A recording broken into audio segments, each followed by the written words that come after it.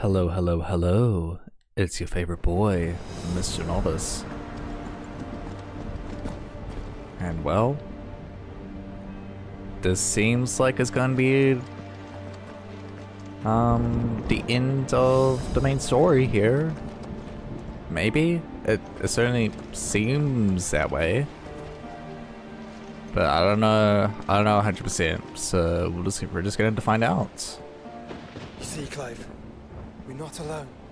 If we are to win the day, we must all play our part. And ours.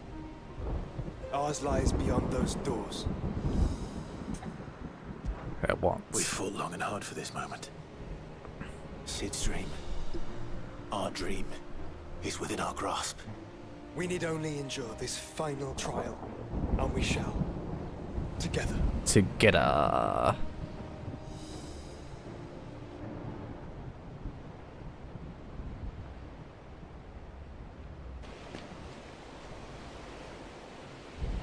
You all know what it is that awaits us beyond this gate. And we shall face it together. Together.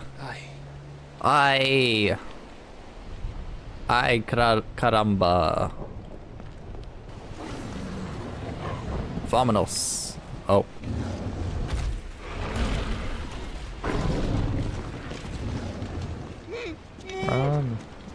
It seems our hosts would rather we remain.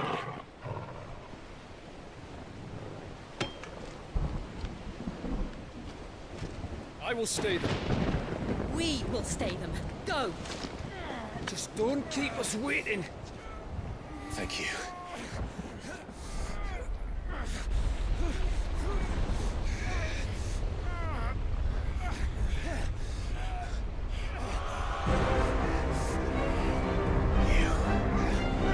Welcome, sons of fire. Oh.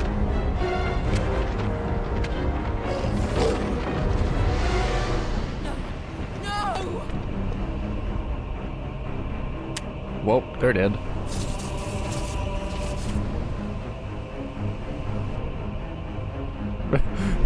Come back. What?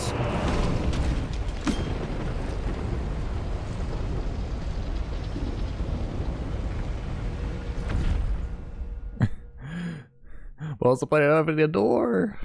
If Ultima's just gonna teleport us away anyway. Woof. Woof woof. Bark. Bark bark.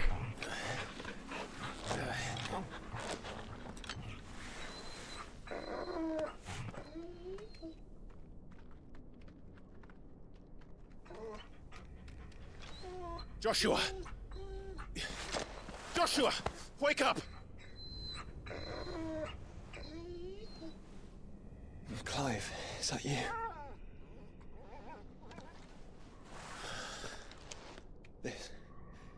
This isn't stone here.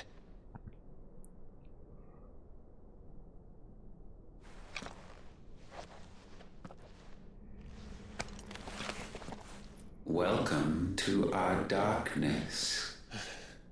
A rift between worlds wherein your kind might reflect. Show yourself! Grave and many are the sins of man. And we would have you know them. All of them. All of them. As fate has seen fit to deliver you home. Consider this our welcoming gift.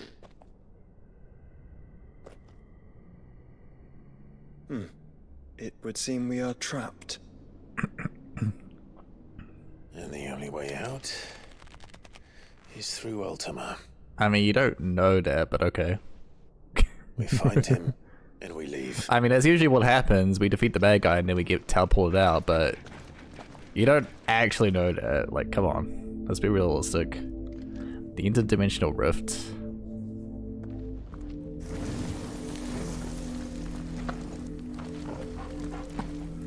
Ooh. Wait, why is it on me? Why is it on Joshua? I mean, like, I know it's on me because I'm the player, but like, why is it on Josh? What?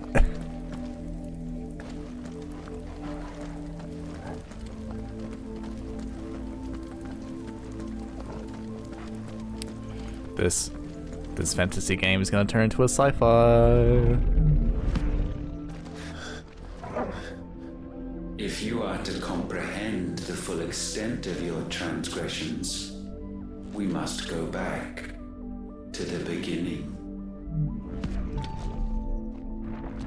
When the world was still young, we visited upon it a miracle, magic, and in its light did all life flourish.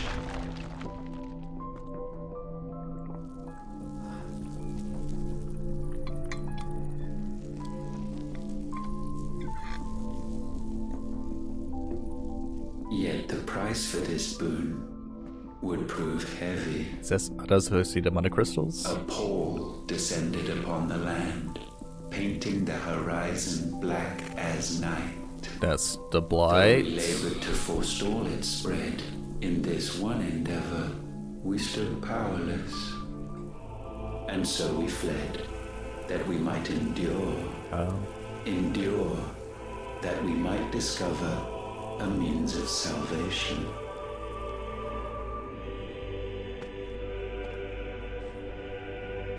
But if it was magic that caused the blight, what of the mother crystals?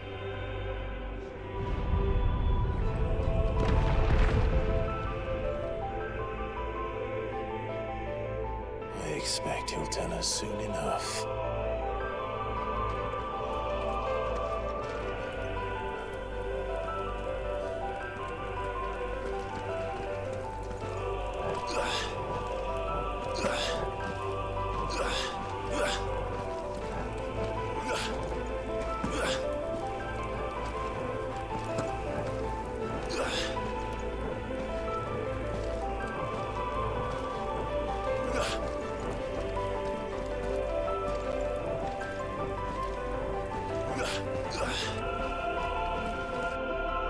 Salvation, alas, was not readily to be had.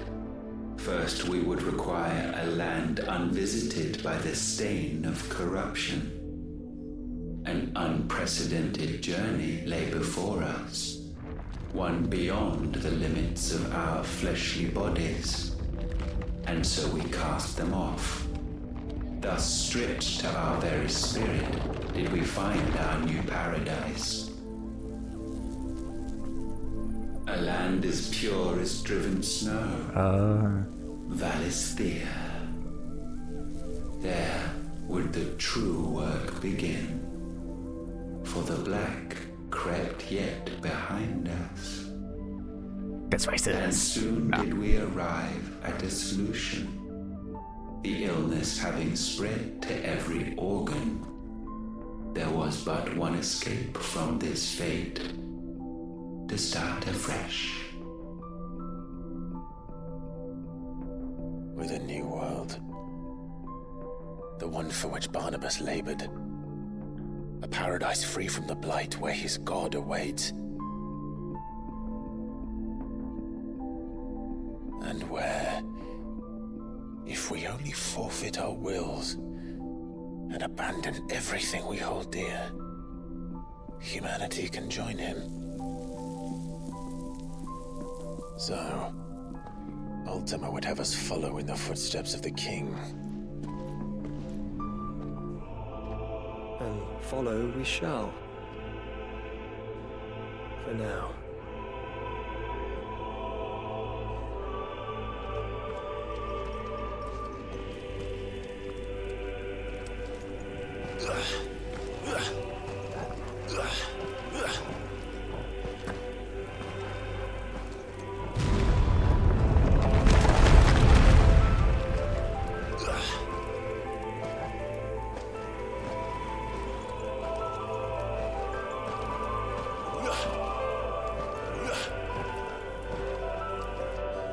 To forge a new world would require not only power, but a constitution strong enough to wield it. Acquiring the first would be simple. Untouched by the blight, Valisthea was replete with ether, and we had only to place jewels in her crown to claim it.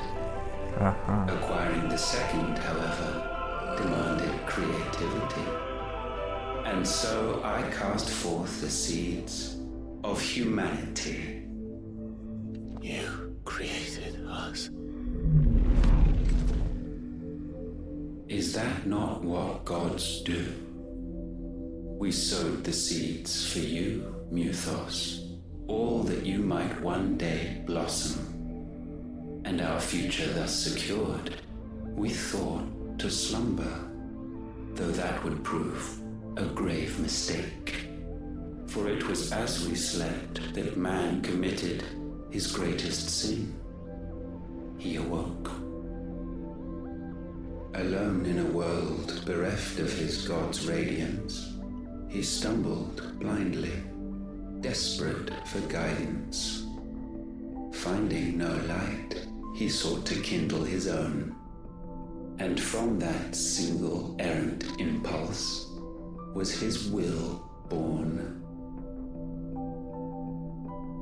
Having discovered himself at last, man turned his eyes inward and found he desired evermore that which only magic might afford. So wars were waged and brothers slain for custody over that dwindling resource, and the land, she wept tears of black.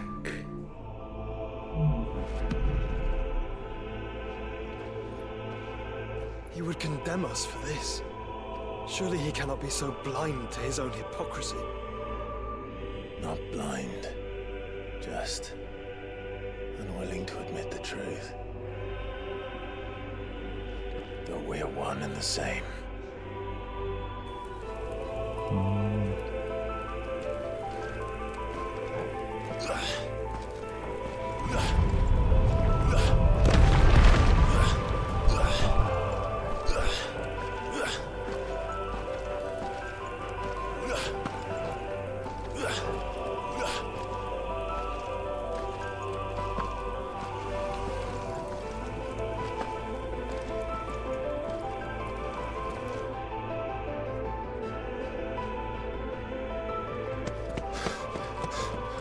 Oh.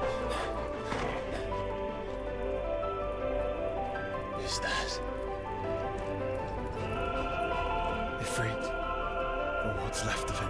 What?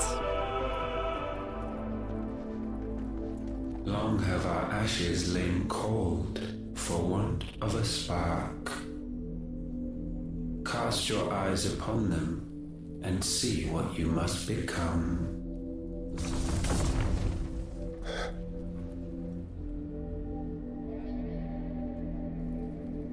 Valisthea cannot endure a second claim upon her being.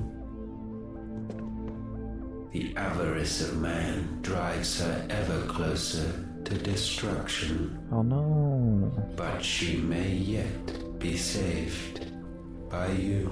Me? It is what you were born to do.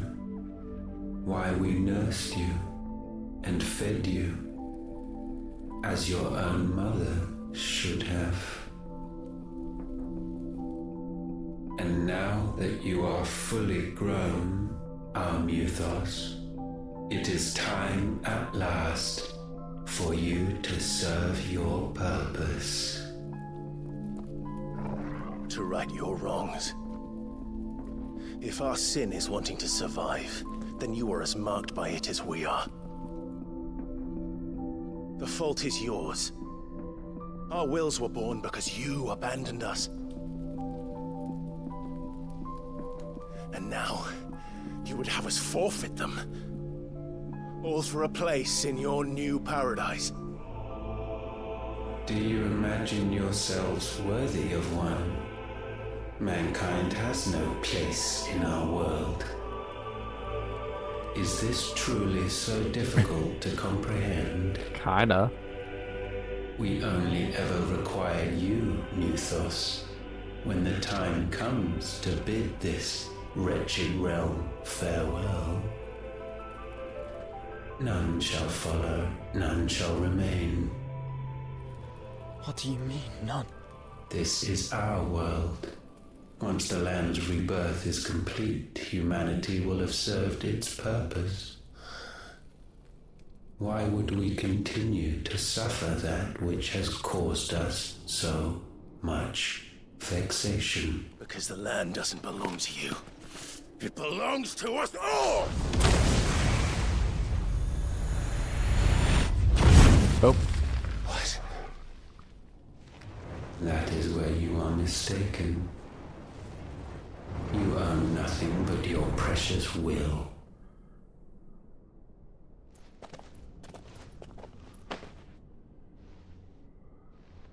Brother.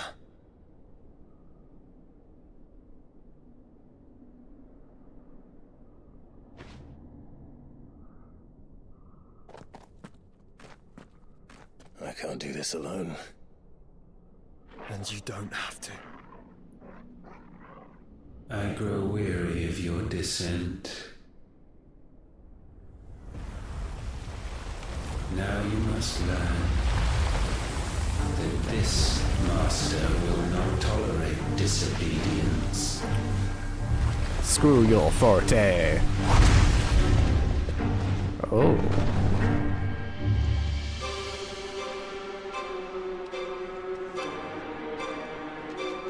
My friends, my family. We have all suffered, all fought to survive. This world may be flawed. It may be broken. But it's all we have. And if we can't share it, I see only one other choice. You have to go. Yeah. You may have created us, Ultima. But it's time we lived on our own terms. This isn't your world anymore.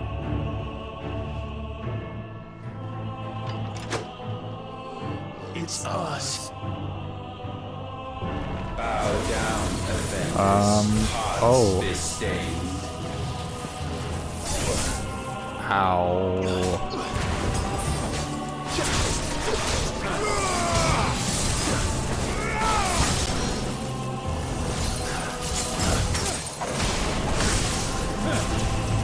Ow.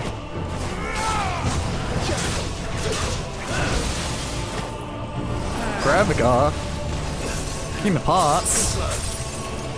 No, go away, go away. Ow.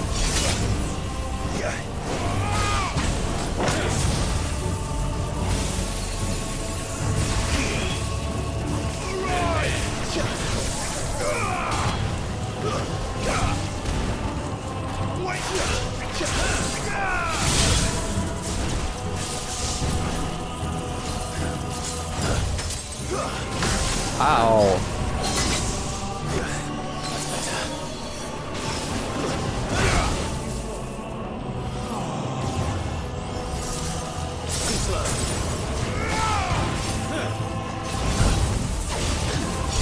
Ow.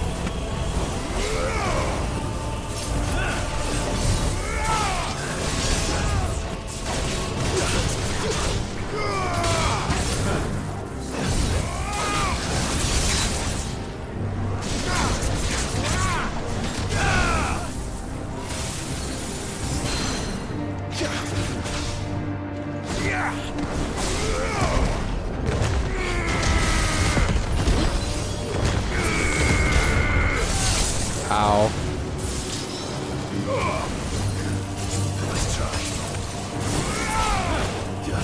Crap.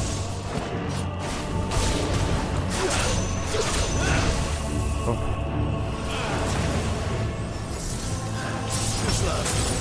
Nice try. Nice try.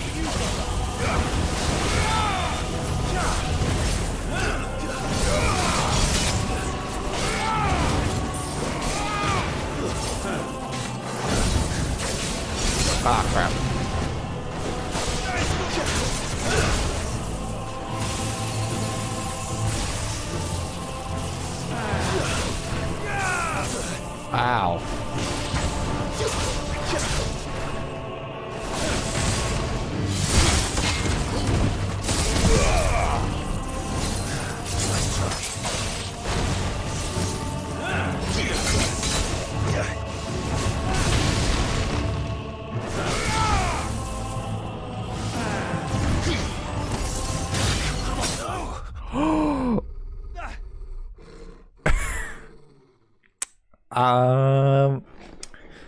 That's a lot of damage. Okay.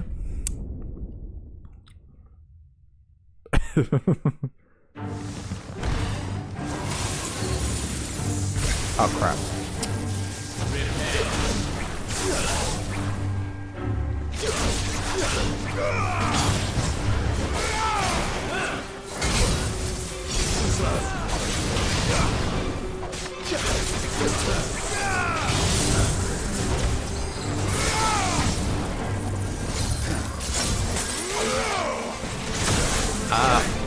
Nice try.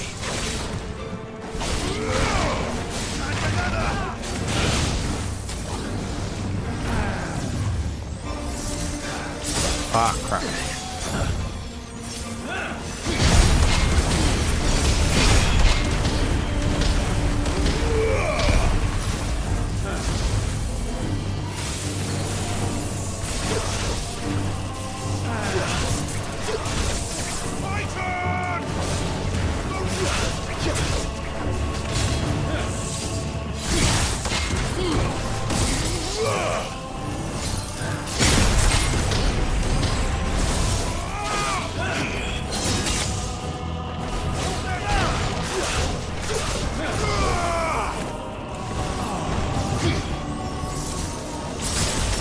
Crap.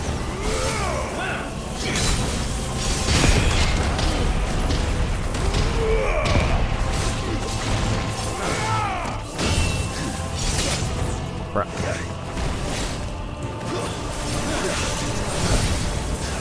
Nice try.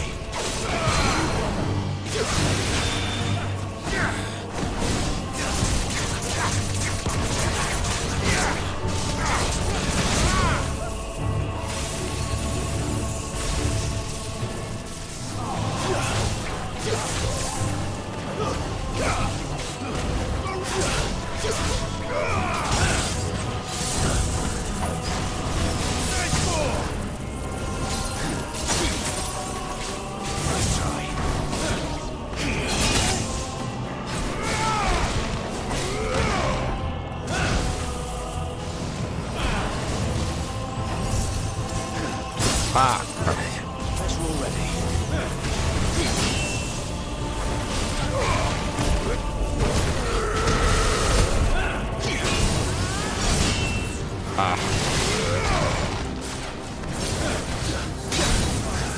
Nice try.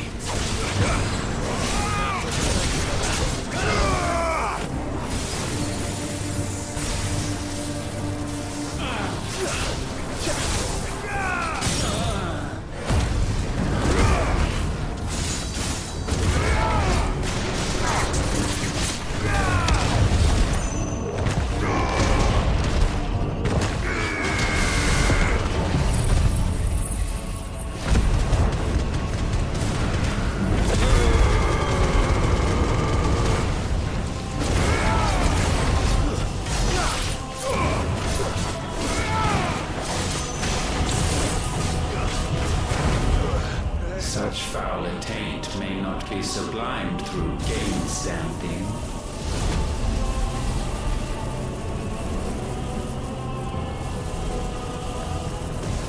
Only with heads hung low is penance paid. Phase O 2. wretched mortals incapable even of contrition. What?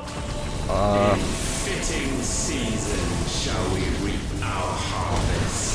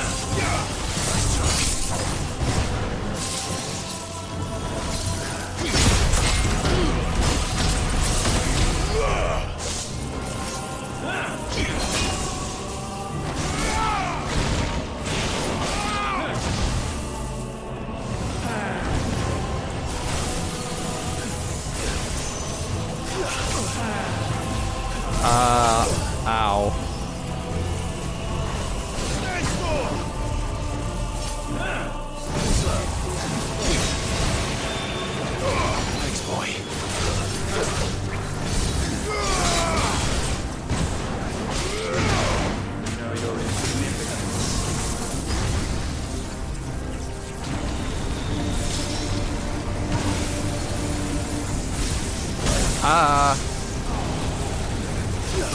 Ow.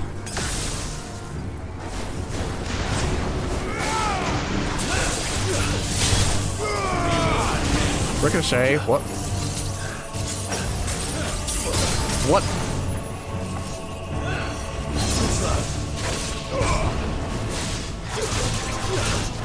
There's a good boy. Ah, crap.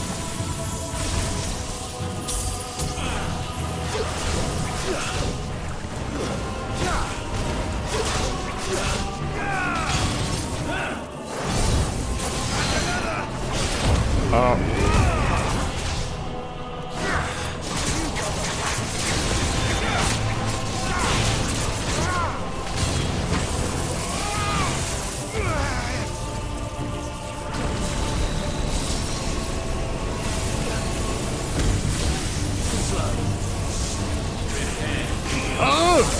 Crap. I didn't get to the right one.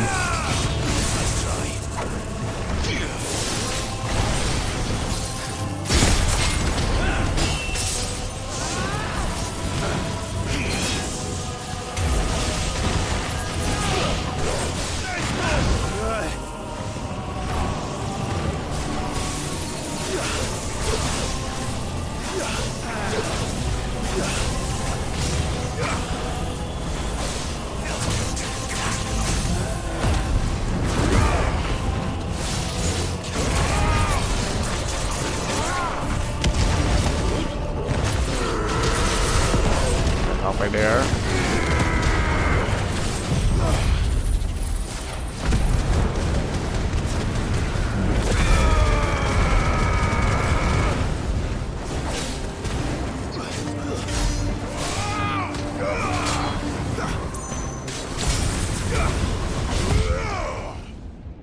Gifted this chance, and still you would raise your hand against the Lord. What now? The darkness bends.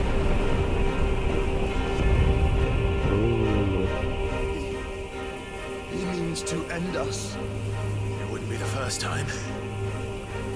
But let's make it his last. Your fate is inexorable. Oh! Unto the darkness. Oh! Ow. Ow. Kneel before us.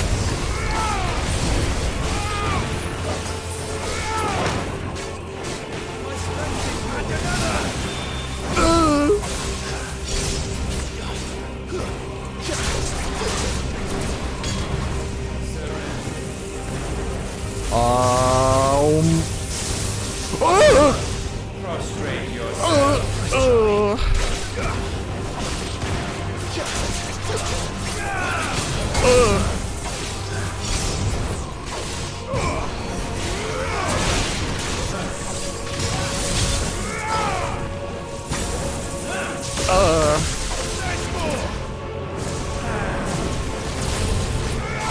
What was that?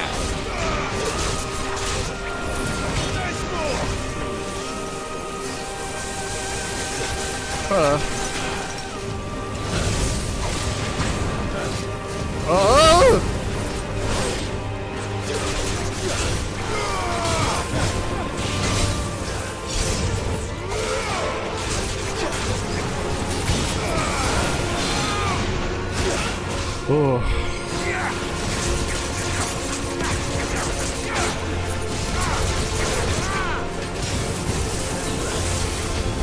Oh gosh. Okay, I need to really focus.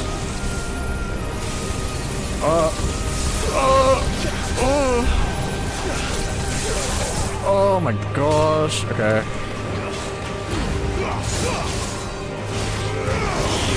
Deliverance. Oh gosh.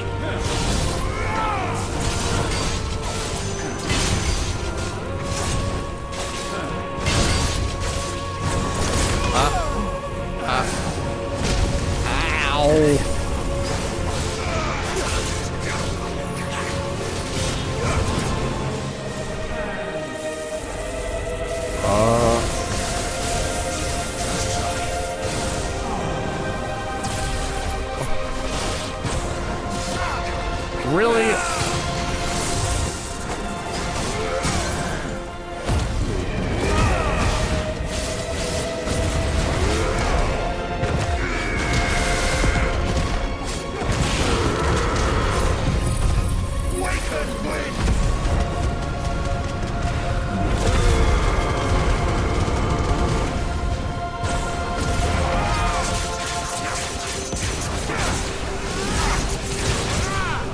here.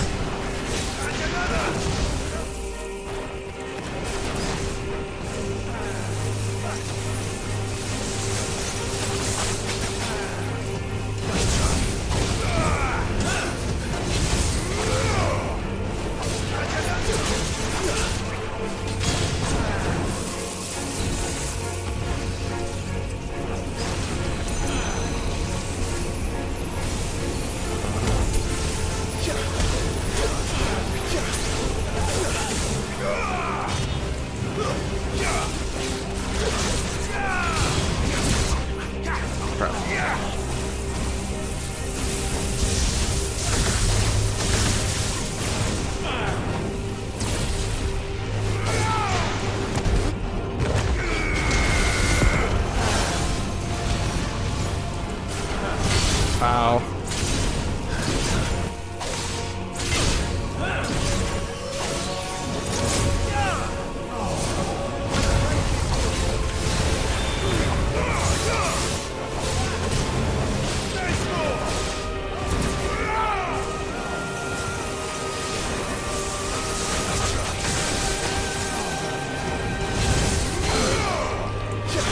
Yes!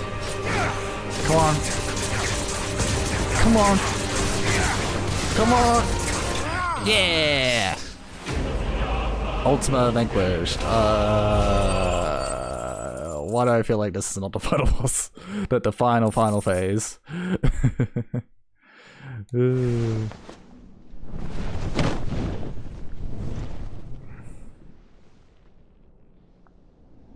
At last, for countless generations, have we awaited this moment.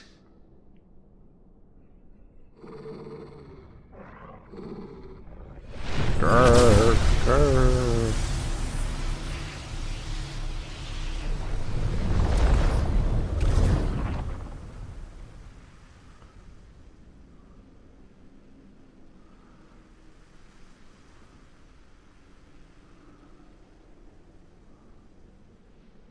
Your struggles have made you strong, yet your soul remains heavy with sin.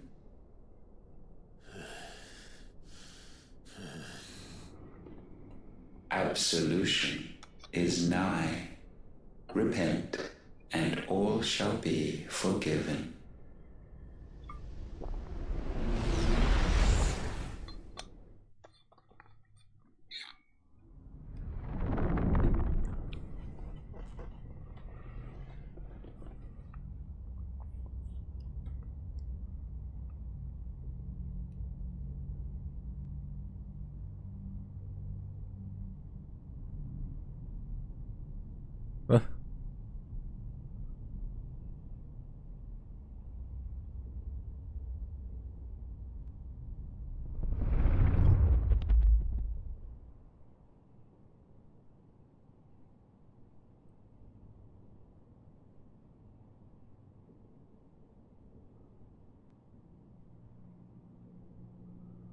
Tell me, Clive, how many lives have you saved since taking my name?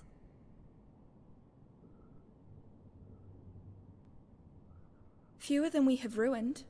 Wherever we go, we leave a sea of tears in our wake. These are the wages of your will, son. What good are our choices when all they ever bring, all they will ever bring, is death? There's no atoning, Clive. No matter how hard you try. So why not leave it all behind? Leave it all behind. No, don't give in to the hallucinations.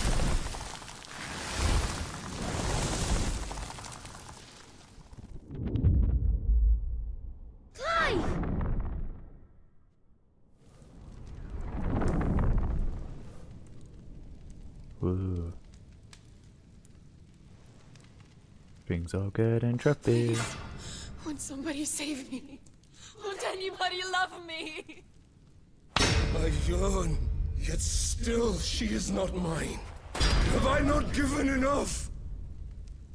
From will is born desire, and it is this which consumes you, rendering you incomplete. Do you not see how the world bends and warps under the weight of your hungering hearts? Kingdom Hearts? What if it could all just go away?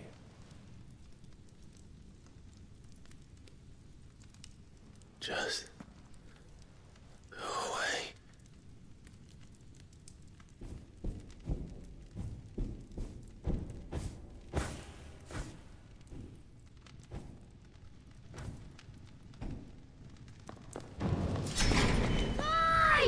Clive!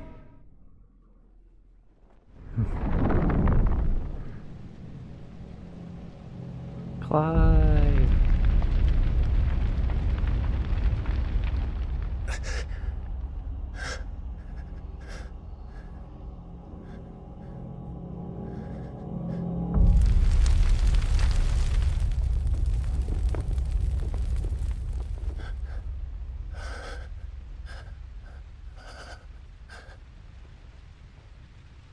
None of this is real. Wake up. It's time to go home, Clive.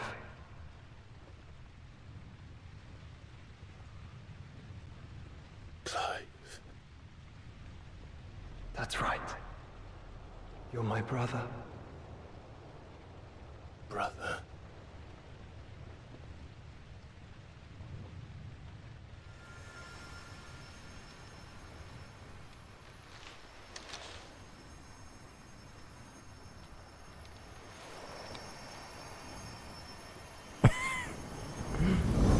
This literally feels like a Kingdom Hearts scene. Come. Remember who you are. Clive.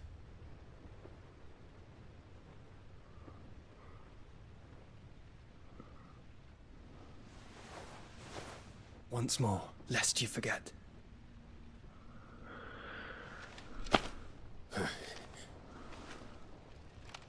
My name is Clive. Clive Rossfield. Look, Ultima.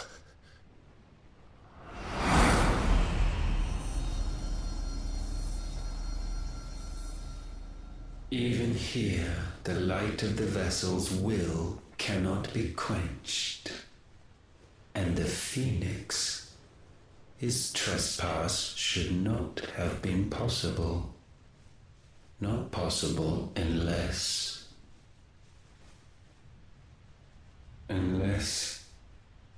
he has been with Muthos all along. The mark of the Phoenix, emblazoned upon his heart, made manifest by the power of will alone. By the power of the hearts. Of creation. Friendship. And connections. Are their wills truly so potent? Are you still talking?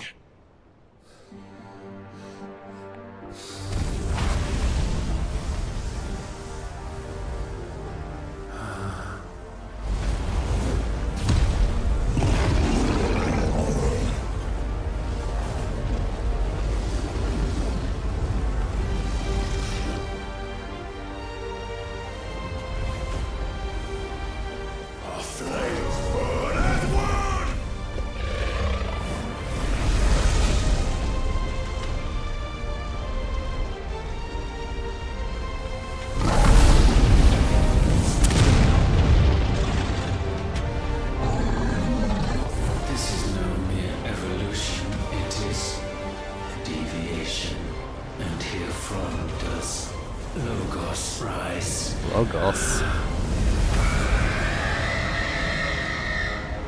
Ugh. Don't scream like that. It makes me uncomfortable.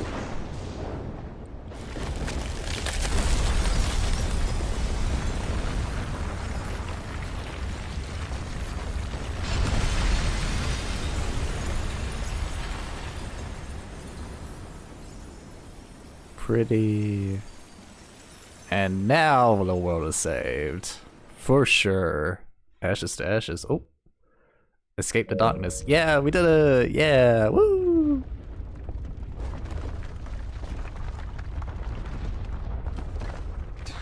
Damn it, Clive. Wake up.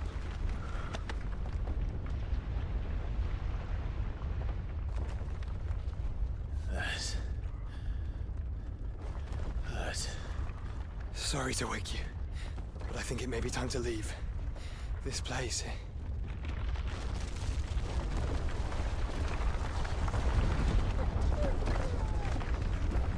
Wait. Yeah, we just gotta teleport all the way out of here. Easy peasy.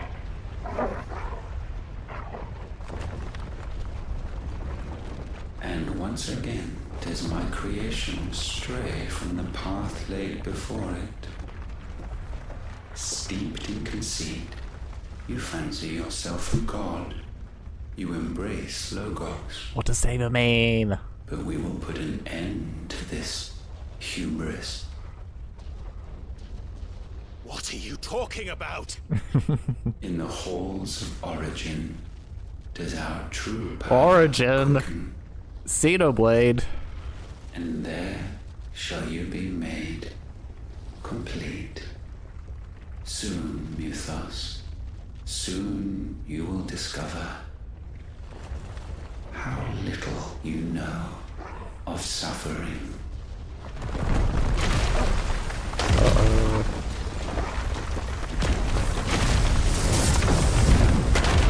Ah, thanks, Ultima. Ultima's real, bro.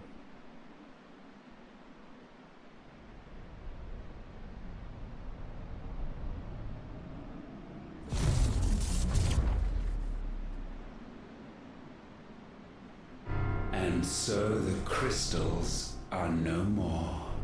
Yet in their silence, a new song rings. Its chorus building, a crescendo as it enters its final movement. Ooh. Stirring those long aslumber to waking. And back to their origin.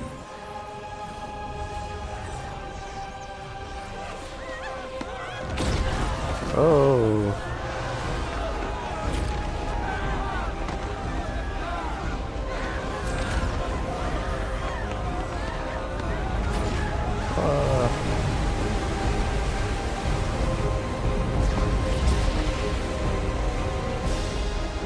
Whoa.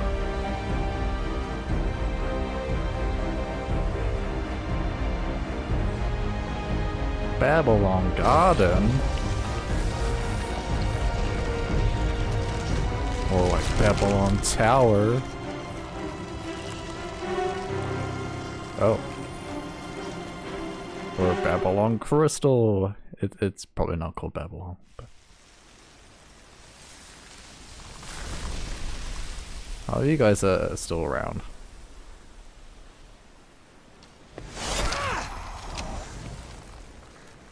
The bloody crystal's cracked. So where the hell are they?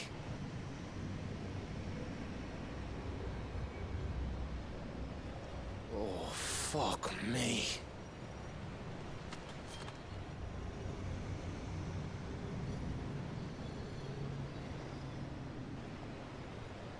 Is that ether?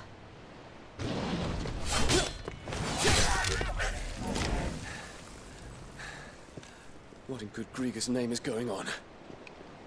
This is wrong.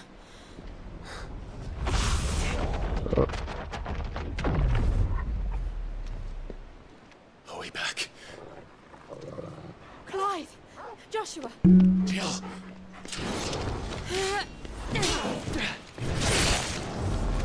Is everyone all right?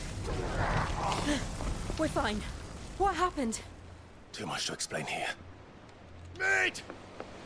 We're leaving! Now! Everyone, fall back to the ship!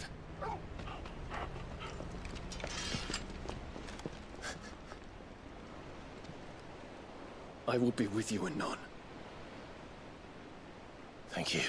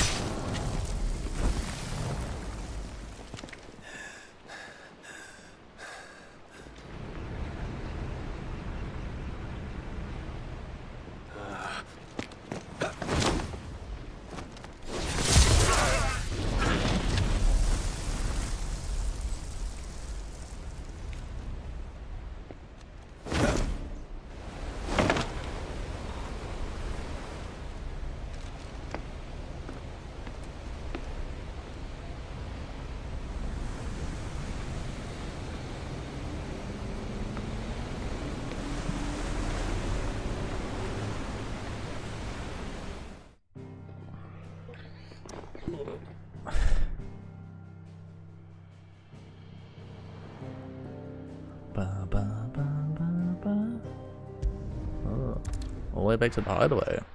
Interesting.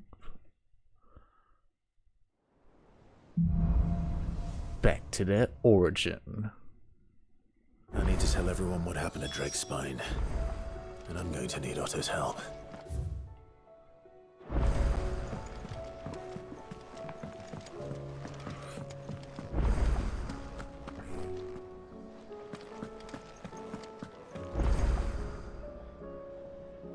Just looking at the notices. Okay. Clive. Going past weighing you down. Oh. Oh, clutch mine.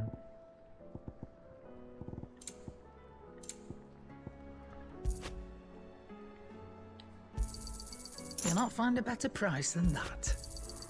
You're rubbing me blind, you know. Is that all?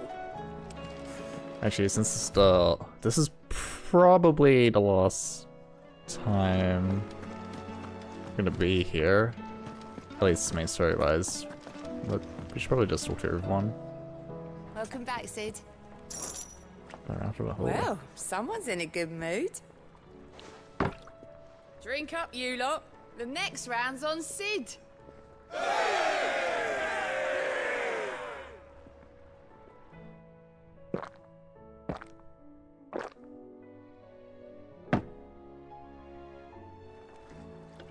Oh, you're not leaving already, are you?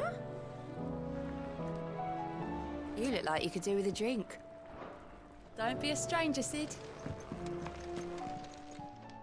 Aye, it's a dangerous world out there. That great lump. No.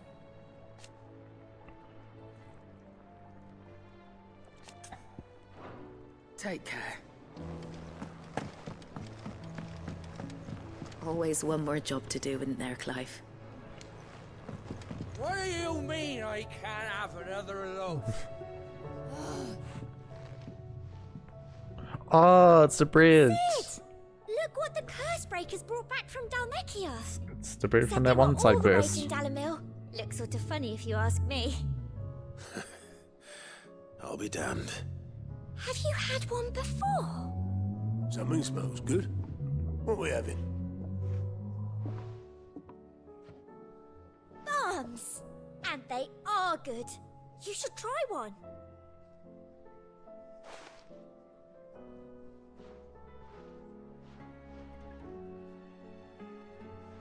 Hey?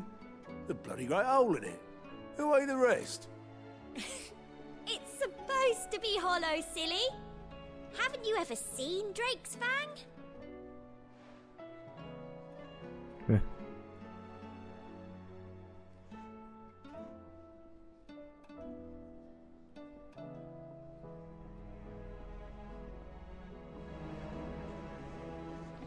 There's nowt like a fuck-off crystal hanging over the horizon to sour your eel. Is this the last of the mother crystals, do you think? Oh could there be others buried out there? Dunno. You don't know what you're talking about. The odor's what gives Chance's stew its, depth.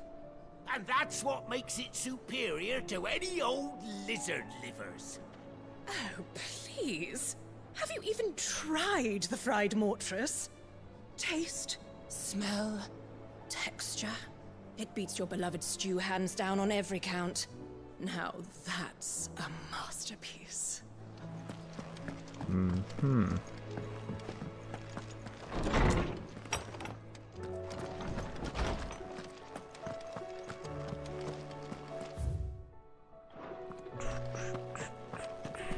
Tom said you destroyed all the mother crystals.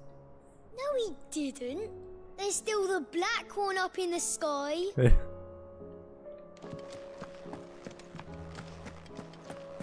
Sid, did you know that chocobos are far more resilient to the effects of ether than most other beasts?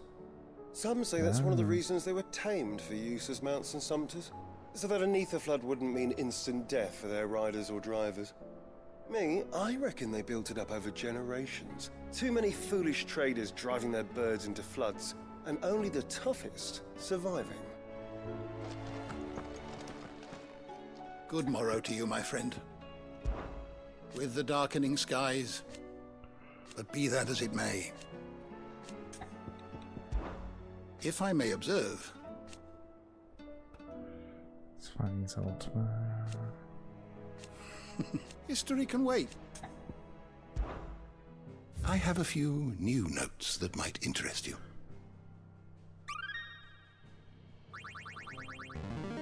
Scholastic 7th. Ooh, have retain knowledge level 5. There is a rather fascinating excerpt I've been meaning to show you. Whoa. Cool. Circle of Malleus.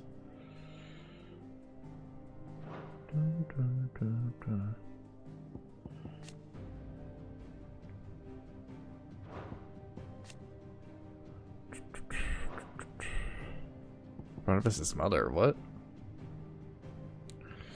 Fled from Velasphere and took refuge in the outer continent. Circle of Malleus, devout believers, okay. Huh.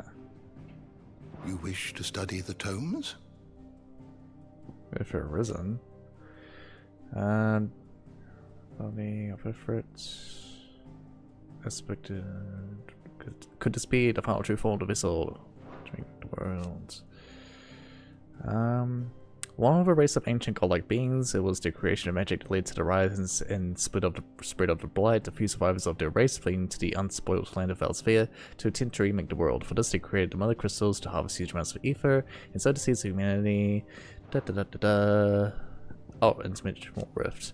A place beyond space and time, termed both a rift between worlds and our darkness by its creator. Ultima, Clive, and Joshua were forcibly summoned here by the mad deity when... by its creator, Ultima. Clive and Joshua were forcibly summoned here by the mad deity when they ventured too close to the heart of Drake's spine. Upon finding their way free, they appear managed to find that their victory of the world has resulted in the shattering of the Mother Crystal.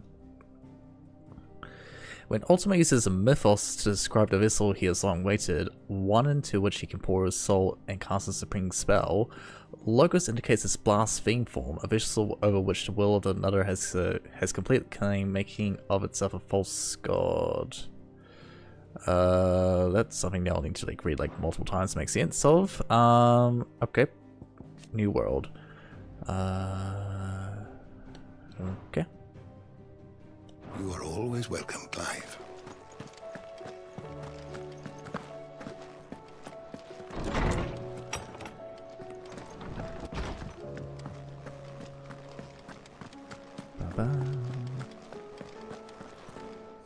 Haven't used this in forever.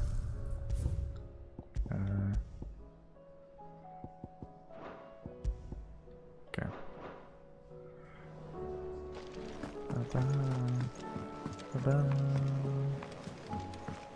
I have wronged so many. Ruined thousands of lives. I did not deserve to be saved. But save me, you and your brother did. Your uncle too forgave me my sins. Offered me a chance at redemption. Yours is a fine family, Ifrit. Cherish it. Origin, he called it. But the origin of what?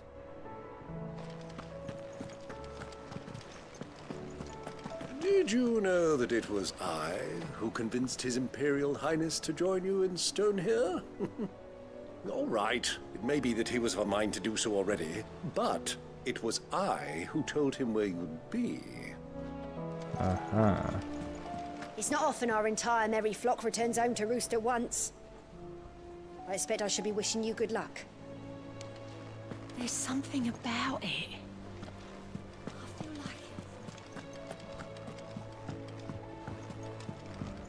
Yeah, let's go talk to the people down here.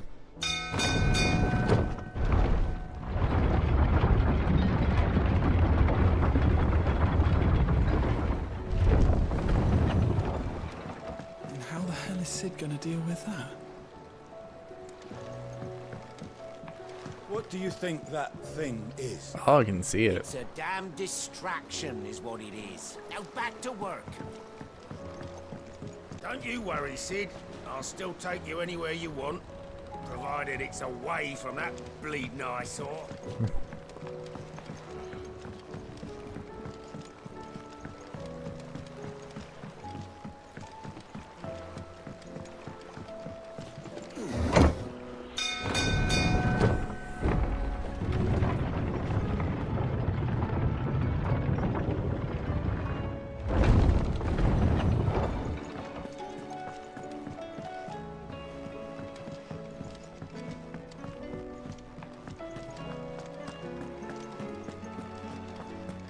First the skies, then the crystal. What next? The advent of Great Griga herself. I'm sure we'll be fine. Sid's back, isn't he? I will not forget this kindness, my lord. I shall go to Eastport, but as soon as the rebuilding work is complete, I promise to return. Mm-hmm.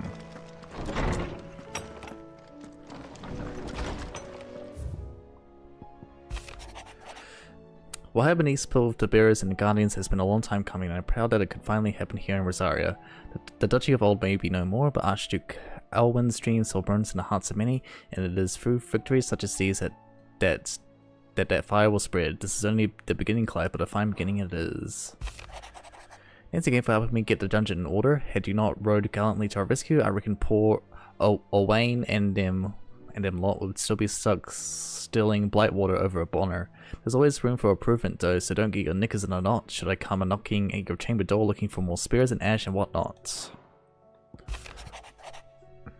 While the going was slow and not without the occasional run-in with some straggling orc, I saw Edda back safe to the Shadow Coast where Mid was waiting kindly with the Enterprise. On the voyage time, I like to think the poor lass has opened up a little, telling us about her life and the life she wants for her baby, but I suppose it's up to us now to make certain the little one gets it.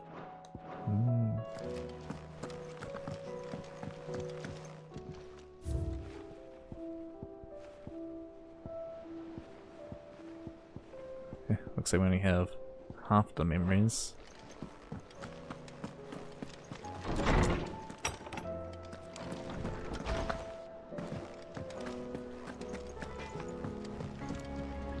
What do I owe the honor? So, what'll it be? Ooh. No scratches, right? Should last you a good while.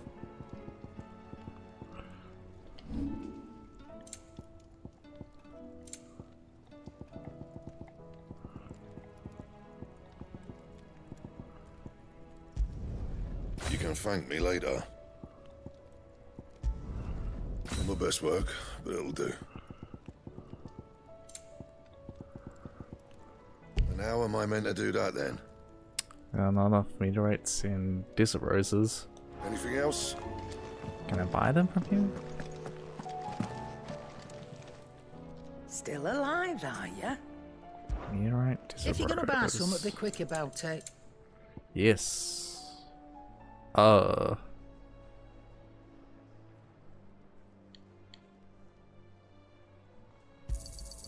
It'd better all be here.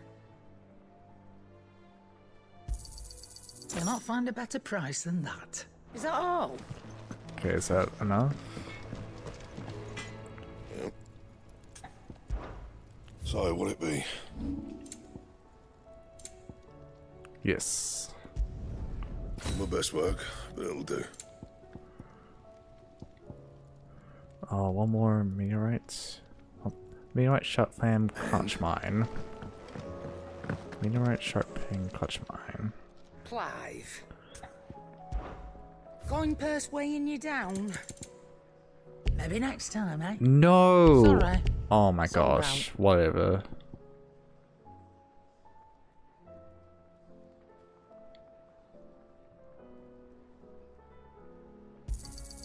It'd better all be here.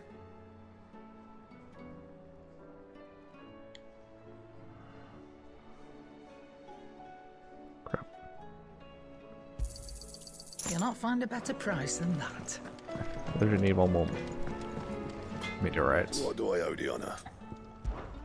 So, will it be?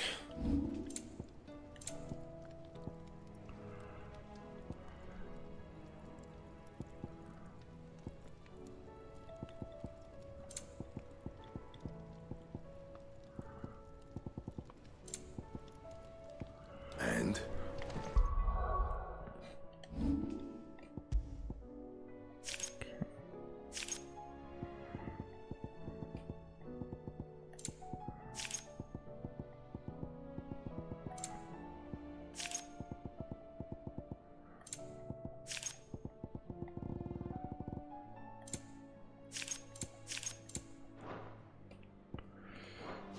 Alright.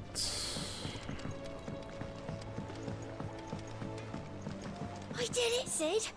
I made friends with all the animals in the hideaway. But you know what I'd really like? My own goblin. Or maybe a marble. Or a bomb. But only if it was a big one. That or a bander curl, but not a cactuar. They're too prickly. Mm-hmm.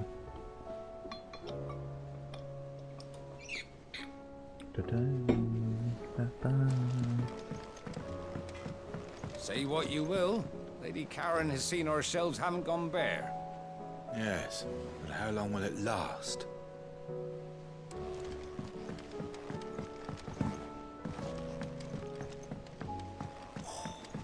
This should tide us over until the new moon.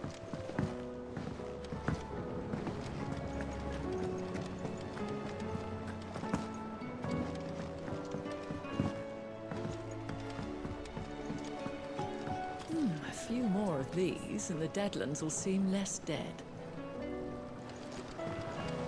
These flowers are beautiful. We think we have to boil them all down to make medicine. Without sun? I'll see that you're properly watered and manured, Martel. For as long as I'm able.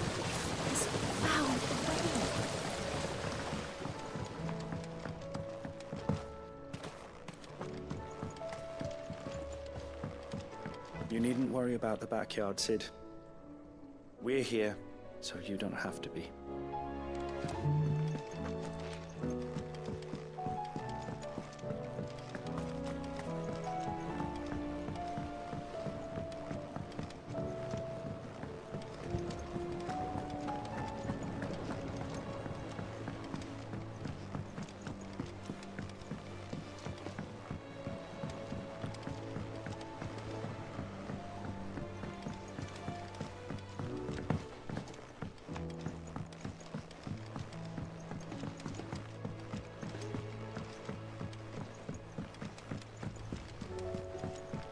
Whatever should I write next? Miss Charlie! I want to learn how to build an love airship so I story, can fly up to the perhaps? Dark Crystal and crack it. But with a happy That's ending, very of nice, course. Jocelyn. But perhaps you could start with your sons?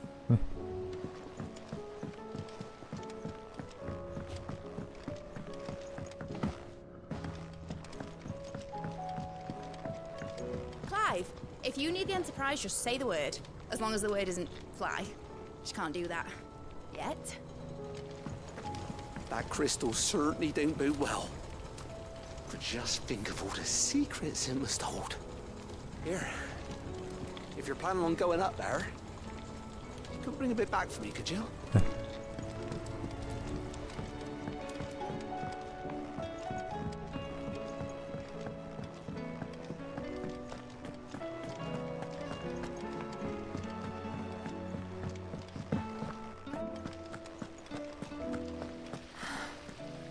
All this time, my heart has wandered hither and thither in search of the perfect companion. It sure has. When all along he was here, standing right beside me. No.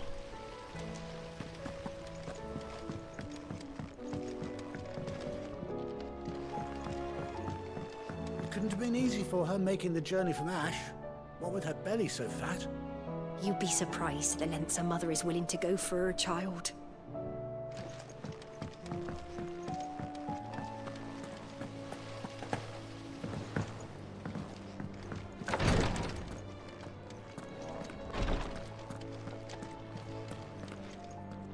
Oh. Clive, I wanted to give you something for the kindness you showed my mentor. What?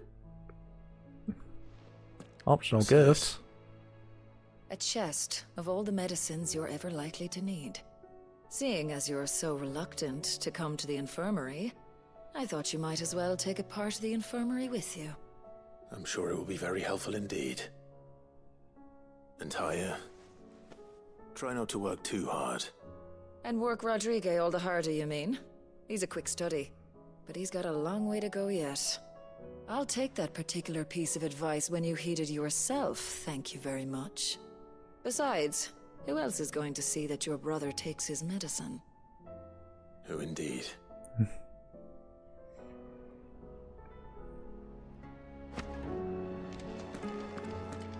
Medicine chest. Nope. Ah, okay.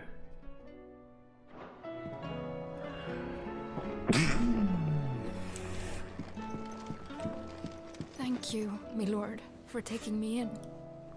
Everyone here has been so kind. It reminds me of home.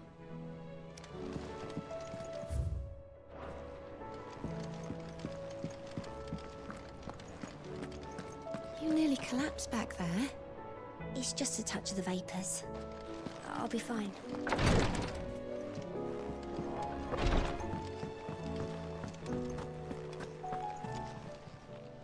How may I help you today, Clive? Oh, blazing beacon. You earned this. All done?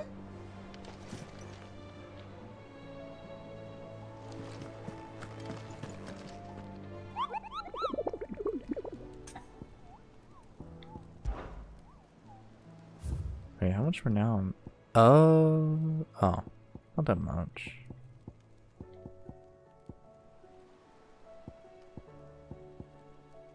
Do I want to?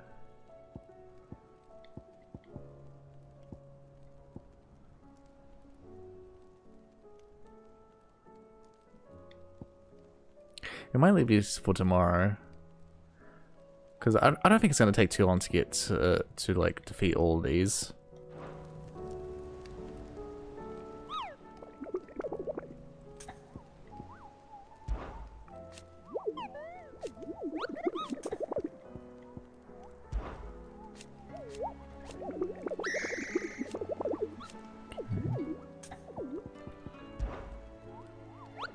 Did I ever tell you about the time I toured the Northern Territories? You wrapped up warm.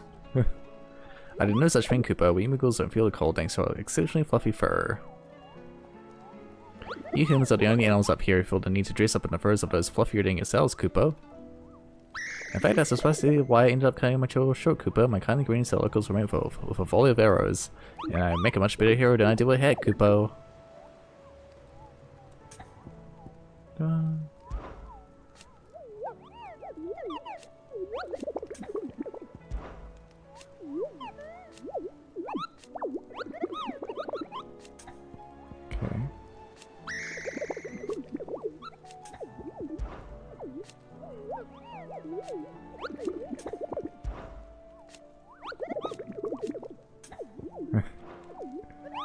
Exhaustive dialogue there. Welcome to the Patron's Whisper. It's not true. We've lost so much. Hello. Off you go then. Fancy a look at the list, do you? Here you go. No quests. Think you can help? How are you doing? I don't mean to be gloomy. They need all the help they... You off then?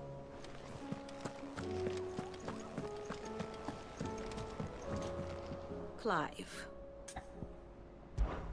Allow me to educate you. I have the details here. Study it well, Clive. I don't care. What will it be today? And how could it not? But are we any better? Godspeed.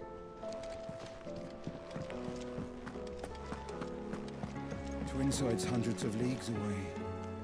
That'd mean the crystal is... massive. Aye.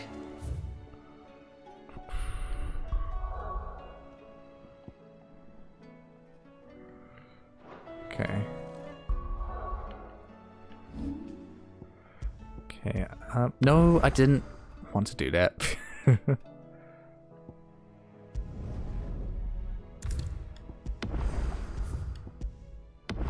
Okay. I'll be right back. Just gonna refill my water bottle.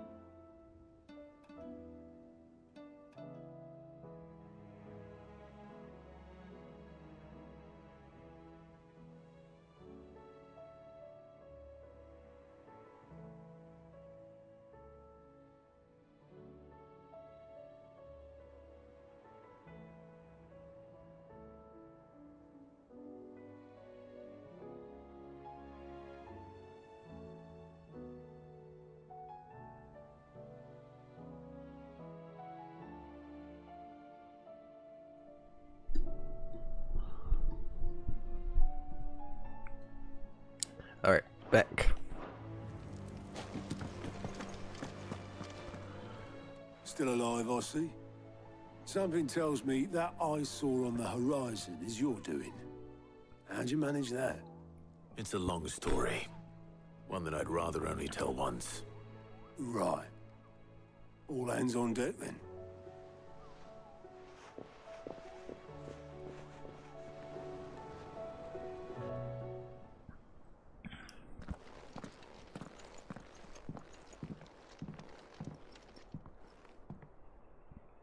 Is this everyone?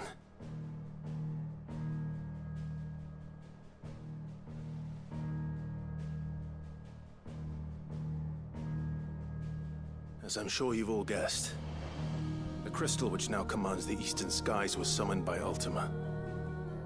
He called it Origin. Though the significance of that name is as yet unclear. What does it matter what it's called? Its emergence tore Twinside asunder, and wiped my homeland from the map.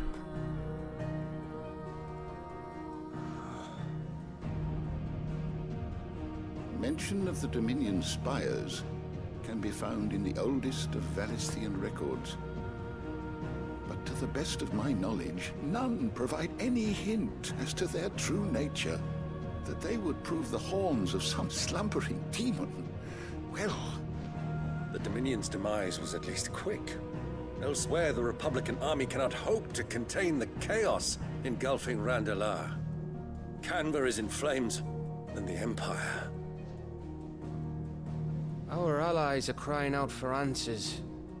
I've sent the Cursebreakers to give them what assurances we can, but right now that amounts to fuck all. They wouldn't be able to stop what the skies have started in any case. People here and across the realm grow sicker with every passing day. Could it be that this new Mother Crystal is like the others? That it draws upon the land's ether? It certainly looked that way from stone here. If that were true, it would explain the hastening spread of the Blight since the crystal's appearance. Would it not? And as the land's ether slowly rises to the surface, it pools, corrupting all who cannot channel its energies. Archay above, ether floods below, and in the middle, here we languish, hopelessly entrapped.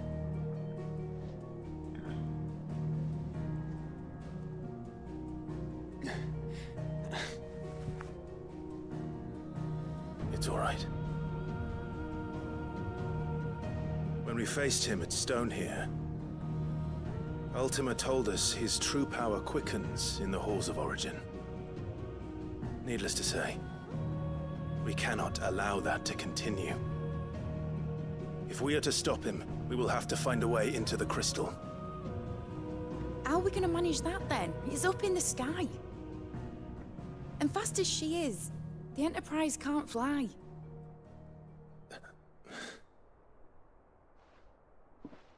It's a lot to take in, and I reckon we'd all benefit from some time to clear our heads.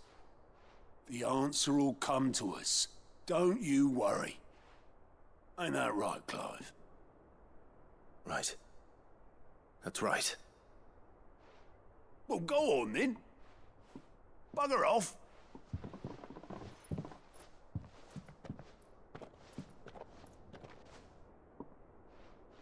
Same goes for you, Clive. You won't solve anything like this. Trust me. Go and get some fresh air, eh? Thank you.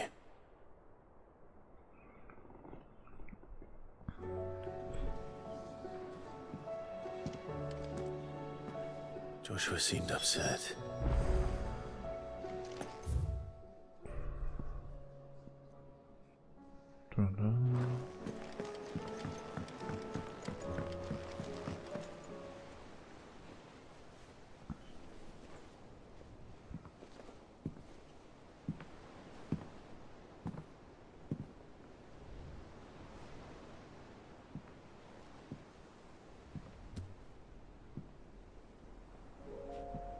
Ultima may have created us, but he doesn't make us who we are. Only we can do that. And if he would have us fight for our survival, so be it. It's what we've been doing all along. Much like Ultima himself, it would seem. His new world being naught but a means to survive. And so, we must contend to decide which of us shall inherit the land. Should Ultima prevail, it will mean death for us all. Of that, we can be certain. But But even should he fail, what world awaits us? A withered, godless place where our newfound freedom will most like prove a chain in itself. Well, that may be. But a chain can always be broken. As long as one has the will to break it. It won't be easy. It may take generations. Centuries of suffering. And that is, if everyone plays their part. But it will happen. And when it does, it will be on our terms. That is the world that awaits us. Indeed. And what better world could one wish for?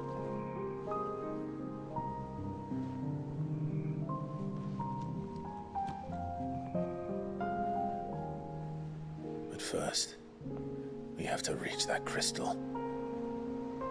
Then it's a good thing I have wings. You can barely stand, let alone fly. And only the Founder knows what horrors await in those skies. You certain about this? Am I certain? I am the Phoenix. I will do what I must. This is our fight. Remember?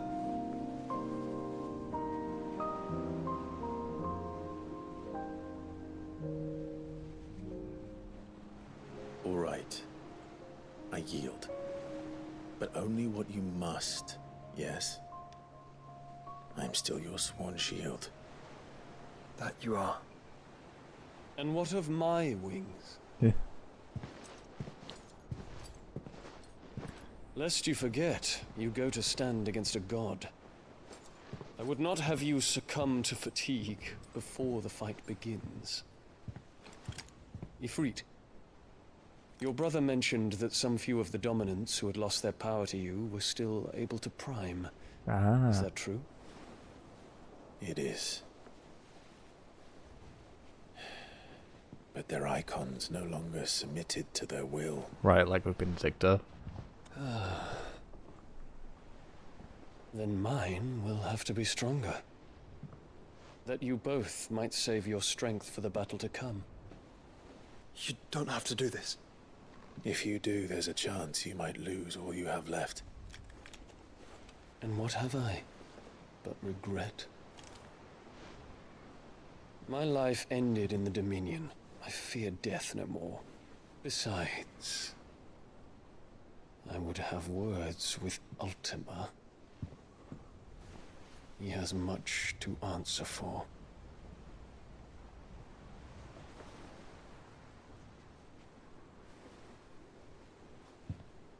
We are in your debt, Dion.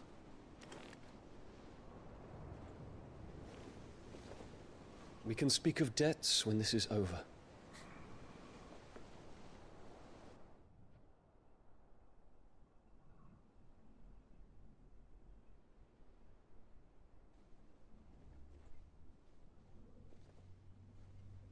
He speaks like a man who knows he's not coming back. Hmm. And has come to terms with that. That doesn't mean that we have to. Does it, Clive? Time to talk to Jill. I only hope she understands.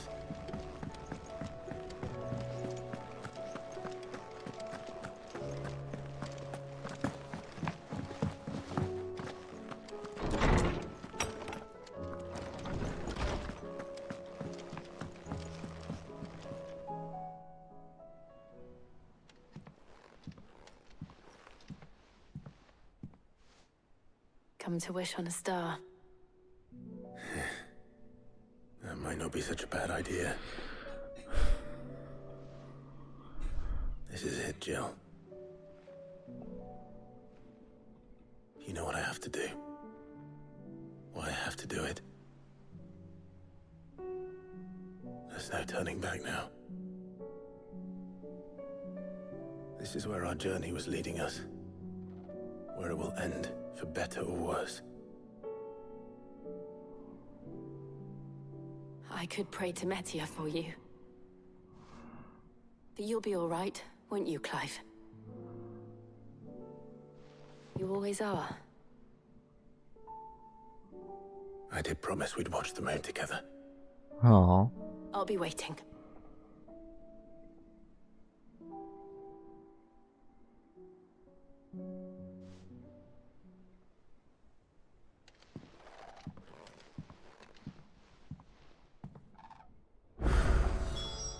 It's almost time. Better make sure I haven't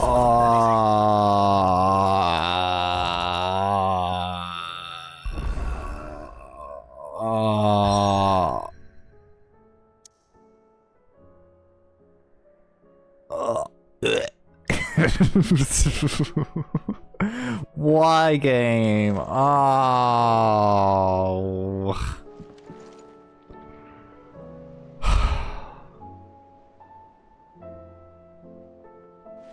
Guess we're finishing this game tomorrow. Oh my gosh.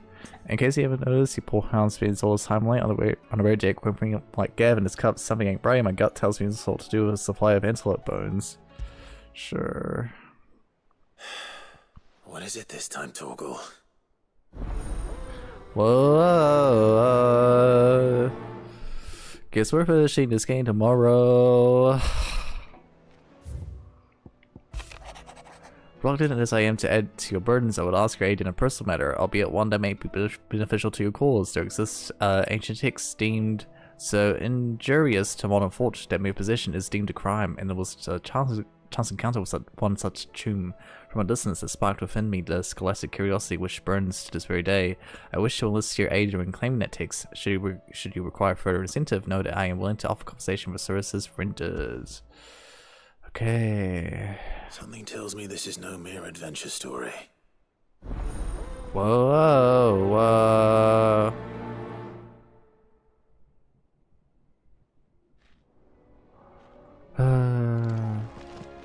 Anything else? No.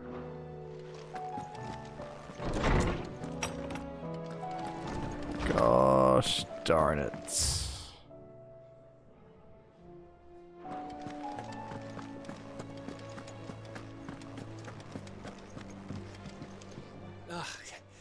You alright? About that. Oi! Let's see.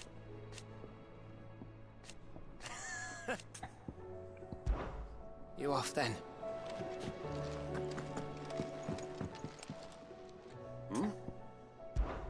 Clive, my boy! Rutherford informs me that we owe you our thanks. Hadn't intended for you to get involved, but such are the times we live in, huh? I would have done the same for anyone else. You're far too modest, Clive. You'd make a terrible nobleman. But tell me, is the realm truly in as dire a state as Rutherford suggests? From what little I saw, you were right to be worried. I suppose I should have expected the worst. But I was rather hoping the great and good of the realm might have things a little more under control. Alas, it seems that firm leadership is in short supply these days, and without it, the people are bound to lose their way. We must move quickly. But where do we start?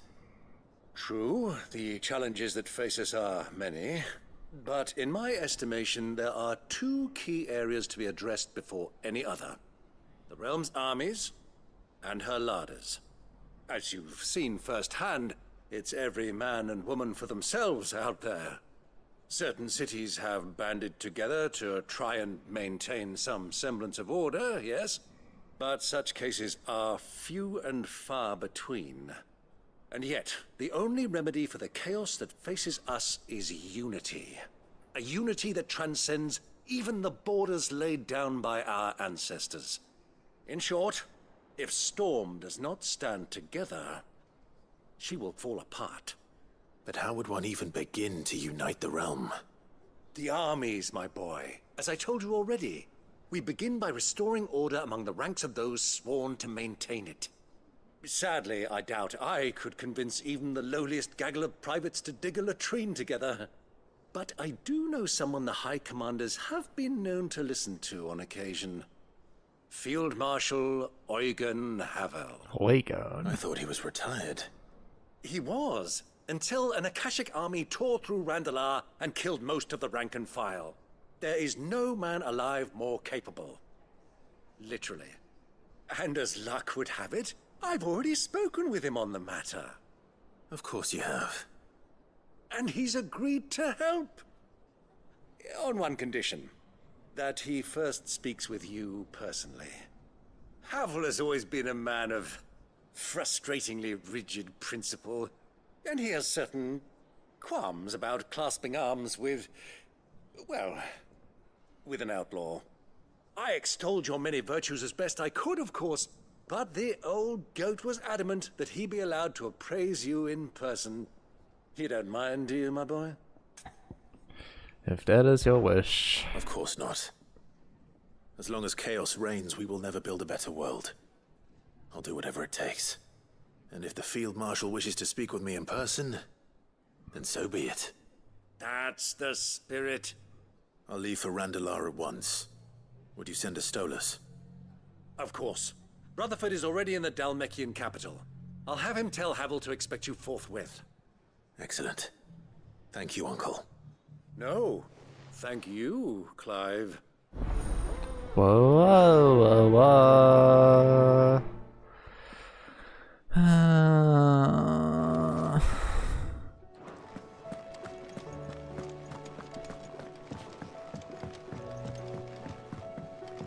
Everyone's got a quest. Ah, Clive. Joshua, what's wrong? And don't say nothing. It's not nothing. I've received word from Cyril. The Undying have found Father's will, or something akin to it. His will? How and where? In the crypt beneath Rosalith Castle. After Kupka was kind enough to drive out the Imperials, the Undying took the opportunity to recover what relics of the Duchy yet remained. And in the process of doing so, they found a letter from Father. I'm surprised anything survived down there. Cyril asked that I join him in Tabor at my convenience. I have been meaning to go, but would you join me? Of course. Of course. I want to know what's in that letter as much as you do. Very well. I am ready to leave when you are. Whoa, whoa.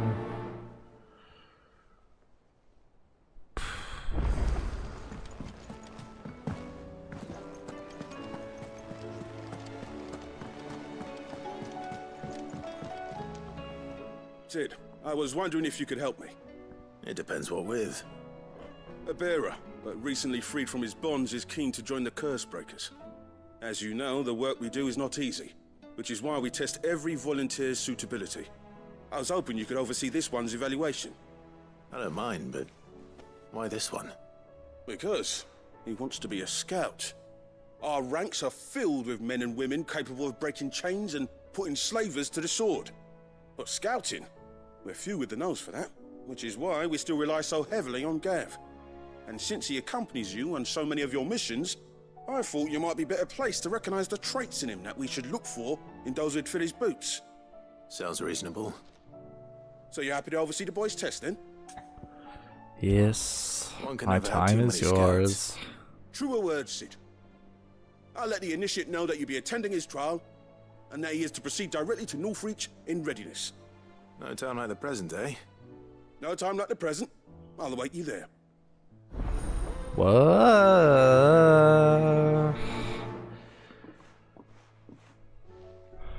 Northreach. I don't suppose they could have chosen somewhere closer. Vivian, I read your note, and I'd be happy to help you find the book you're looking for. Thank you, Clive. But tracking it down will not be easy. Are you sure? Please. You have always granted me your wisdom and insight whenever I asked. It's only right that I return the favor. Or at least attempt to. You are too kind. Alas, what I ask of you is rather more trying than delivering the odd lecture. I spoke with Harpocrates to see if he had any inkling as to where another copy might be found, but... But perhaps it is best that you hear the details from him. If you say so. Forgive me, Clive, for asking this of you. But this book, it set me on the path to becoming who I am today. Its importance cannot be overstated.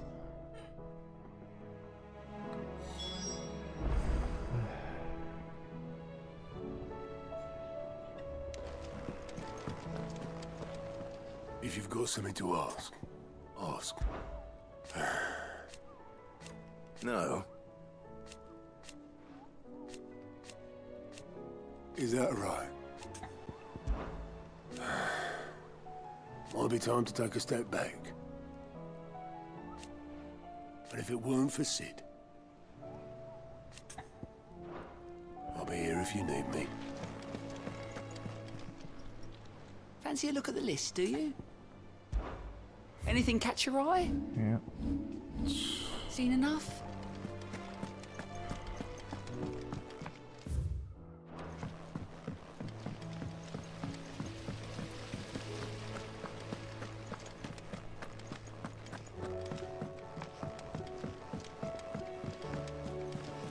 What do you think happened?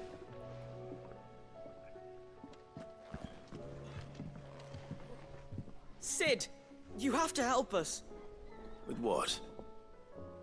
You didn't take apart another of Mid's contraptions, did you? No? Well, yes.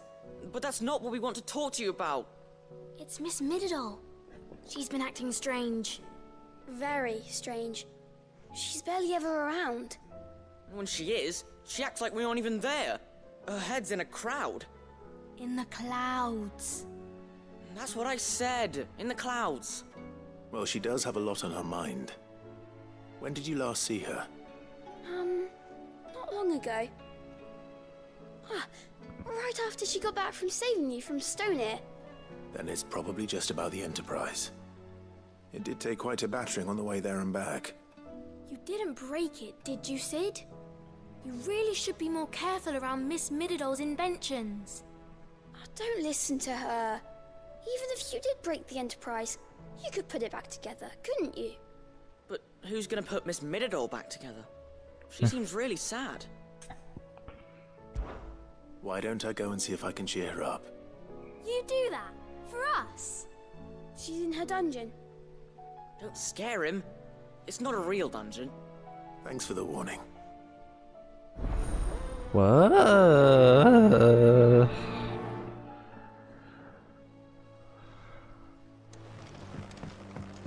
Has Mididol mentioned a new project yet?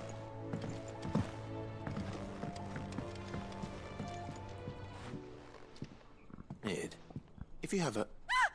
That's it! I knew it! The answer was right here under my arse all along! If this doesn't steer to the skies, nothing will! To the skies? You aren't trying to give the Enterprise wings, are you? What else would I be doing? The children seem to think you're avoiding them. They're worried about you. Is this really so important that you need to shut yourself away from everyone? The Enterprise is already the fastest ship in the realm, and that's with the sea beneath her. But what if she weren't bound to the waves? What if she weren't bound to anything at all? It's not fair. The gods get the skies all to themselves, so I'm gonna do something about it. The Fallen had their chance, but they relied too much on magic. And see where that got them? But not me. I've discovered how to do it without. Well, almost. First I need to make a prototype. And is that a one-woman job? Are you volunteering? I'll have you know the Enterprise is my baby. But if her godfather's offering to lend a hand, I'd be happy to take it. First, I'll need oil, and not just some old drippings from Miss Molly's spits in the Tub and Crown. Refined stuff, like they make in Ordil. Then I'll need some bone, or shell. Light, strong, preferably no longer attached to the beast it belongs to. If it's beast bones you're after, I'm sure the curse breakers will know where you might find some. No, they'll know where you might find some. You're the one who offered to help, remember? I should speak with one of the curse breakers before I set off for Old Hill. See if I can't find this bone while I'm there as well. Oh boy.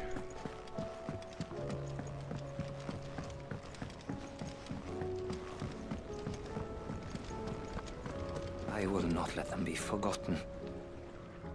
Sid, may I have a moment? Of course. It is an honor to finally speak with you. My name is Herman. I've been with the Cursebreakers for some time now, and I wish to be deployed to Ash. Any assignment will do. No. The lands across the Narrow are too dangerous. I will not send good men and women to risk their lives needlessly. Why would you want to go back?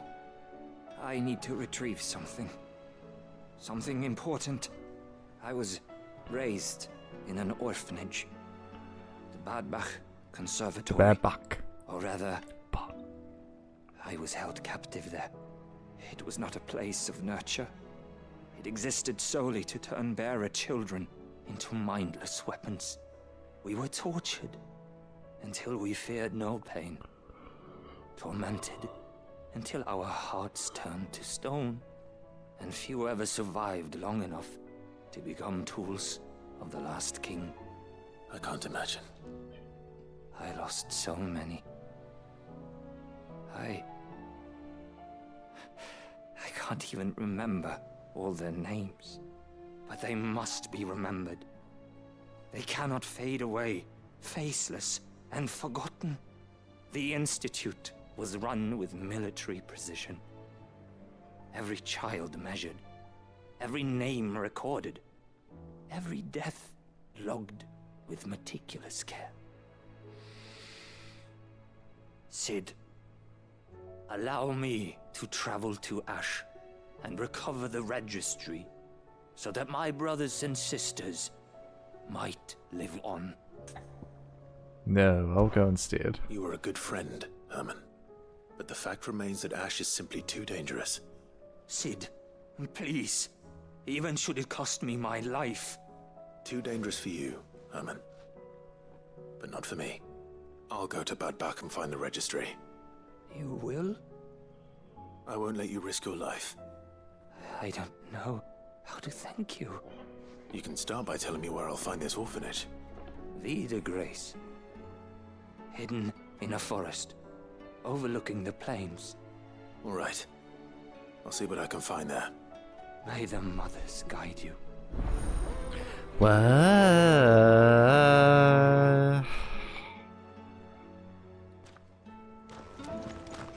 Ba ba ba ba. I don't even know if I'm gonna complete all these side quests today. Or tonight, I should say. I'm gonna try.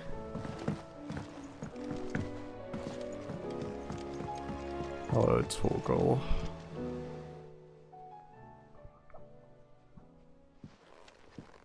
Pining for something, boy. What is it? What do you see out there?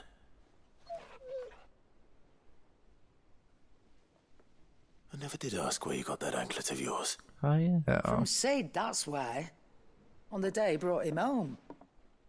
That long ago? And you're only thinking to ask this now? Sid saw that the pup had a habit of gnawing on his leg, since you ask. Clap that there iron on him to keep him from doing it. What was wrong, boy? I'll take like as not. Must have been hard on the poor whelp losing his loving masters at such a young age. Doubly hard in being a frost wolf, torn away from his icons and all. Sid would always tell him, you want that iron gone, you find what it is you're looking for. I reckon what he was looking for was you. I'm sorry, Torgal. Sorry for making you wait so long. Let's get that thing off you.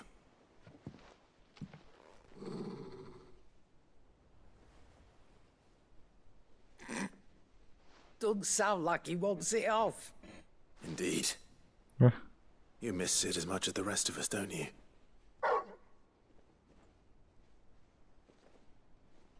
You want me to go with you somewhere?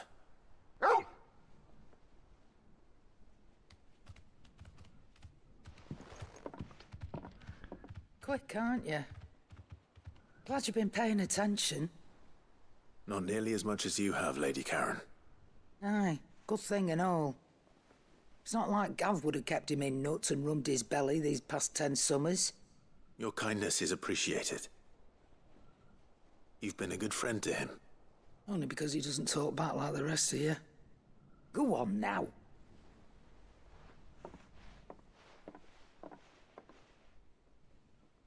Where to then, Torgal?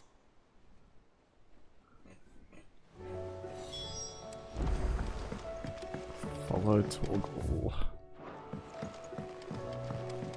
Say what you will, Lady Karen has seen herself ham gone bare. Is there out you need? There's no one like Owen. Your lad's worth double that. And I've never looked back. It's hardly everything. And a will you can count on. Be seeing ya.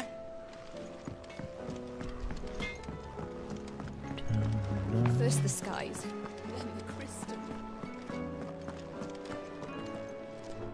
All right, Torgal. Where are you taking me? I'm going to need a little bit more than that, boy. Do you have a better hint for me? Unless you've already given me one. Back on the rear deck, you were looking west, toward Rosaria.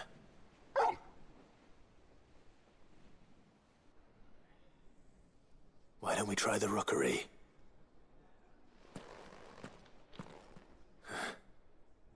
I haven't been to the island in almost 20 years. Woof woof. To Port Isolde then. Fingers crossed the old mooring is still there.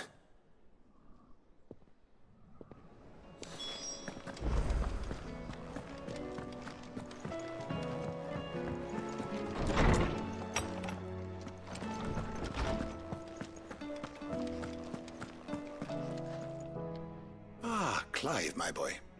What a pleasure it is to see you. Harpocrates. There's something I need to ask you. I've been charged with locating a book called From a Distance. Then you seek a rare gem indeed. One whose name I had not thought to hear from your lips. You've been talking to Vivian. Right as always. But she didn't seem keen to tell me very much. I take it she didn't like what you had to say. And yet I gather it did naught to dissuade her. Clive, if the young professor has tasked you with obtaining a copy, I fear she asks the impossible. The executors would not allow it. The executors? Coveters of secrets. A clandestine organization committed to the collection and intenebration of forbidden texts and technologies. One such text being the tome Vivian seeks, chronicling as it does the true history of the enslavement of bearers. The tale which could overturn the established order were it ever to become widely known. Or, so rumor has it. I've never actually read the thing, or even set eyes on it for that matter. How is it that I haven't heard of this organization? Why, secrecy is the executor's watchword. They lurk in the shadows, emerging only to seize that which must be seized, be it books, inventions, or people, before disappearing again, leaving nary a trace. Which would explain why Vivian's copy was snatched from her grasp not long after she found it. By the hand of the executors, yes. But what drives them? Self-interest or ideology? Fine question. Sadly, all that is known of the executors can be recounted in a single breath. You may just as soon ask me of their origins, numbers, or the identities of their leaders. Any answer I give would be pure speculation. Then my hunt was doomed from the first. What was Vivian expecting? That I'd pluck it from thin air? Not from thin air, no. From ash. Rumors of the executors are rife among the scholars of Storm, but rather less so across the strait.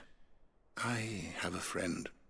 Well, I had a friend in the village of Garnick, a collector of rare tomes, upon which subject we would oft correspond.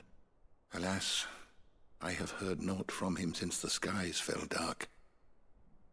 And no doubt he too has turned. But though he did not mention it by name, it is possible that a surviving copy of From a Distance yet rests upon one of his many shelves, quietly awaiting discovery. If you were, by some chance, able to save even a single book from the poor man's library, I know his soul would rest easier. Very well. When I next find myself in Waloed, I'll be sure to pay Garnick a visit. Okay.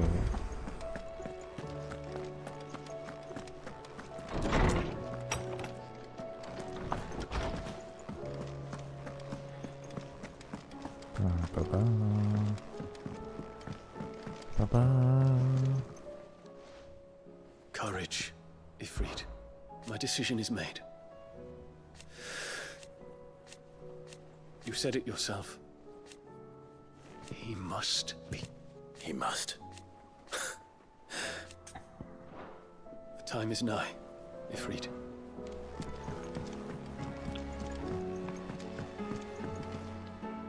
Sid, do you have a moment? By all means. It's my old master. Seems there's no escaping her. She found some way to send me a letter. And something else. Records from a Waluda prison. Seems they were keeping a lot of bearers there. How did she come by such a thing? Finding bearers always was her strong point. And it seems the cells of Balmung Dark are full of them. Foreign captives, the masterless. Bearers no one would miss. And even better for her, bearers with no one to look after them. When ether started lapping at the walls, the jailers fled. Leaving the bearers to be liberated by whoever happened to come along next. Sid, I'd like to believe that I've earned your trust by now. And while I'm well aware that you've forbidden Cursebreakers from traveling to Waloed, I can't let those bearers die in their cells. I'd rather risk shipwreck on the Shadow Coast than leave them to starve. Can we go together? We'll be needing the Enterprise if we're going to navigate the Narrow. Does that mean... I'm making an exception, but we travel together. And we stay no longer than we have to. Ash is an inhospitable place at the best of times. We save as many as we can, and we leave. Thank you, Sid. There was a name in the prison register. A name from my past. Chadwick. Another of my former master's protégés. A gifted soldier, and the closest thing I had to family. The thought of him held captive in that place. He must be very important to you. He was. Is. Then we find him. The entrance to the prison lies in the shadow of Ravenwit Walls, just beyond the portcullis. We should head there as quickly as we can. I only pray there are still bearers alive to save. As do I, Doris. Whoa.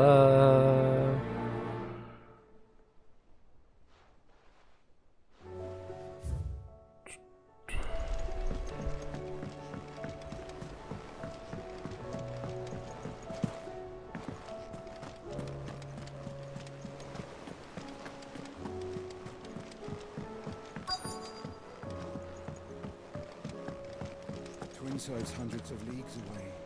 All right, Sid. Come to buy us around, have you? Only if you earn it. Mid needs a piece of light but durable bone for her next project. You've encountered your share of beasts on your travels across the realm. Any ideas? Most bones are the same. Whack 'em hard enough and they'll break. If it's durability you're looking for, shell will serve you better. You know what an adamantus is? I do. And I know to give them a wide berth. Will any old adamantus do? Well, with shells, the older the harder.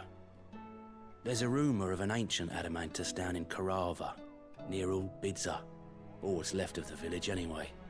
But don't expect to make quick work of the bastard. There's a reason it's lived as long as it has. I'll keep that in mind. Thank you. Okay. Alright.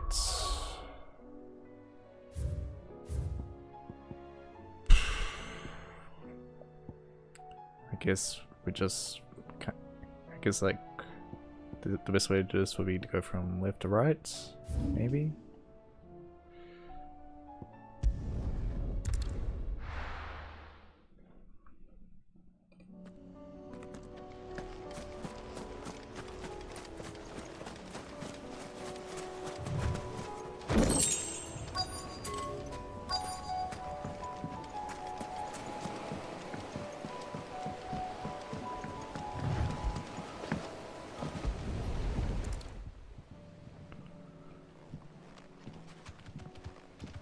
It's still here.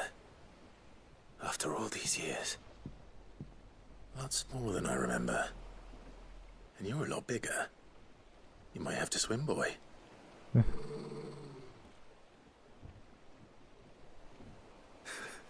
I wasn't being serious. You two go on without me. I doubt that boat will hold a third. If you're sure, we won't be long. Hop in, boy.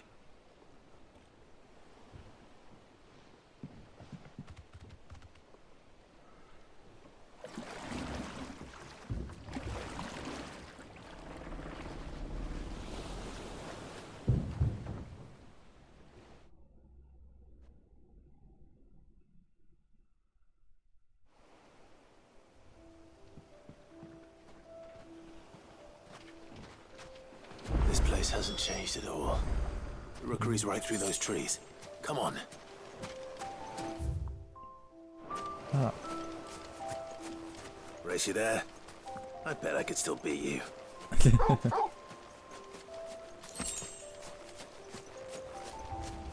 Can't even jump.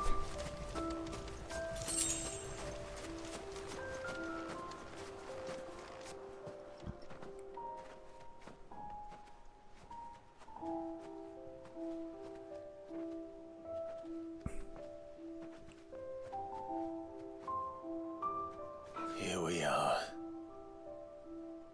This was our hideaway. Wasn't it, Torgal? Getting some massive Amori vibes.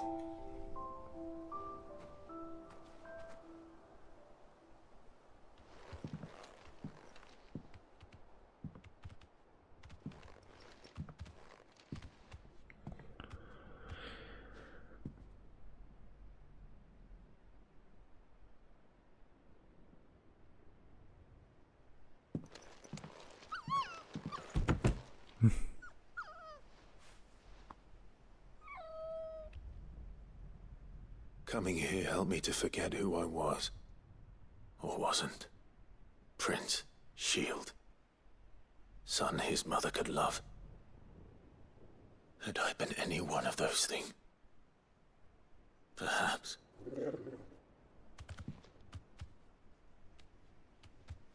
What is it, boy?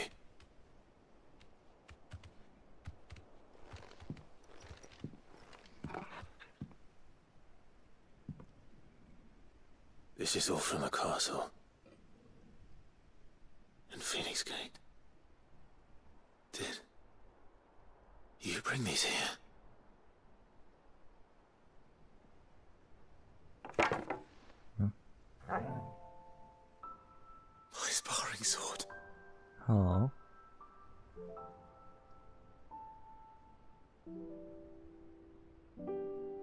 Well, well. You never stopped looking for me, did you, boy?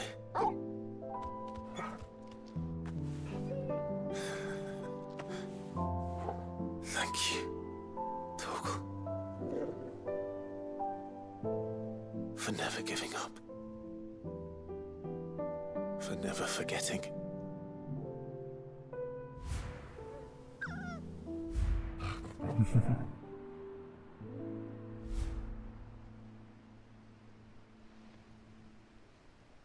Let's take this with us, shall we? So I don't forget either. Oh, that was cute. That was a cute quest.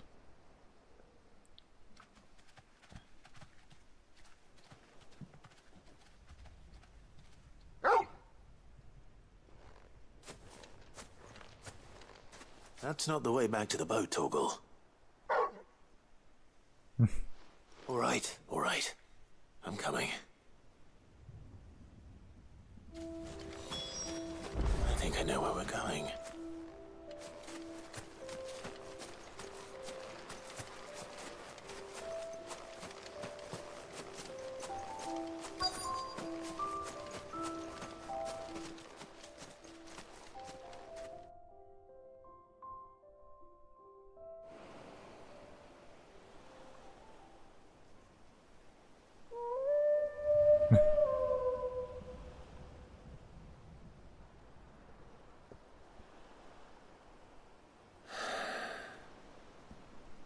People always talk about the importance of putting the past behind you.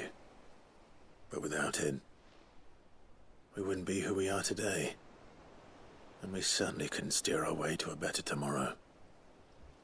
Come on, Torgal. Let's go home.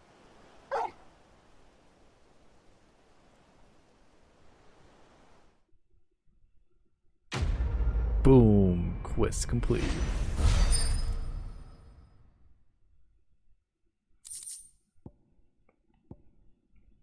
Increases Torgal's attack potency. Cool.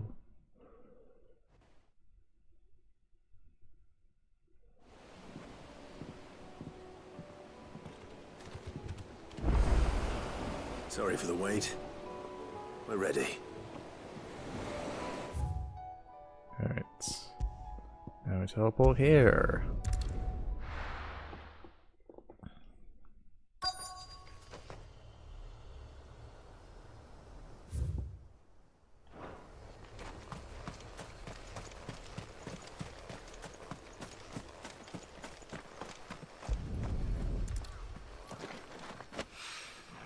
It's oil.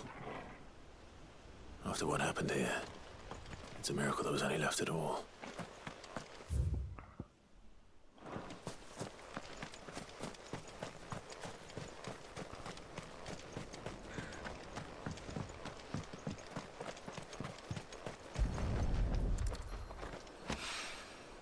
This should be enough. Okay.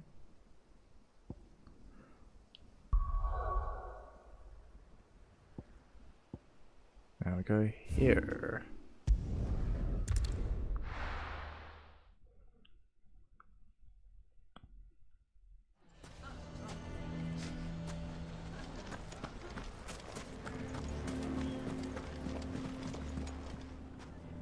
Here to help me pack? Thanks, but I'll be traveling light. I'm almost finished already, in fact. You're really going to go through with this, then? I am. But before I go, there is one small issue I'd like your assistance with. Well, two, in fact. If it's within my power to help you, I will. It's the children. I refuse to let them share in my disgrace. And if I leave them here, they surely will. Our friendship would see them ostracized forever. But I can't take them with me either. I can think of only one place where they are certain to be safe and provided for and loved. The hideaway. Of course. Of course. The children would be more than welcome. Thank you, Clive. I will not forget this. Lubor, are you still here? What is it, Ferda? You look pale. There's been a flood in the Velcroy, a damn big one. The League of Outlaws encampment was completely submerged in ether. What? Every last one of the bastards has turned, and they're headed this way. Bandits are one thing, but Akashic bandits are quite another. The town guard won't stand a chance against them. We need to evacuate. There's no time to lose. Ferda, gather the men. The Akashic may strike at any moment. We must make ready to cover the townspeople's escape. Well, what are you waiting for? Yes, my lord. Clive, change of plan. The children stay with me for now. I need you to find Conrad and Natalie. Tell them to prepare for a full and immediate evacuation. Understood. I'll do what I can to convince everyone else. Wish me luck. What?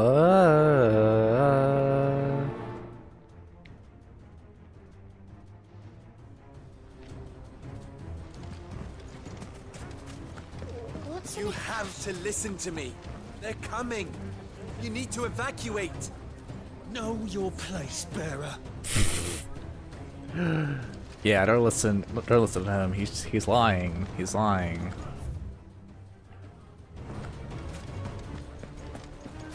Why do they always have to make such a fuss?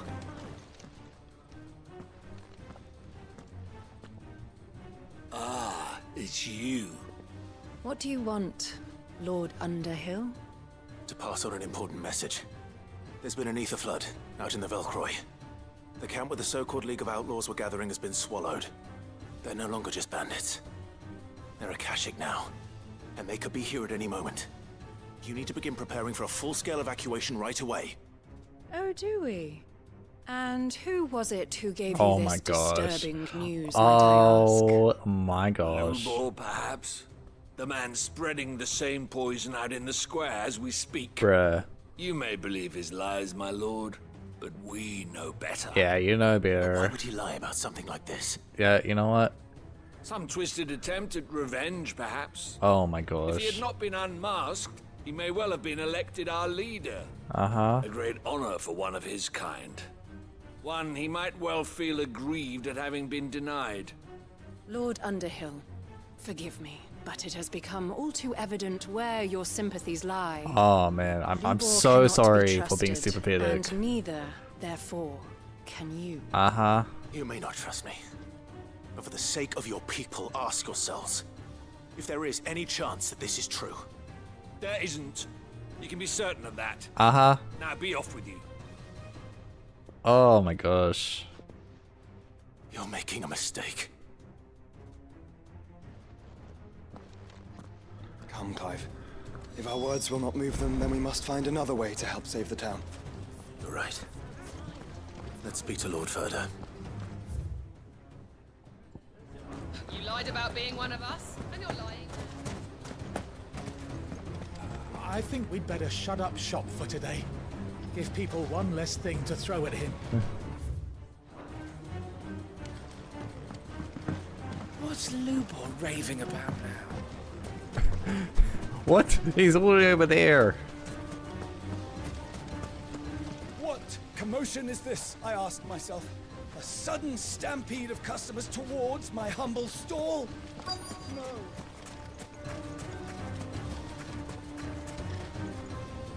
Lord Furder. Sid, what's wrong? I went to warn Conrad and Natalie about the Akashic, but they wouldn't listen. They've convinced themselves that nothing Lubor says can be trusted. The bloody fools. Which means the town guard can't be counted on for support. But I can. If there's anything I can do to help you defend Dalamil, you only have to ask.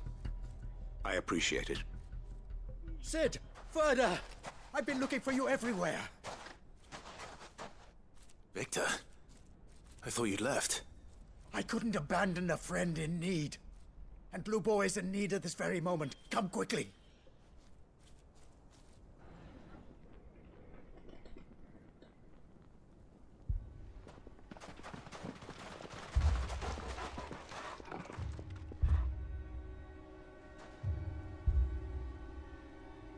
You have to believe me. The Akashic are coming. They don't eat, they don't sleep, they don't tire, and they don't care who they kill. They're unlike anything that's come before. There will be no parley, no mercy granted. We may have saved the town once, but this is different. I do not ask that you forgive me, but please believe me.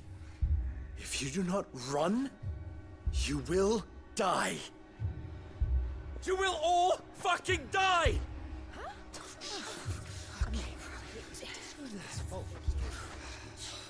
You'd like that, wouldn't you, bearer?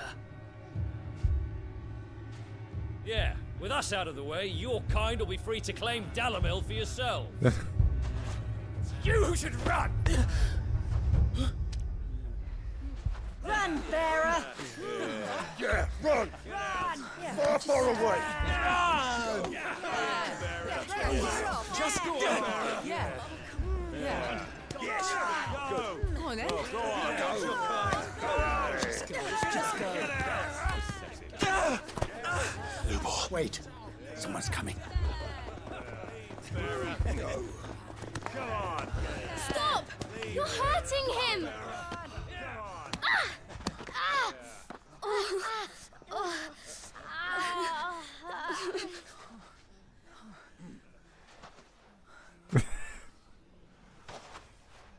Jeez. What did Lubor ever do to you?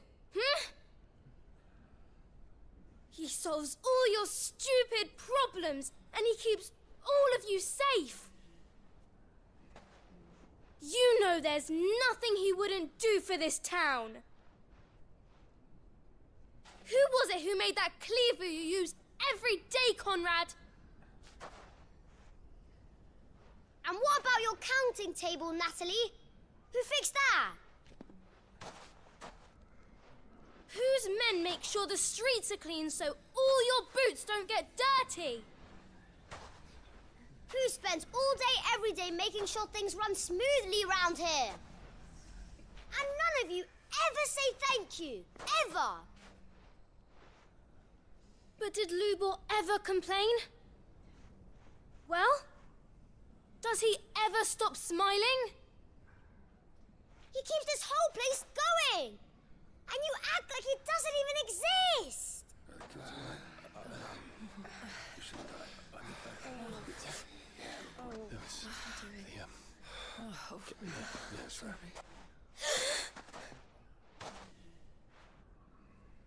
Lubor, we've heard enough.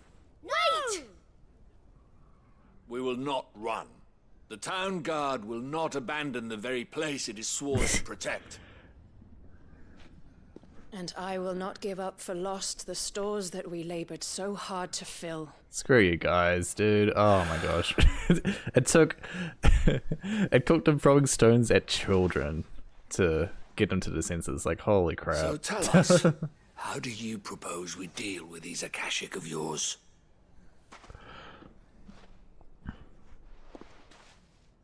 We won't run, but we will fight. All right, then.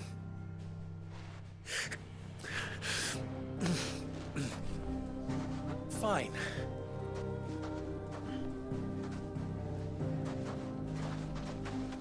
Gather round if you don't want to die.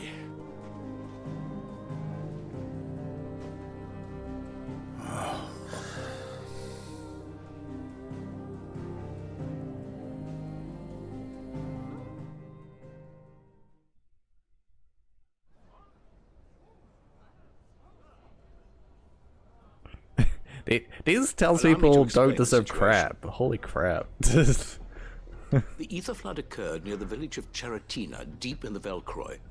The place had been abandoned for years, until the League of Outlaws decided to make it their base of operations. Now they're all turned, and if the scouts' reports are correct, heading in this direction. They are mindless monsters, driven only by hate and rage. And they are utterly unpredictable. Oh, you healed up With the fastly, bandits, Blor. we at least knew how and where they were likely to attack. When these creatures come, Dalamil will have the bitterest fight it has ever faced on its hands. The town guard will muster at the north gate. The rest of us will take the south. Both forces will provide men to serve as scouts and messengers, ready to spread word of the size and nature of the Akashic force as soon as it is spotted. And as soon as it has been, we will converge on its position and see that it is driven back from Dalamil at all costs. Conrad, can I count on the support of the town guard? Always. I leave the selection and coordination of the messengers in your hands, Victor. And the command of our men in yours, Ferda. If you would both be so kind. Consider it done. As you wish. Natalie, I would ask that you and your people have the townsfolk barricade themselves inside the bathhouse. And tell the merchant not to waste time securing anything beside the essentials. Preserving life is our one and only concern. As long as we survive, it doesn't matter what trinkets we might lose. Our riches can be regained. And if anyone doubts that, let it be known that the Briar's Kiss stands ready to cover any losses. Very well. I shall tell them. Where do I fit into this plan? Where else but the most perilous place of all? I would like you to travel to the home of our erstwhile League of Outlaws, Cheratina itself. The main host is most likely still there, and Dalimil will not be safe until it is eradicated, root and branch. A little gardening. How pleasant. I doubt it. I have a feeling these weeds will be particularly stubborn. Luckily, so am I. So you are. All right then, we all know what we have to do. Now it's simply a matter of doing it. For Dalimil.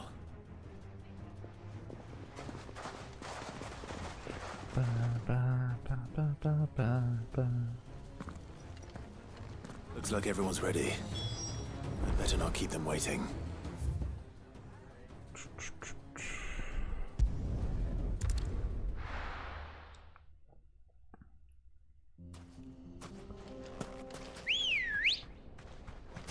Good girl.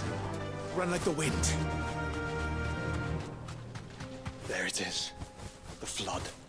But what's waiting for us inside?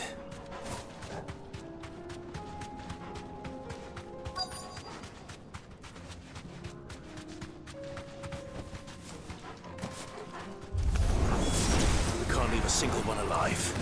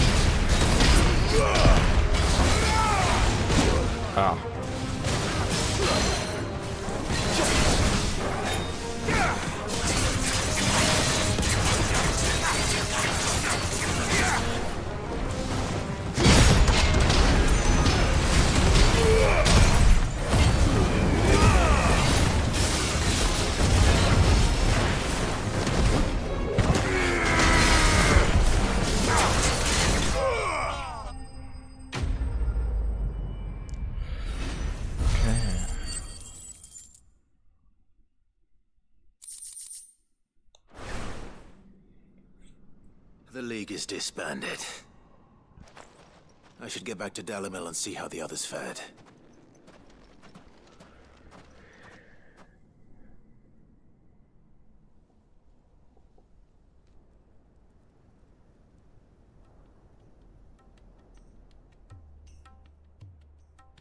Sometime later. All the Akashic we were able to find have been dealt with. Seems that might be the last of them. The last of them here, perhaps. Lubo, Sir Clive has returned. Clive! What news from Charatina? It's done. Root and branch. I knew you wouldn't let me down. Thank you, my lord. Friends, the Horde has been driven back.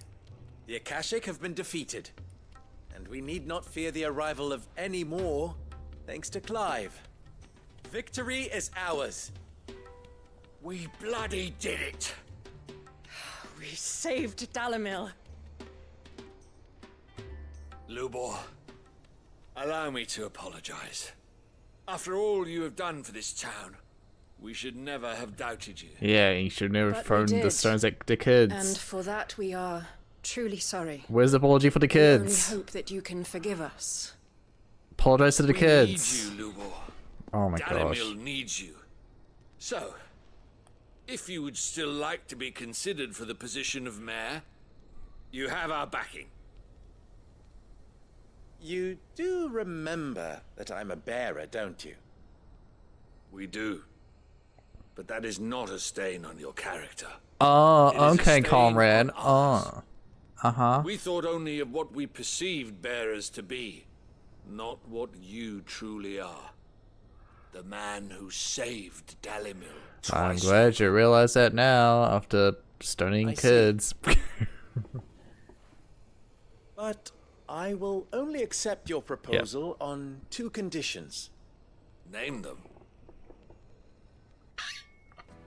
Firstly, that you will both do everything in your power to rally your people to my cause. If the Town Guard and the Merchants League do not accept my leadership, it will be doomed from the start. Unity is the key to defending Dalimil, and I do not doubt that we shall need to call on our combined strength again. When that time comes, I will expect us all to pull together, just as we did today. Of course. You have our word. And secondly, you will accept that if I am to lead you, the mistreatment of bearers must end here in Dalimil. Any bearer within our walls shall be afforded the same rights as any other citizen. They will not be judged by what they are, but who they are. As we failed to do, and came so close to losing everything. We agree to your conditions. And we have only one in return. That you continue to work for the good of Dalimil, as you always have. Condition accepted. Well then, it seems my mayorship is all but confirmed. Do I get some sort of special hat?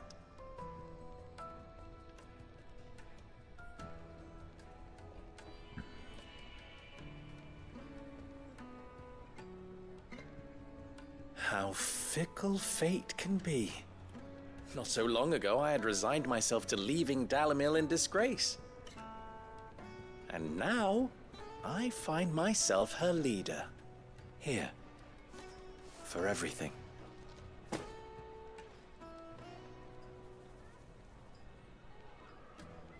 Lubo. About the children. Fear not, you are of course relieved of your responsibility.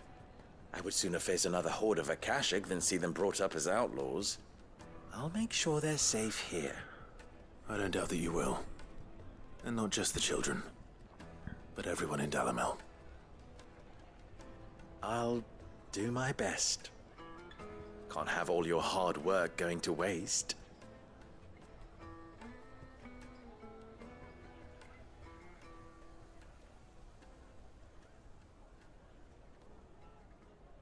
Oh.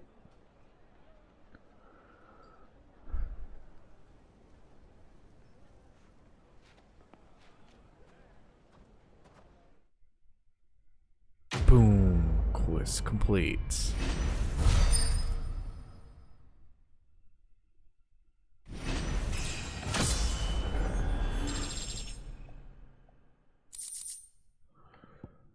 Okay.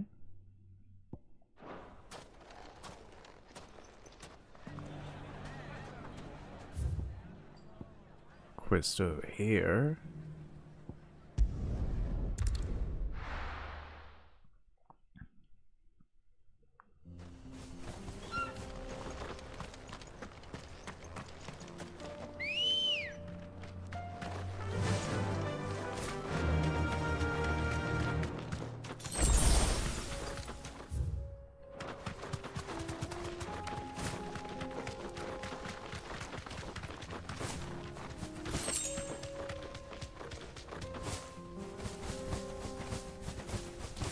Here we are again.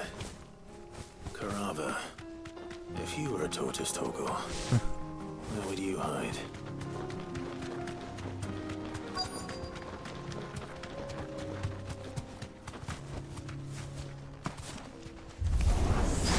It looks like we found him.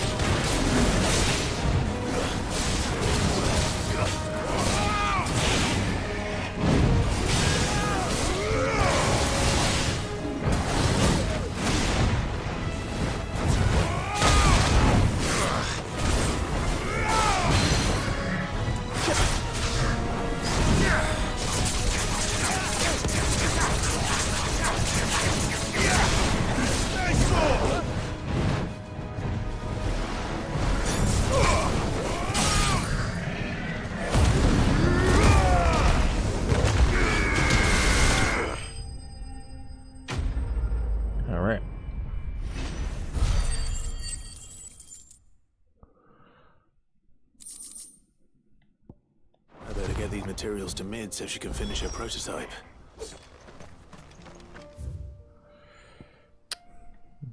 Not before we do the other 100 side quests.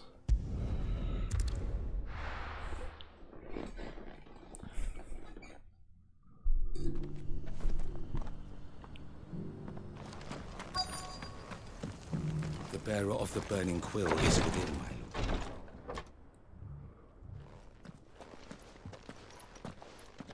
Your Grace, my lord, I trust your journey was not overly onerous. Cyril, you found a letter from Father? Yes, I have it here.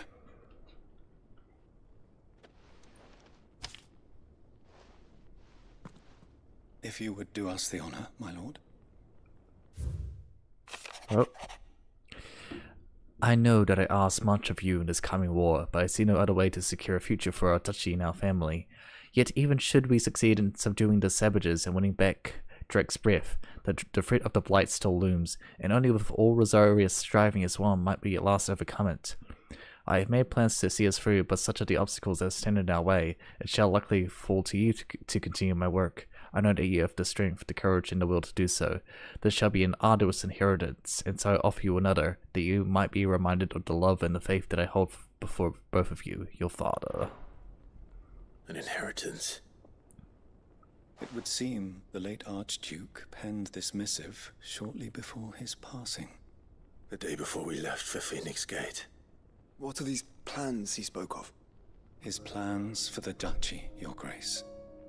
Your father entrusted them to my predecessor, the former bearer of the Burning Quill, who entrusted them in turn to me. The complete emancipation of bearers is their stated aim. But your father's dream did not end there. His Grace also spoke of building hospices to care for those stricken by the curse, and the founding of a new university to further the development of non-magical technologies. With the blight spreading ever more widely across the twins, Archduke Elwyn saw this as the only means of securing Rosaria's survival. He wished to see men and bearers treated as equals. To see centuries of common wisdom overturned. Small wonder he did not think it achievable within his lifetime. But he thought it achievable nonetheless. Had he not, he would never have written this message. Nor would he have entrusted his vision to his most faithful aides, those who would have stood with you, shielded you from the machinations of the less benevolent personages at court. It's a pity only they are still with us. 'Tis true that those most loyal to your father were the first to suffer the Duchess's wrath. But one at least remains, and she has come bearing gifts. What do you mean? Mayhap it is better that she explain, my lord. After all, the duties entrusted to me by my predecessor extended only to recovering His Grace's will and arranging a meeting with the one who might execute it, or a part of it at least. And where is this woman? She awaits you in the archive, Your Grace. Thank you, Cyril. Shall we then? We shall.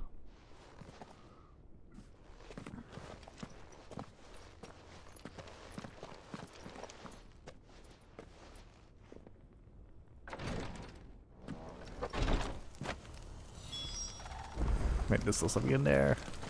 Oh.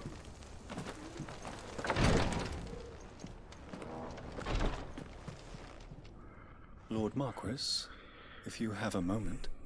What is it, Cyril?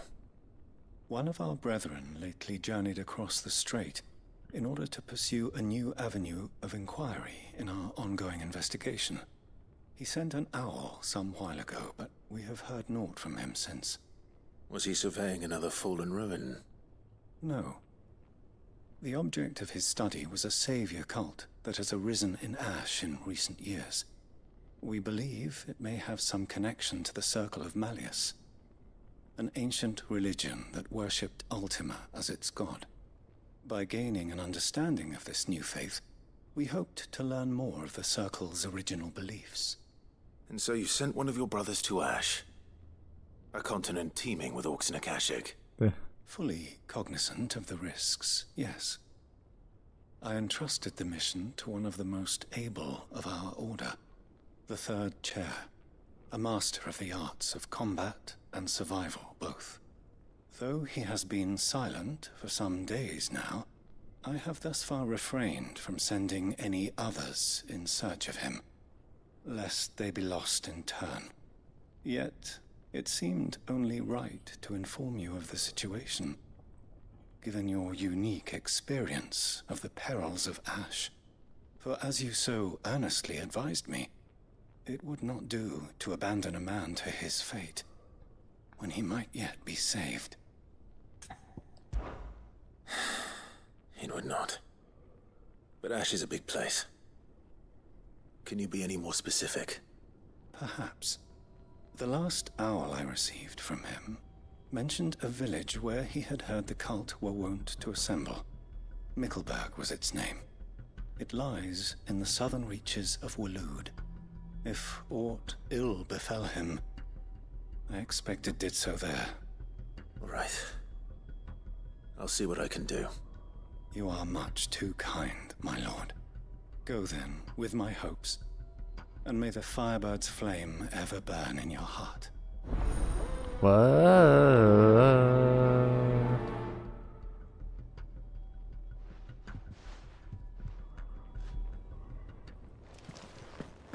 If this new faith really is an offshoot of the Circle of Malleus, then...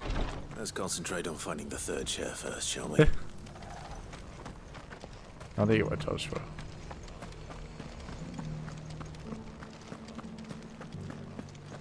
This is the Requietry, an archive where we of the Undying collect and collect.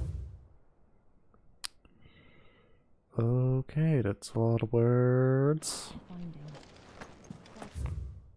Oh boy, I'm not remembering that. The Undying are not the only secret fellowship in this realm, you know.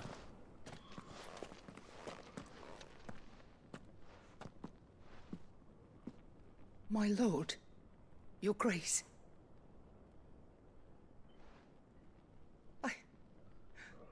I hardly recognize you. I am Goditha, retainer of House Rosfield, loyal servant to the Phoenix and his shields. Your father, the Archduke Elwyn, entrusted me with the delivery of a gift. I only hope you can forgive my tardiness in bringing it to you. Lift up your head, Lady Goditha. You have our gratitude for your service to our house and to our father. I merely did my duty, as any proud Rosarian would. My lady, perhaps you could explain a little more? What exactly is the gift you bring? As I'm sure you know, it has long been the custom for the children of House Rosfield to be presented with certain keepsakes upon their coming of age. Indeed it has. Our father often spoke of the day when our turn would come. And had he lived to see it, he would have presented you with the treasures I bear. Matching armbands for you both. Alas, he did not live. Indeed, he was taken from us even before they could be completed. He had intended to claim the Heartstone with which each armband was to be finished himself, but it was not to be. And his gifts remain incomplete. I see. It saddens me to bring them before you, as they are. It was your father's wish that you be presented with the finished articles, not these works in progress. But with his grace long since gone, and the stone left unclaimed, I had little choice. You are grown men now, and his house is yours. And while I would not presume to insist upon your claiming the Heartstone in his stead, I know that nothing would have pleased him more than for you to do so. Thank you, Lady Goditha. What say you, Clive? What else? Of course, my lady. May our father's will be done. Oh, I am much obliged. Do you know where we might find this Heartstone, my lady? I do. Though it may be a matter of a good deal more than simply happening upon it. It is found in the bellies of elder griffins, you see. Oh. We do at least know where to find one. A certain specimen has made its nest in Titan's Wake, not far from here. A certain specimen? You are most perceptive, Your Grace. In answer to your unspoken question, yes. In fact, this is the very same beast your father meant to slay. I have been tracking its movements since you were but a boy. Were you to slay it in his stead, as men of House Rosfield, it would surely make your father proud. What say you, Joshua? What else? Okay. To slay.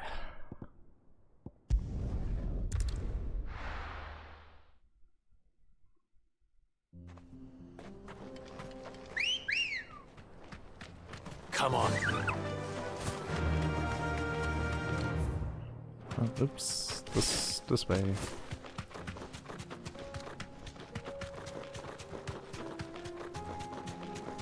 Eyes peeled, Joshua.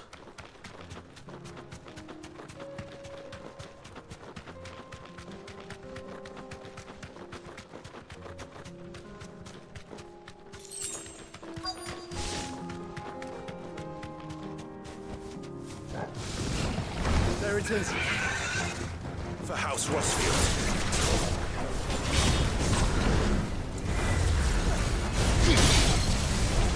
Oh my gosh.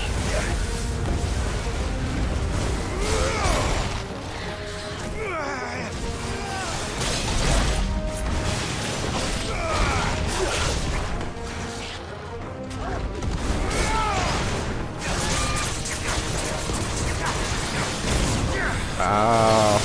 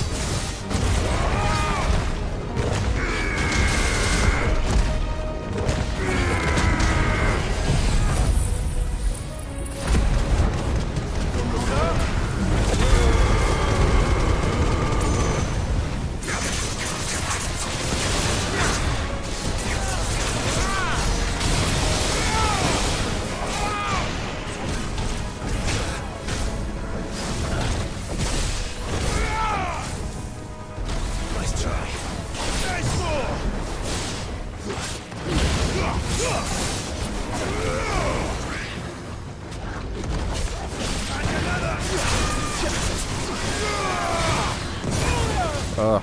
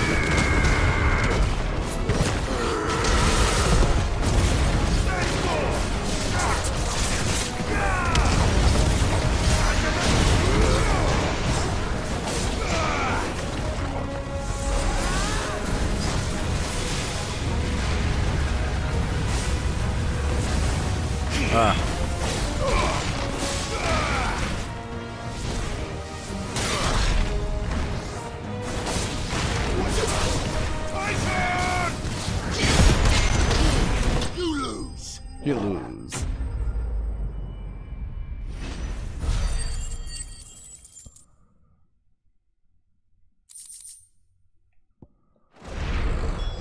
Is this the Heartstone? I expect Lady Goditha will know.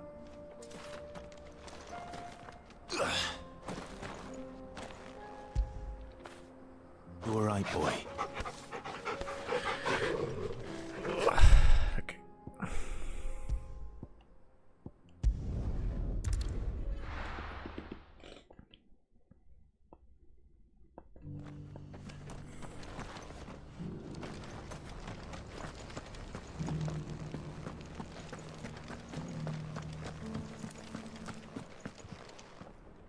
Oh, thank the Founder you were safe. The Griffin is slain then? And the Heartstone claimed.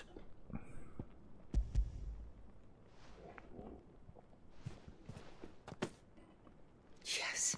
This radiant luster, like frozen flame. It is just as your father described it. Thank you, my lord. Your Grace. Your father would be so proud. Lady Goditha, the lapidary is ready. Thank you, Cyril. I will be with him shortly. If you would excuse me, I shall have the stone cut and set forthwith.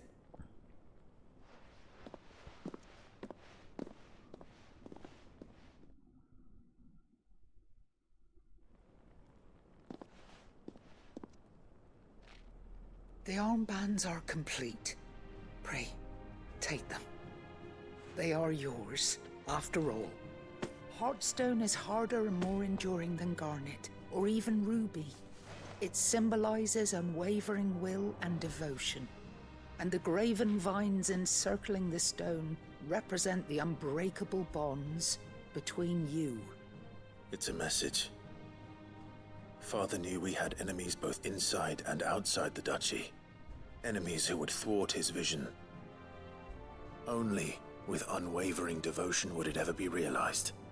And only if we stood together, as Phoenix and Shield, as brothers in arms. Only then might those enemies be overcome. Indeed. His Grace knew the enormity of the task he would entrust to you, his heirs. But this was more than just a message. It was a promise. That he would always be with you. Thank you, Lady Goditha, for remaining the steadfast custodian of our father's will. Forgive me, my lady, but there is something I don't quite understand. The Undying told me that after Father died, Mother claimed all of the ducal treasures for her own. Even if the armbands were incomplete, she would surely not have overlooked them. So, how were you able to keep them from her? Because I was the keeper of the vault. Though I was but a lowly servant, your father spoke to me of his intentions for the bands, of the deep love he had for both of you, and his hopes for your future. In the days before the disaster at Phoenix Gate, I discovered that the Duchess had ordered her jewelry be sent away from the castle. It was then that I knew she meant to betray us. I tried to warn your father, but it was too late. When word of the fire reached Rosalith, I knew my time was short. So I took up the armbands and I fled into the night. And thank the Founder you did. Yet my duty to your father was incomplete. Not knowing what else to do, I followed the Griffin, thinking I might claim the Heartstone on its passing. And so my pursuit continued, until Lord Cyril appeared before me. He informed me that His Grace's will had been recovered, and that his sons were alive and well. Lady Goditha, on behalf of my father and all the people of Rosaria, I thank you for your loyal service. As do I. Thank you, my lord. Your Grace, for coming back to us, for giving my service meaning.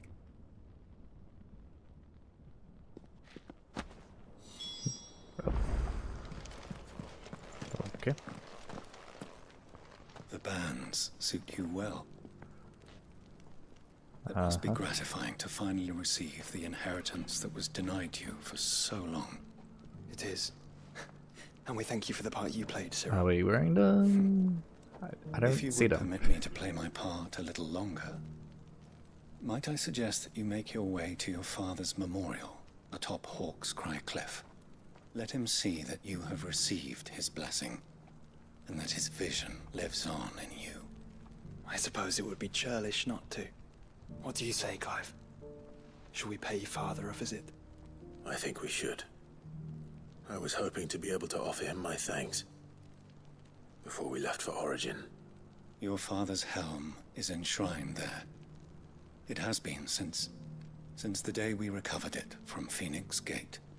I prithee claim it, for it too is a part of your inheritance, and I do not doubt that your father would prefer it in your hands than perched upon some lonely rock.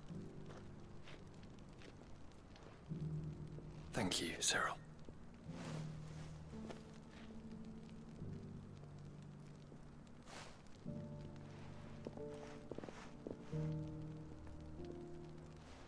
Come on, Clive.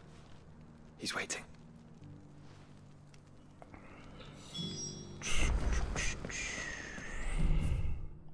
Wait, where?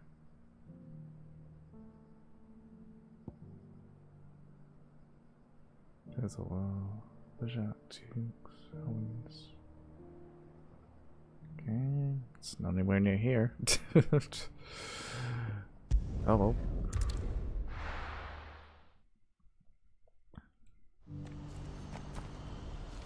Do you see that too?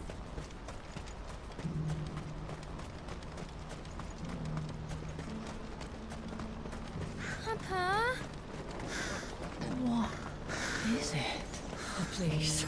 Just make it stop. I'm scared.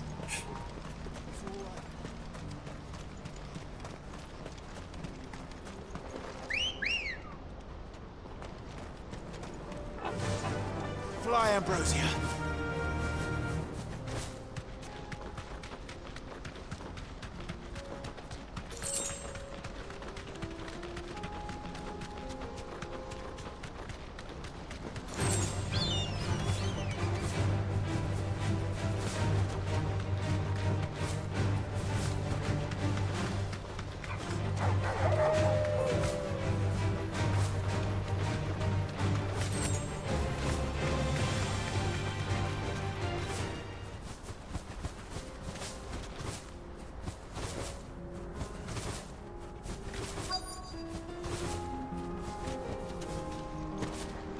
Can't be Rutherford, can it?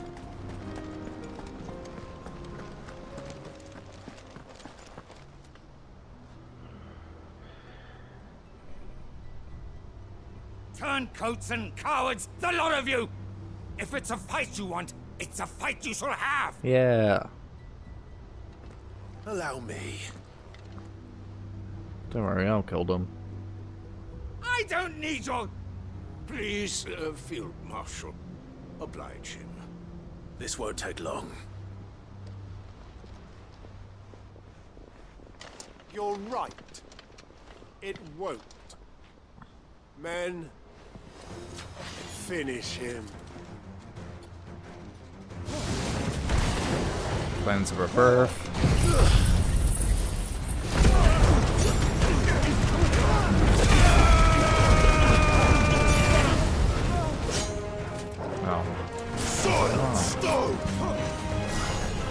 No! Oh, you fucking asshole. No! Stop! Oh my gosh.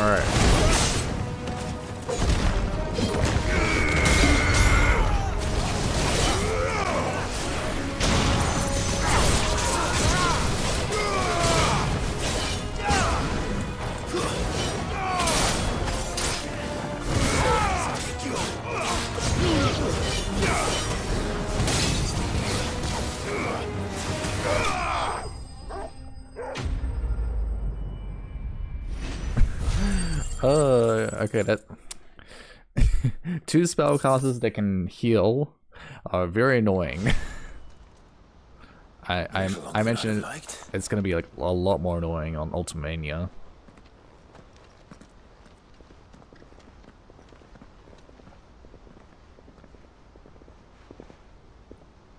Field Marshal Havel, I presume. Are either of you injured? No, my lord. You arrived just as our escort turned on us. Fucking traitors. I'd heard reports of soldiers in the outlying regions abandoning the oaths they swore. But I hadn't thought the corruption had reached so close to the heart of the Republic. It's a fucking disgrace. Your interfering old bastard of an uncle tried to warn me, of course. My Lord Marquis, or is Sid the Outlaw more to your liking? Call me what you want. It doesn't change who I am, or the urgency of the message I bring. My uncle has a plan to right the realm, and he needs your help to see it through. Before I agree to anything, I'd have you answer one question. What do you stand to gain from all this? I won't deny that I might benefit from further chaos. But I seek a new beginning for all of us. And while the choices I've made may not always have been the right ones, I know I made them for the right reasons. For so long, So many of us have been told how we could live, how we could die, when it should have been our decision all along. Now we have a chance to put things right. But in order to take it, we must stand together. Even if it be beside those with whom we don't see eye to eye.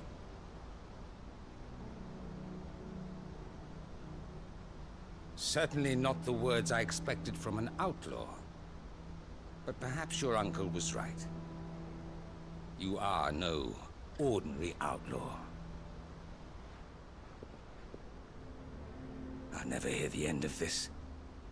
All right. I'll start by ordering my most trusted guard to bring the Dhalmekian fringes under control. Next, I'll make contact with my counterparts in the Imperial Army and see if I can't convince them to try and restore order in their own territory. Thank you, Field Marshal. But they are not the only ones we will need to convince. What do you mean? I don't doubt that I can bully some sense into a few generals. But those they answer to require a different kind of persuasion. And when it comes to honeyed words, well, we will need an envoy. One who can court even the most stubborn of statesmen. You, perhaps. I'm flattered. But I'm no diplomat either. And I have other problems to attend to. What we need is a skilled arbitrator. And I may know just the person. Is that so? And would he happen to be an outlaw too? Of a different kind, perhaps. Well, beggars can't be choosers. I suppose we'll all have to find a little of the outlaw in ourselves if we're to make it through this. Very well. Send your man to me right away. I shall.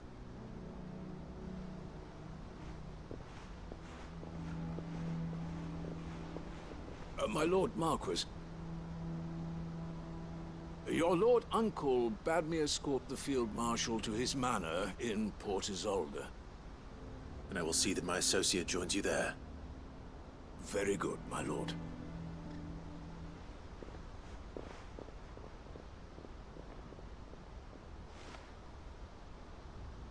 Huh. An envoy. I'm not sure I'm the man to talk anyone round. I can barely convince my brother to take his medicine. No. This is a job for someone with experience. Someone like Quentin. I hope I can convince him at least. Mm-hmm.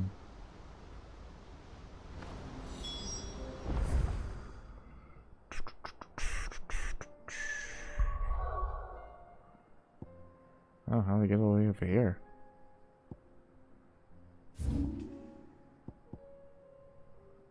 There's a little...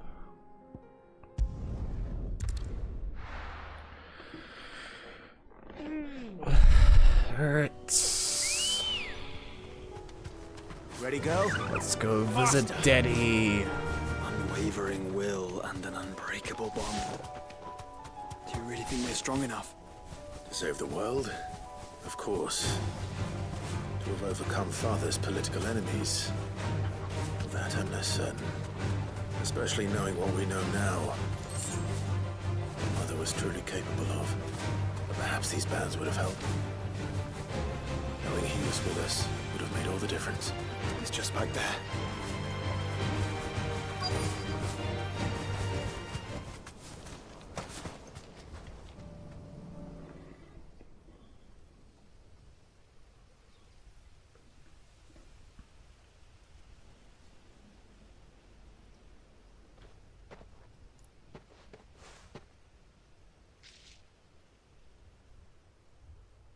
Father always fought for what he believed was right. It wasn't until that night at Phoenix Gate that I realized I had never fought for anything. I always had someone else to do the fighting for me.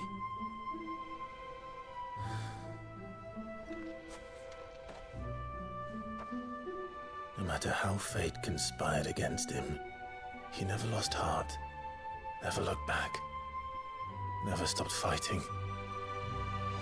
To me, he was the greatest of men. I've been trying to live up to his ideals ever since.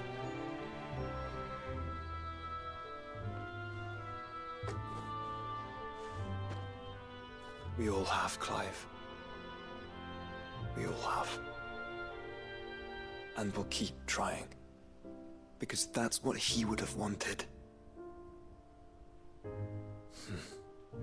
What he would have done himself.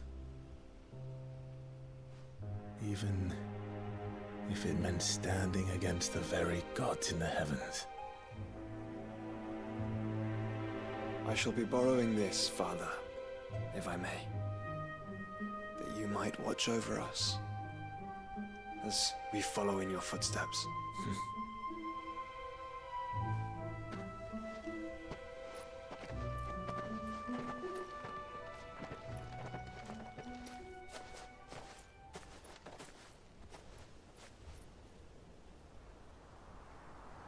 Oh.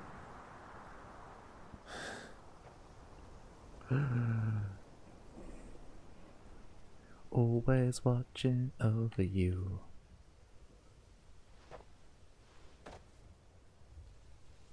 We won't lay you down.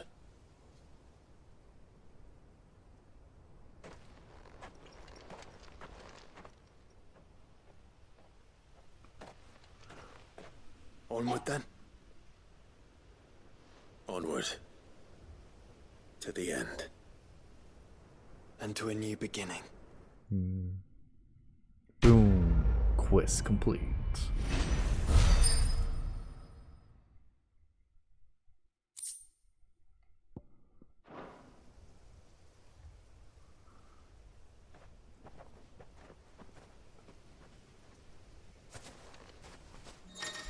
What? Joining hands with Joshua. Joshua has joined Clive's party and will remain with him until departing for Origin. Okay. I kind of just assumed that already, game, but okay. Thanks for telling me that, I guess. Okay, it doesn't seem like we have that many quests to go. But still, we shouldn't waste any time.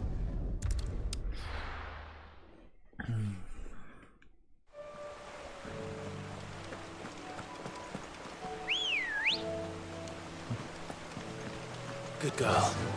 Run like the wind.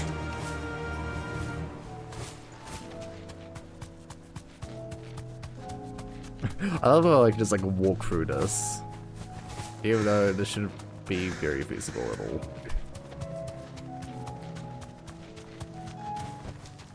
That'll do, girl. I made sure our fallen comrades were laid to rest. Quentin, I have a proposal for you. Do you now? Something tells me you'll be asking more of me than a cask of Gotand gold. Go on then. Propose. I do. I mean, oh, not that I kind of propose. Oops. You'd have me convince the chiefs and chamberlains of the realm that they should simply swallow their pride and do the one thing that has proved impossible for thousands of years. Was there anything else? Perhaps I can fetch you a meat pie as well. I know it's a lot to ask, but I can think of none better suited to the role. And you'd have me give up what little I have left to do it. I told you, Clive. The people of Lostwing are my family, and I cannot abandon them. You'll have to find someone else. I'm sorry to hear that. So am I. And why might that be? What he's asking. How's it any different to what you've done so far? They want you to speak for those who can't speak for themselves. That's what you do best. If it's the vineyard you're worried about, we'll see that the grapes are picked and the tons filled. You know we will. It's not that. Then what is it? You said yourself we're family. Don't you trust us? You know that's not what I'm... Then what are you saying? That only we are worth saving? Why turn your back on everyone else? You convinced us. We could build new lives for ourselves, and if you can do that, who's to say you couldn't convince the entire realm? A stirring argument. I fear that any rejoinder I make might fall somewhat flat by comparison. So you'll join us? Where do you need me? Field Marshal Havel will want to speak with you in person. He's currently in Port Isolde. I can arrange for a party of Cursebreakers to accompany you there. That would be very much appreciated. I hear the roads are far from safe these days. Hopefully not for long. My uncle will want to know that his plan is taking shape. Okay.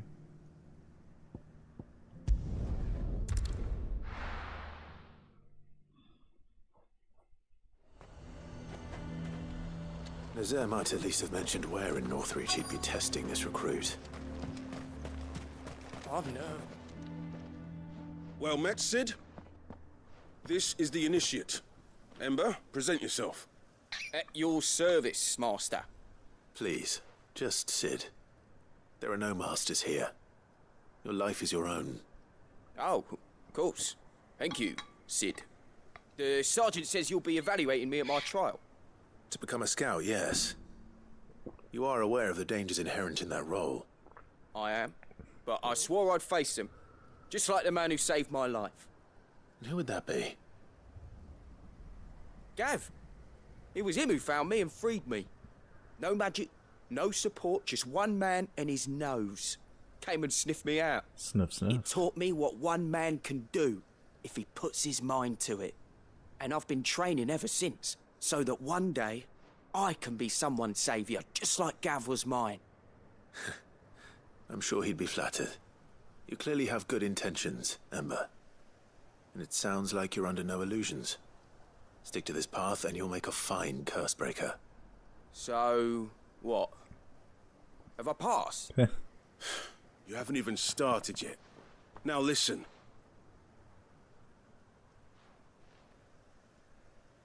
Not far from here is an Imperial lookout, Eastwatch. The guards there record all their sightings in a logbook. You are to find it and bring it here. And bring it here, right. Anything else? No. Sneaking into a heavily guarded Imperial outpost and stealing the logbook would be quite sufficient. You'll need to assess the situation, determine a point of entry, create a distraction and effect an escape, all without being discovered and thrown into an Imperial oubliette. Ember, Gav isn't our best scout because he can do everything. It's essential that you know your limits. Know my limits, right. I won't let you down.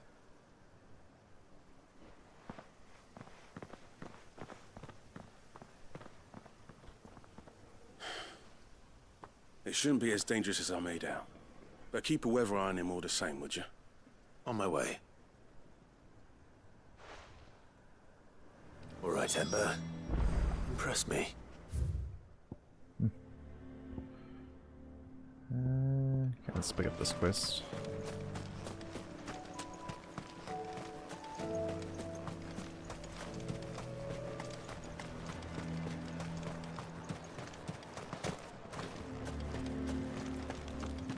I would speak with this Duke about the demands he's made of me and my fellow traders. Yeah? And why would he want to speak with you?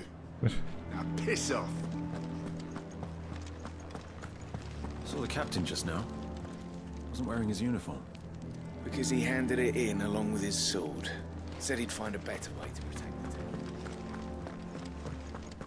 Your town needs you. I need you.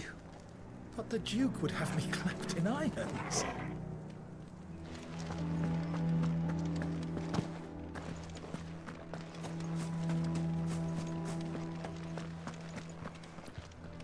Do you have a moment, Clive?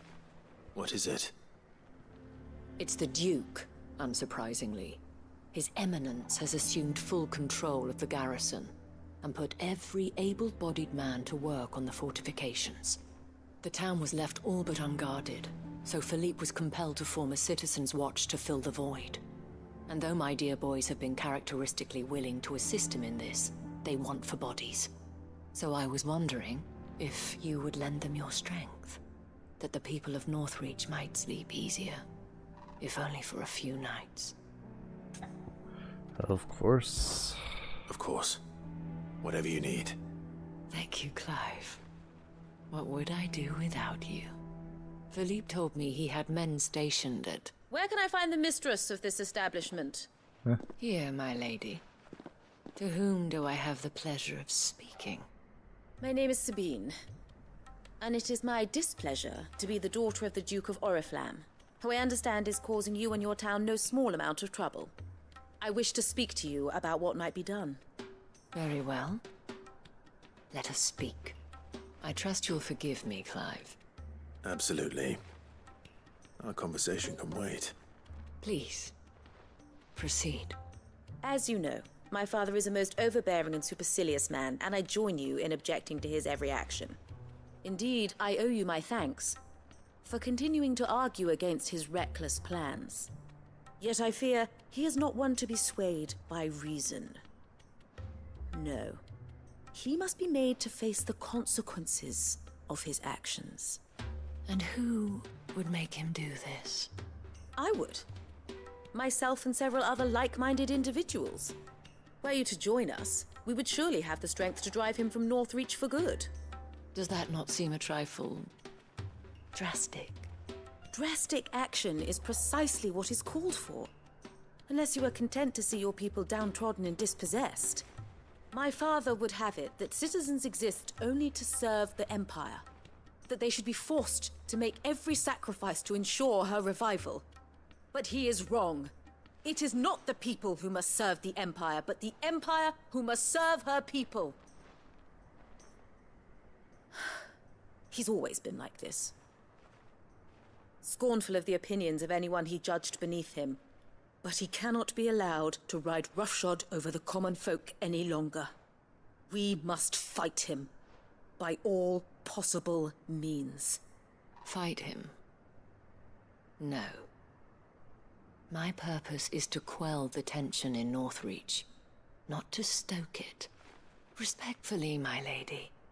Our only chance of saving this town depends upon every one of us uniting against our common enemy. Your father and his followers included. While I understand your frustrations, I cling to the hope that he may yet be won round. False hope, I assure you. But I see that your mind is made up. I shall bother you no longer.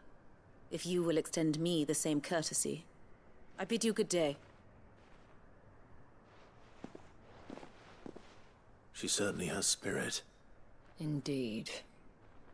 But unfortunately for us, that spirit is only likely to harden the Duke's resolve, which may be enough to seal the fate of this town.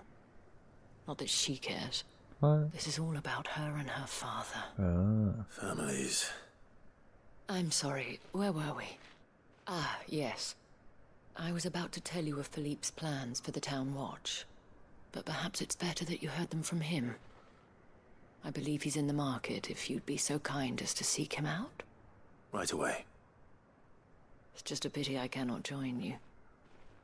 I'd like to see the two of you in action together.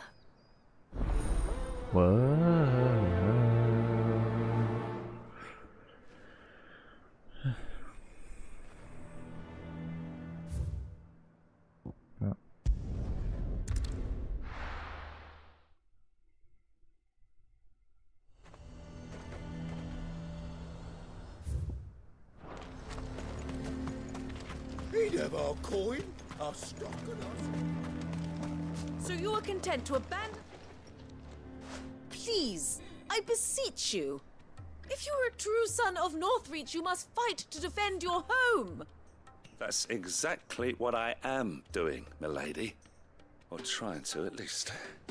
The land is crawling with fiends, and someone has to keep watch. Even when our true enemy is hiding in the garrison? Fine. You're not the only able-bodied man in Northreach. Thank you so much for your help.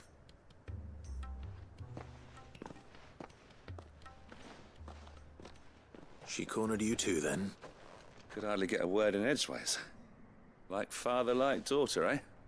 She made an uninvited appearance at the Vale earlier. hoping to convince the Dame to join her in fomenting rebellion. I bet that went well. Her ladyship seems to have a way with people. Anyway, what brings you here? Our mutual friend thought you might welcome some help. Oh, she did she? Right as always. In fact, you're just the man. We've had some reports, you see. Sightings of, you know what. They're back. Seems that way. All over, too. We haven't been able to confirm anything yet, but if you're willing, you could go and see what's what. Right. Where should I look? You know Grieger's Weep? One of the sightings places them somewhere on its shores. I'm on my way. Thank you, Clive. I'll look into one of the other sightings. Let's rendezvous back here later.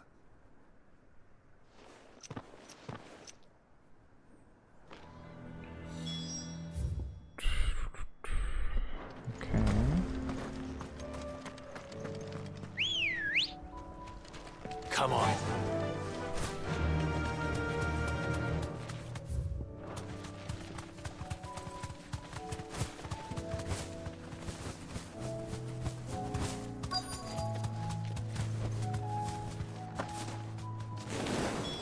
Damn it. The reports were true. I need to stop them before they get to the town.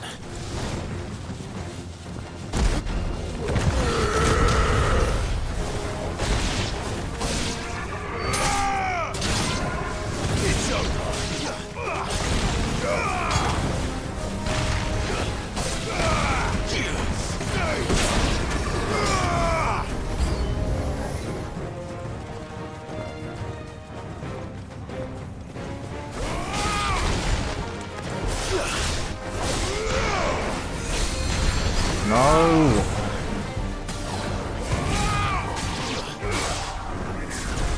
No, no.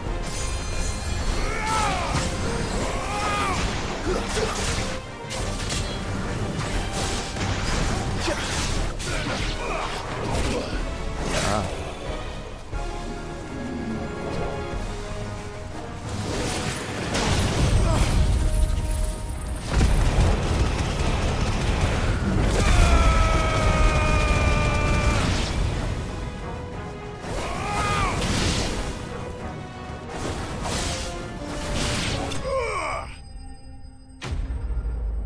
Alright.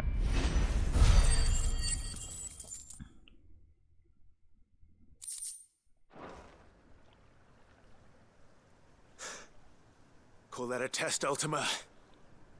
Clive, it's me. Are you all right? I am. But it seems the reports were true. The thralls have returned. I dispatched the few that I found, though. Well, there's something, I suppose. But what were they doing south of town? They all came from the north last time. We might be able to fend off an attack from one side or the other, but from both? Do you have eyes in the north? Some. I should probably go and have a look, though, just to be sure. You head back to Northreach. I want you there just in case war breaks out while I'm away. What do you mean? Her ladyship's been busy working her magic on the townspeople, stirring up ill feeling towards her father. But she'll have her marching on the barracks if we're not careful. What? This is exactly what the Dame was afraid of. I'll do what I can to calm things down.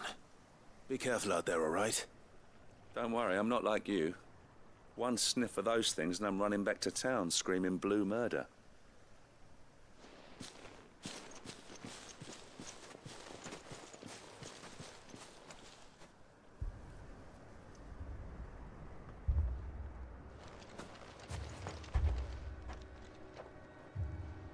Do you not see, Father? The people of Northreach have given enough, and only a fool would ask for more. Listen to me, Sabine. Where would our people be without their country, hmm? The Empire is their sword and their shield. It is she that ensures they can live without fear. And now she teeters on the brink. Without their sword, how will the people fight? Without their shield, how will they protect their kin? Can the unarmed stand against the advancing hordes? No. But there is yet hope. A new shield, a new sword. A new empire. We can rebuild Sandbreck, just as Great Grieger wills it. Perhaps we could, Father. But we don't want to. Not if it is built on the broken backs of the people. Please, let us not quarrel in the street. You must see that no good will come of this. Our fight is not with each other, but with the threat that draws ever closer to our gates. A threat that your sword has yet to rid us of, Your Eminence. You will hold your tongue, whore! You may have filled my daughter's head with your heresy, but I will not be corrupted. Corrupted? Your daughter's opinions are her own, as you would know if you had ever deigned to listen to her. At least I hope they are your opinions, and not posturing born of a family feud. Northreach deserves better than that. Northreach deserves better than you, Carla. Yes, I know who you are. The slut of Twinside who bedded a Branded. Jealous, are you? That a woman might choose a bearer over a pious man of Grieger. Clive! Ooh. I met a swarm of thralls coming south from Oriflamme. Hundreds of them. Too many to count. No. Work on the fortifications has scarcely begun. We will retreat to Caer Norvent and there make our stand. Did you hear me? That was an order! While this is but a heartfelt plea, let us make our stand here and protect our homes. Protect those that we love. Together, for Northreach!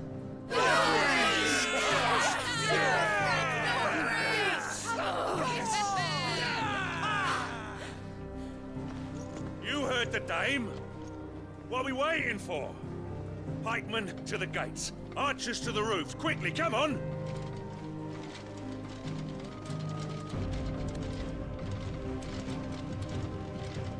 But she is but a common...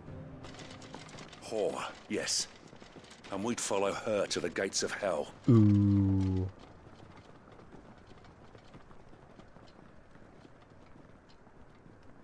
Get wrecked, old man.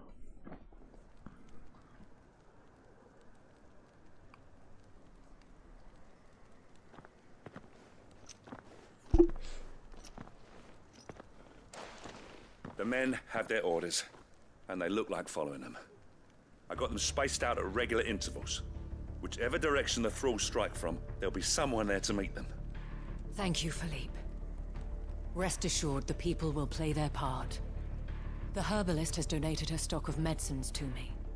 Should any of your men be injured, take them to the Vale. We'll see to them there. Thank you, milady. I will. I'll play my part too. You still won for numbers. Unlike the enemy. I only hope I can go some way to evening the odds. Philippe, can I leave the south in your hands? I doubt the thralls by the lake were the last of their number. Of course. I'll lead a party down that way so we don't get taken by surprise. What about you? I'll make my way up the road to Oriflamme. I fought a few of these things. And while I can't promise to hold them all back, I should be able to thin the herd. All right. But take care. Thank you. Both of you.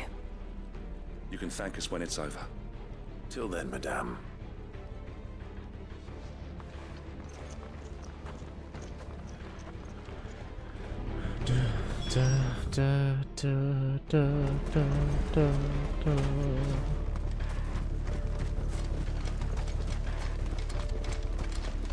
I want steel in the hands of every man.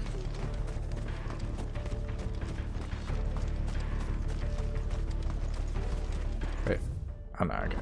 That's the other quest. If any get by, you can trust we'll be here to meet them head on.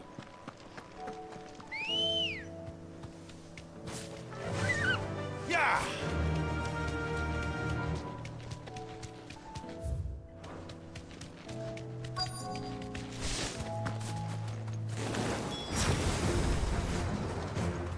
So many of them. Not for long. Garuda!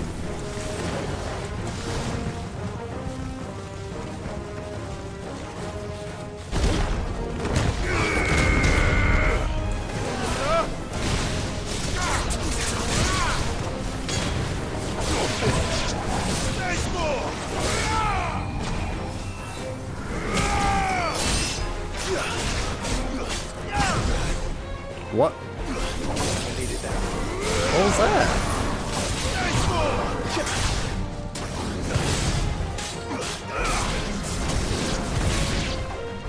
Is it over? No. It's only just begun. Let's try.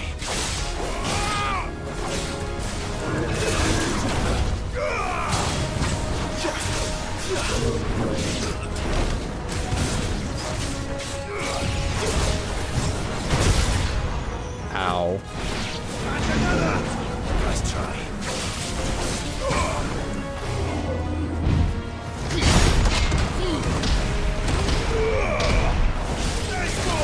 Ah.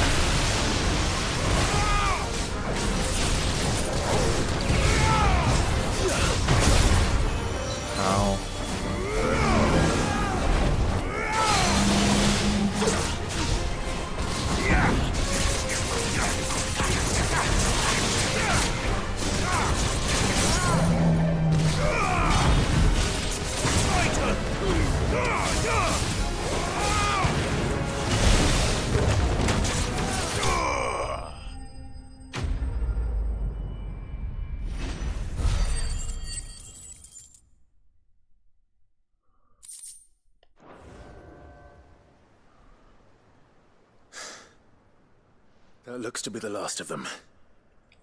I wonder how the others fared. Better hurry back to town. Come on, Torgal.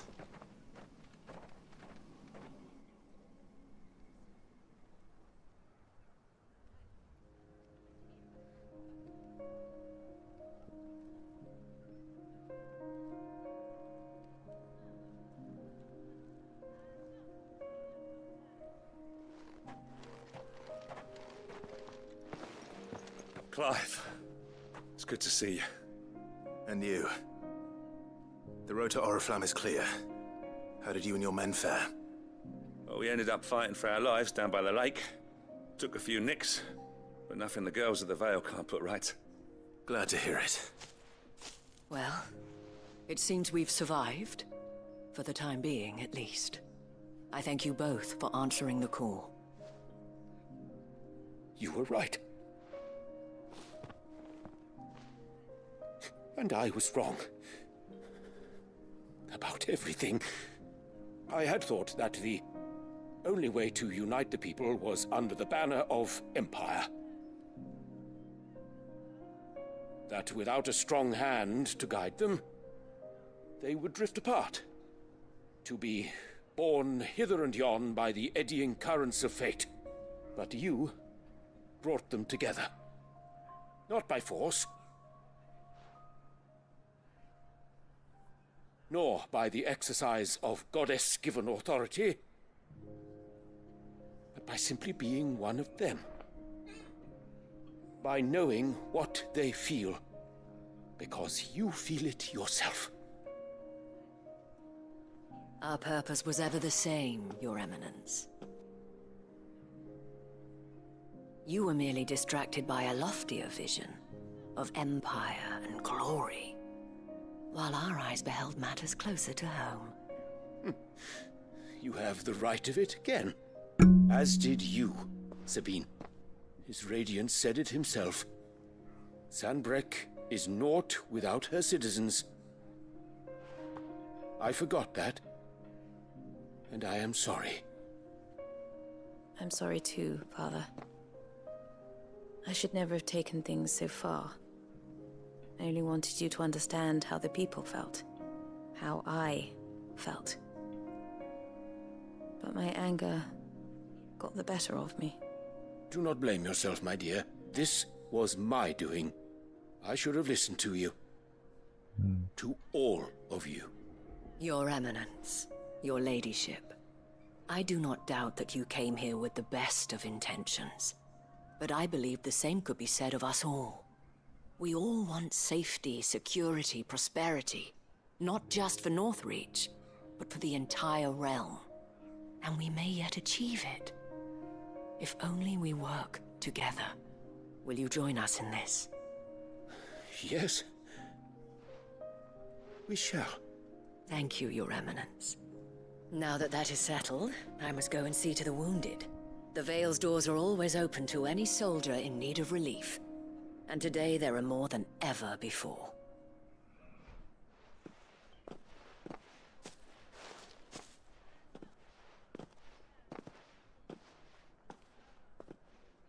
Madame Isabel is a rare soul indeed. In these dark times, I see that it is not men like me who should lead the realm, but women like her. You're right. If only I'd listened to her when I had the chance. Forgive me for saying so, milady, but you still do.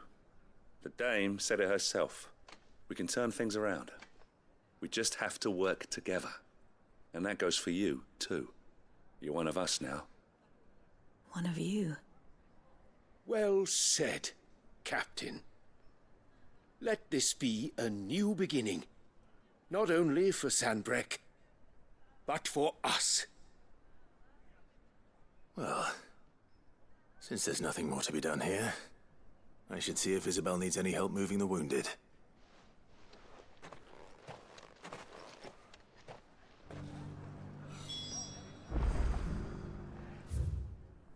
Well, we're still all done. Okay. Can we get you anything?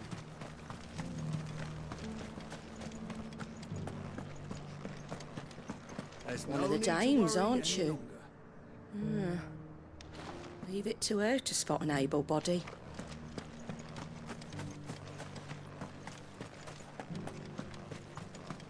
I saw several soldiers being carried to the Vale.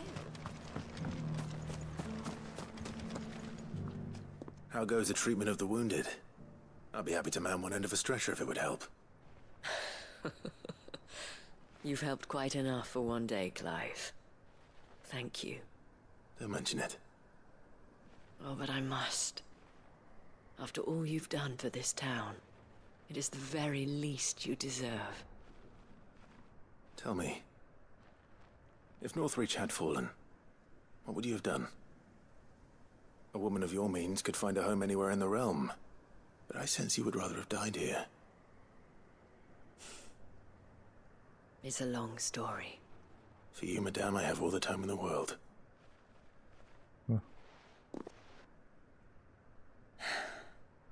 Very well. Long ago, I had a life in the Crystalline Dominion. I was Carla then, courtesan to the nobility. So sought after was I that it was only they who could afford my time. Alas, those halcyon days were not to last. For naive as I was, I fell in love with a bearer. He was my master's guard, the gentlest man I have ever known. After they discovered us together, he was whipped bloody and forbidden from ever looking at me again. And so we fled. Not that we had anywhere to flee to. We wandered, aimless and starving, half dreading, half praying that the next day would be our last. Until we found ourselves here, in Northreach. It was the Veil that took us in, that fed us, clothed us, and healed our hurts. Those that could be healed, at least. My love was already too far gone. Oh. He passed away. He did. Not long after we arrived. But at least we were able to share a few moments of peace before the end. It was the greatest gift I have ever received. But the generosity of this town and her people did not end there. The men and women of the Vale supported me through my grief. Shared in it, though I was still a stranger to them.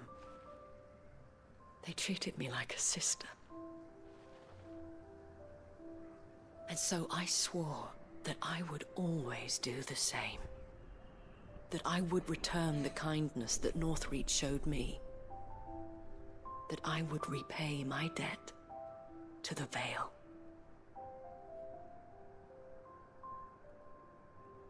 Thank you, Isabel, for sharing this with me.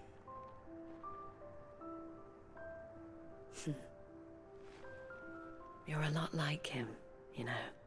Perhaps that is why I have such a soft spot for you. Never stop fighting, Clive. And I shan't either. I know that it will not be easy to keep Northreach together. But our efforts will be rewarded. Just look at us now. The people, the soldiers, even the Duke of Oriflamme and his daughter. All united in defense of this town that we have come to call our home. And what of you? Can we count on your support too? Always. Oh, quest complete. Boom. I like that quest. Orichalcum. Yeah.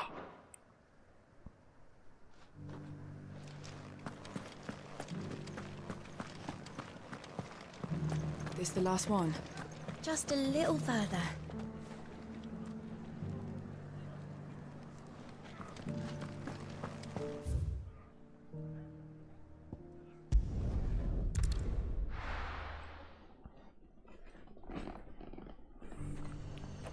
The garrison said they'd take another 100 and spots.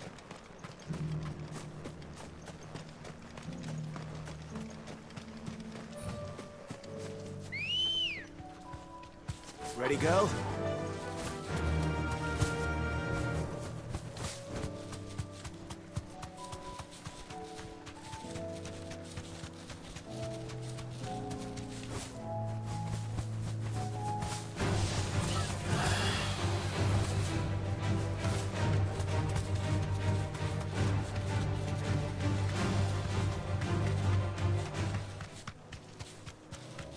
These are clean kills.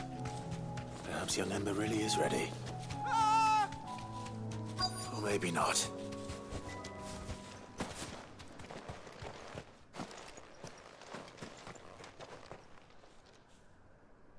Damn it. Ember, draw your sword!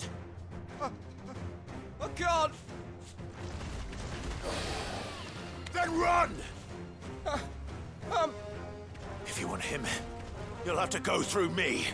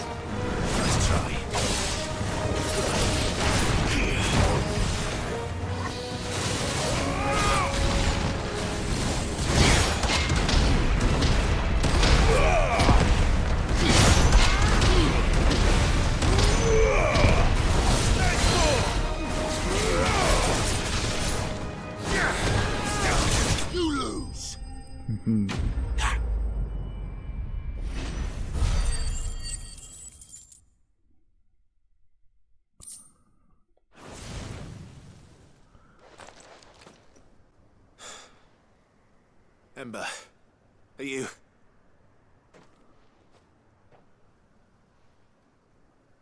Gone. Of course. Scouts really are a rare breed. Back to Northreach it is then.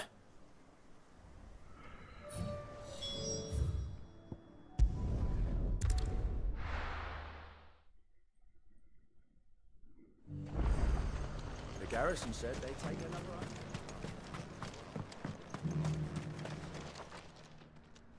run. I didn't expect you back so soon. Where is Ember? How did he fare? I thought I'd find him with you. Uh-oh. He must have fled. I followed him to Eastwatch, where I found him being set upon by a wild Avis. He was just standing there. Didn't even draw his sword. I had to step in and take care of things. But by the time I had, he was nowhere to be seen. I assumed he'd set off in your direction, but apparently not. I'm sorry, Sid. I knew the boy had a nervous streak, but he seemed like... The right man for the job? I believe this is the logbook you tasked me with retrieving. Eh? How did you... Don't you tell me you breached the tower while Sid was busy saving your skin. What? Wasn't that what you asked me to do? To bring the thing back without getting caught? He has you then, his heir. And he did it all on his own.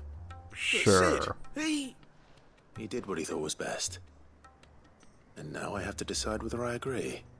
Of course. We'll await your evaluation back at the hideaway. Don't you leave my sight. Yes, Sergeant.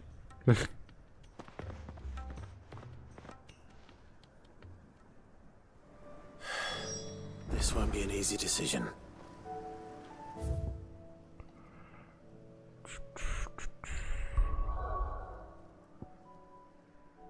Oh. Okay. Oh, I guess we're almost done. No. Never mind. Still a little bit to go.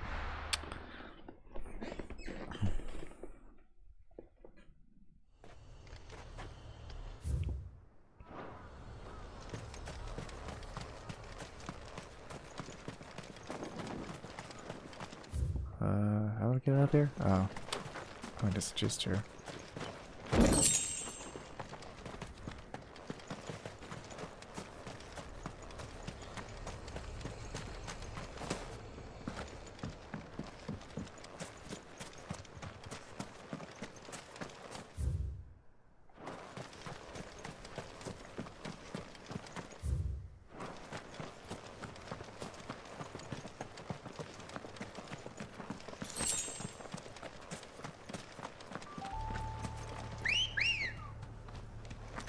Let's go.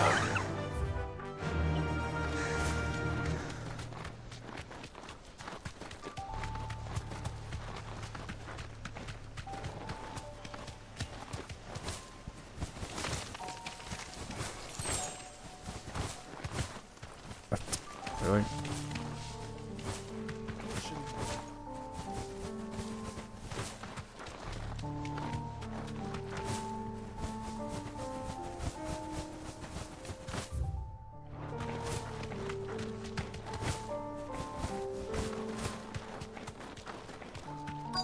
Might this be Nickelbug?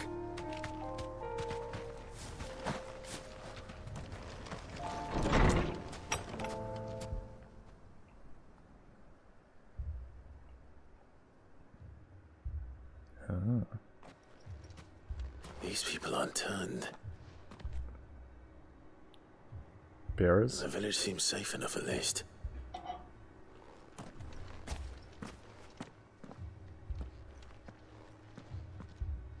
What is going on here?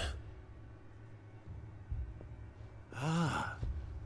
Did you too heed the call? Heed the call? No, I came here looking for someone. To be honest, I wasn't sure I'd find him here. Let alone all of you. Is that so? What are you doing here? Is this where you live? It is my home. The others, they heeded the call. You keep saying that. What do you mean? They came here to perform the rite, just as King Barnabas instructed.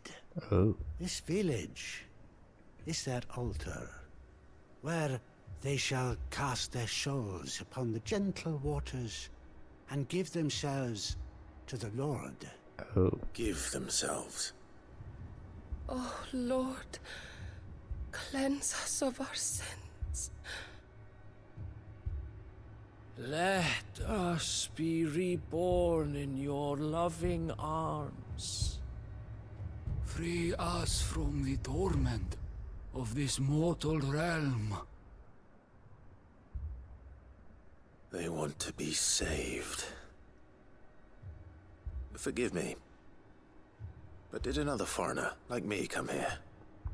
He was probably wearing a cowl. You mean the traveler from Storm? Yes. He is staying at my house, toward the rear of the village. Thank you. If you don't mind, I'll go and greet him. They seek the same salvation Barnabas did. At least the third chair still lives. Let's go and find him.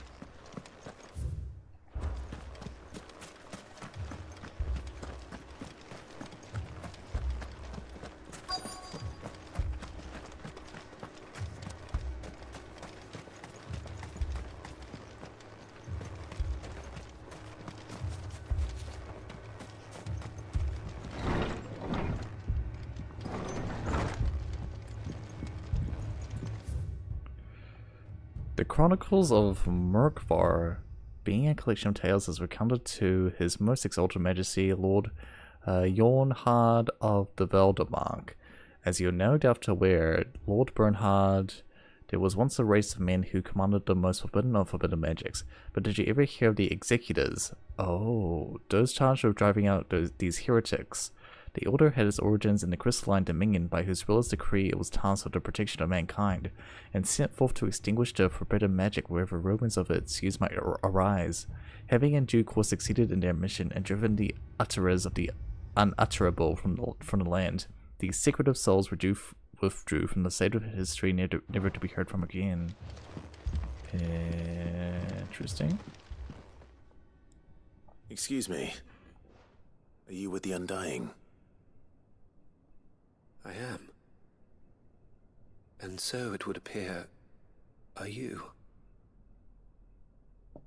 Lord Rosfield, if I am not mistaken. That's right. And you must be the third chair. I am. Cyril was worried for your safety. He sent me to find you. Then I must apologize. I did not mean to trouble the bearer of the burning quill. Much less you, my Lord Marquis. He said that you had failed to report. Is there a reason for that? I came here to study the followers of this new faith. But the more I learned of them, the more my own faith began to falter. You have seen them at their prayers, have you not? They devote themselves to the veneration of their Lord with a fervor I have never seen before. Praying night and day that they might be rid of their wicked wills and reborn in their Saviour's light. Not that they might be granted respite from their worldly woes, but so that they might continue to serve him. Serve him with all of their beings. I, too, swore to devote my life to the service of my Lord and Master, but this... 'tis different. It is more. And so I would see it through to the end. See these people safe, that they might achieve their dream that they might do their duty to their lord. Even if it should keep me from doing my duty to mine. You do understand what their dream is, don't you? I do, my lord. They would cast aside their wills and become Akashic. I know that it may be hard to believe, but to these people, that is the very essence of salvation. Not entirely unbelievable, me, my lord. Considering what we know But about I must Ultimates and remain Chinchins. here. If you are to return to Master Cyril, I would consider it a great... Did you hear that, my lord? Something is happening. I'll go and find out what. Stay here.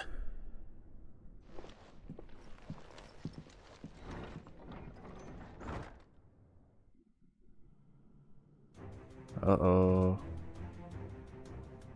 They've gone Akashic. An ether flood. Oh no. There must be something I can do.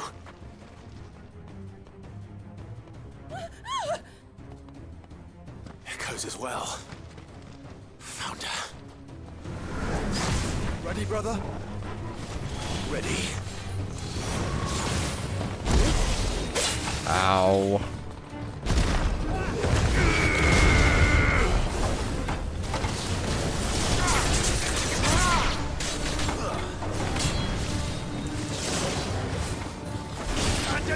This very weird to stick around.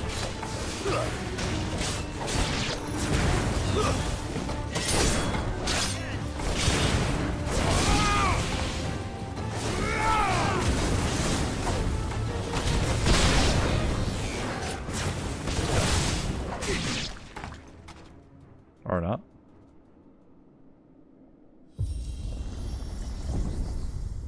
What now? Never mind.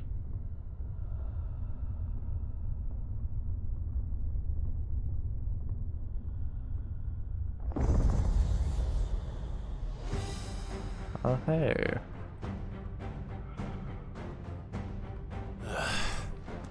We meet again. I've killed your kind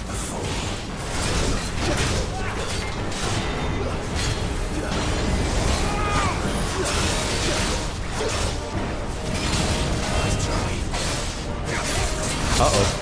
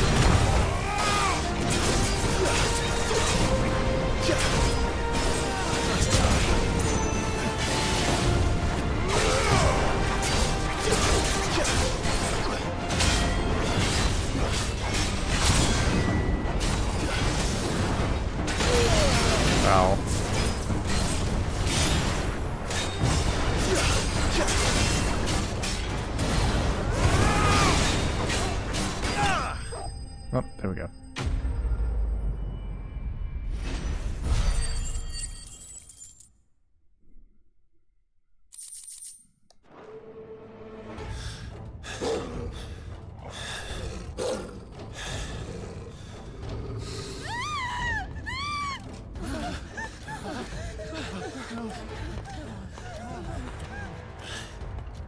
Damn it.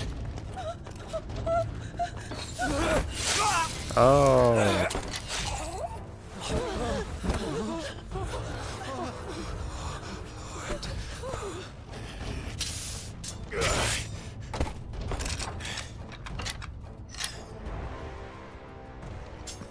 Don't you die. Come on, speak to me. I had to save them, that they might have a chance to find true salvation. By devoting themselves to the service of their Lord. Just as I did when the Undying plucked me from the gutter. It gave me a cause to believe in. Duty to serve was everything to me, and I would not deny them that fulfillment. Even if they must become Akashic in order to achieve it. Forgive me, my Lord Marquis. I did not mean to trouble you with this. My findings. Could you deliver them to Master Cyril for me? Of course. Your duty will be done. Wait, isn't this guy supposed to be like a skilled combat person? Isn't that what Sarah told us? Look, I guess he just doesn't have any weapons at hand. They are saved.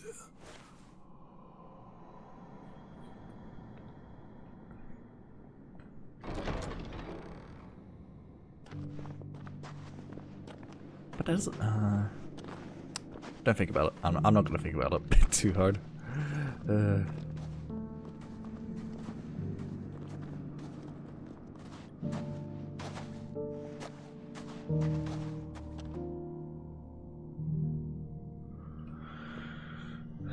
And they all lived happily ever after.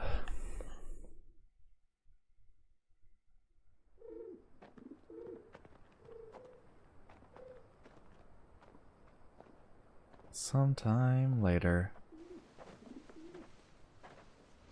They are saved. Founder. I should get this report to Cyril.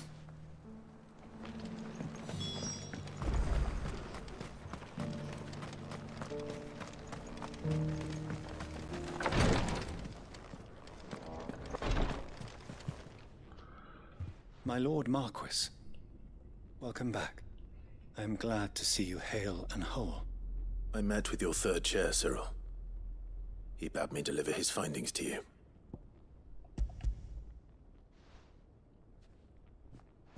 Thank you, my lord.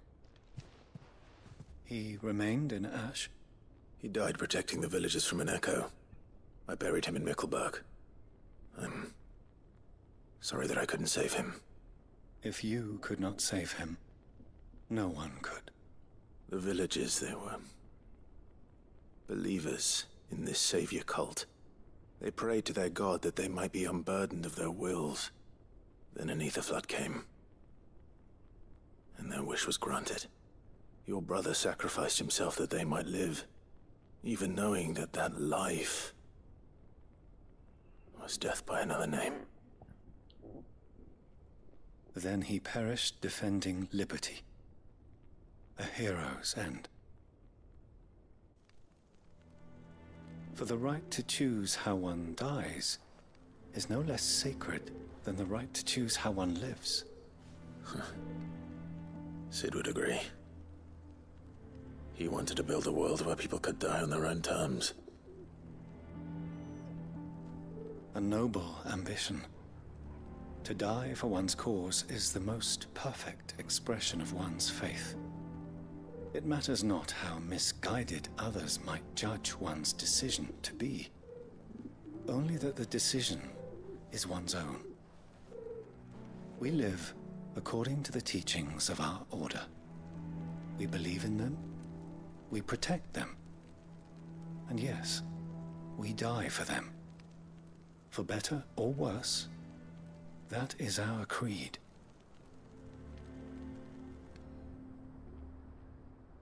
But he didn't die for your creed.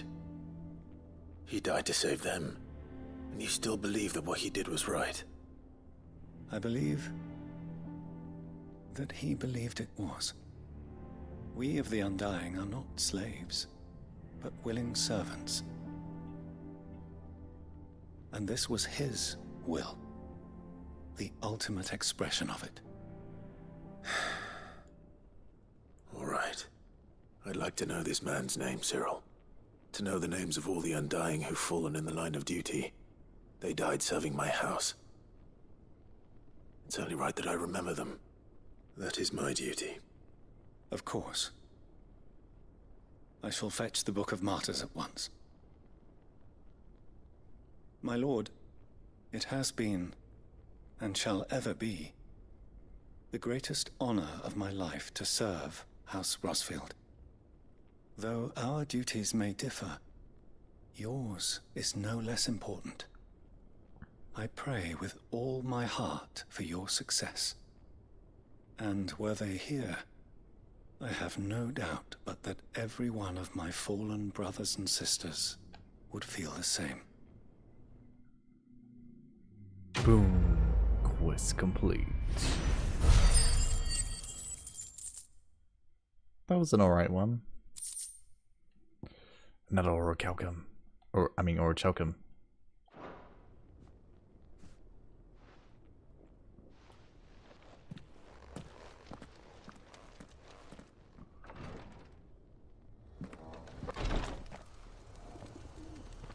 And they opened up my mind. Trophy earned. Ooh.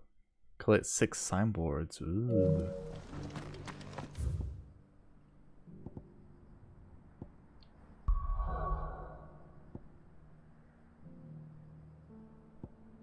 Okay. Oh man, so we got a couple more here.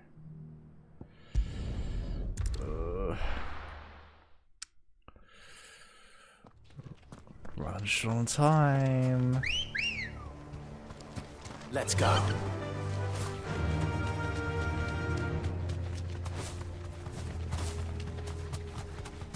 Caution, brother.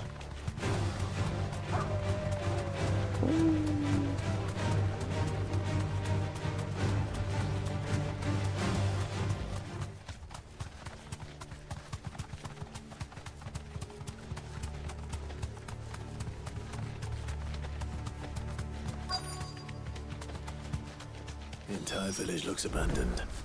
Now, which house would a bookworm live in?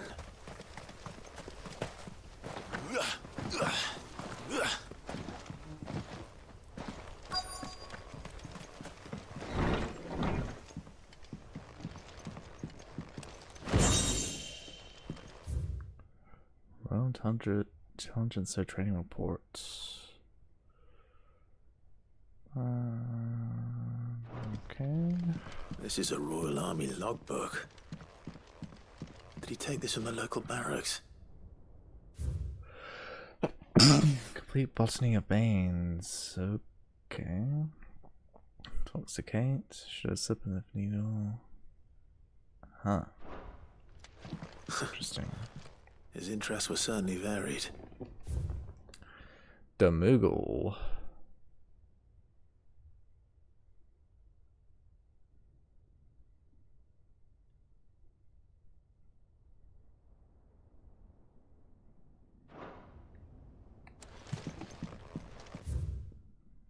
Chapter 16.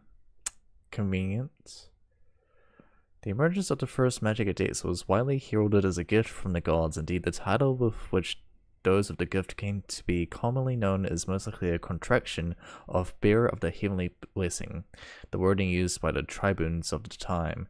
Those born with the blessing were lauded as living crystals and granted high office and plentiful reward for their status as chosen ones.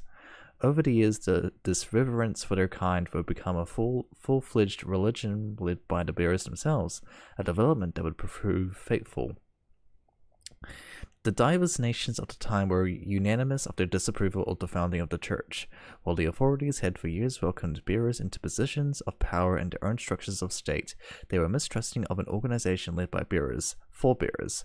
Efforts were immediately made to chasten the church and its followers, banning members from holding office, evicting adherents from their homes, and breaking up meeting by force. The church responded by forming a volunteer army to resist this persecution, and yet it continued, creating a cycle of ever-increasing bloodshed and rancor, and a growing rift between those born with the blessing and those without.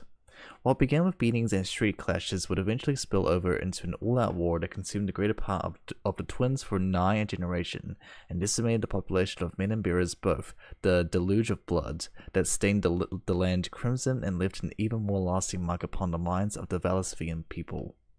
After the bearers' last resistance was crushed, the nations of Velasphere came together to sign the Continental Accord that initiated a system of slavery. Wait, what? The bearers of the nations that initiated the system of slavery that persists across the realm to this day. This well-known phrase, bearers other than human, has its roots in the bitter war of the years before, being the Blessed's only excuse for their calamitous refusal to allow the Blessed to decide their own destinies. Wow. This is it. But if what it says is true, I need to get this back to the hideaway. Ooh.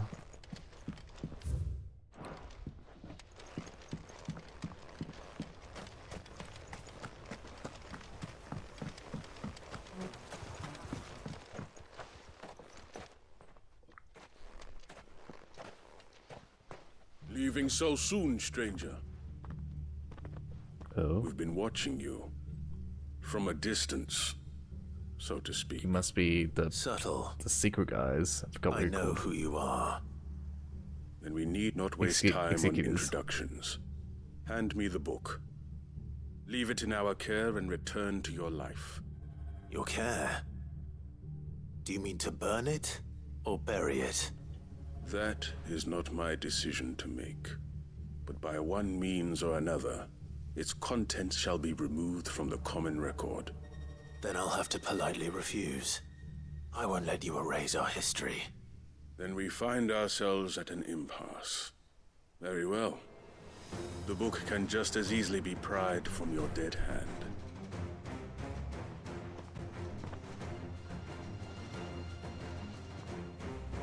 Oh, alright.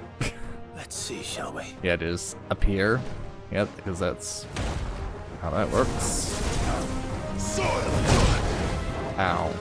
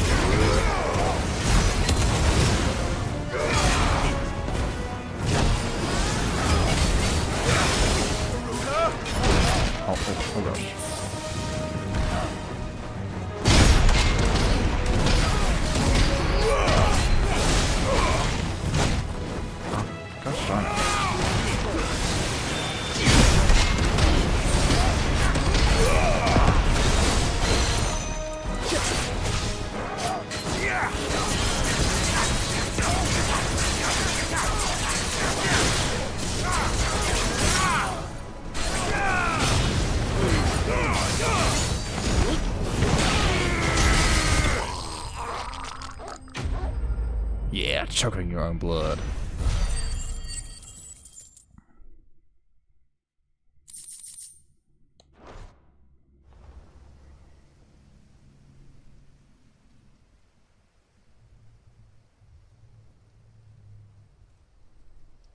Impressive.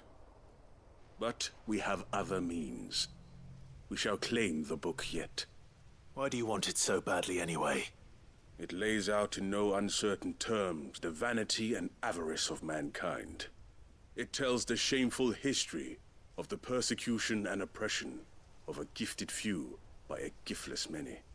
Would you say that this interpretation was correct? I don't know. You don't know. Your sword may be sharp, but your wits are dull. So let me answer for you. There is no correct interpretation of history. That a series of events took place may be proved beyond a doubt. But there can be no single, immutable explanation as to why they came to pass. It is a question of numbers and of belief. If enough people believe that a set of events occurred for a reason, that belief becomes the truth. So you're trying to control the truth? We are trying to protect people from themselves, from knowledge that would bring them naught but pain. Bruh. That is all. You may keep the book, for now. The world is small. We shall meet again. Until then. Wait! Bruh. Damn it. Let's get this back to Vivian. Perhaps she can explain what that was all about.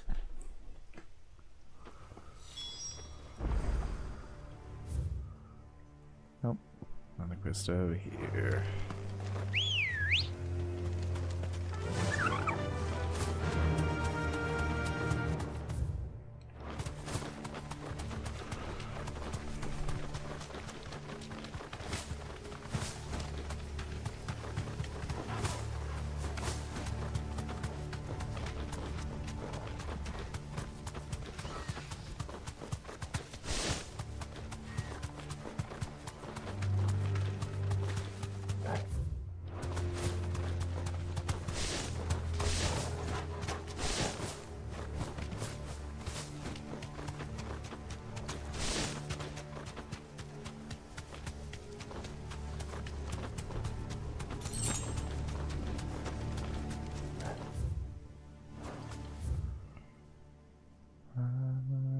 Okay. Let's see. Ah.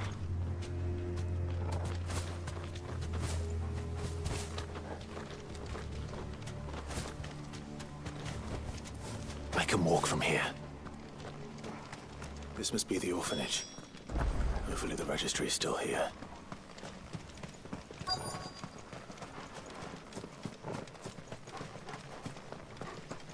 Nope.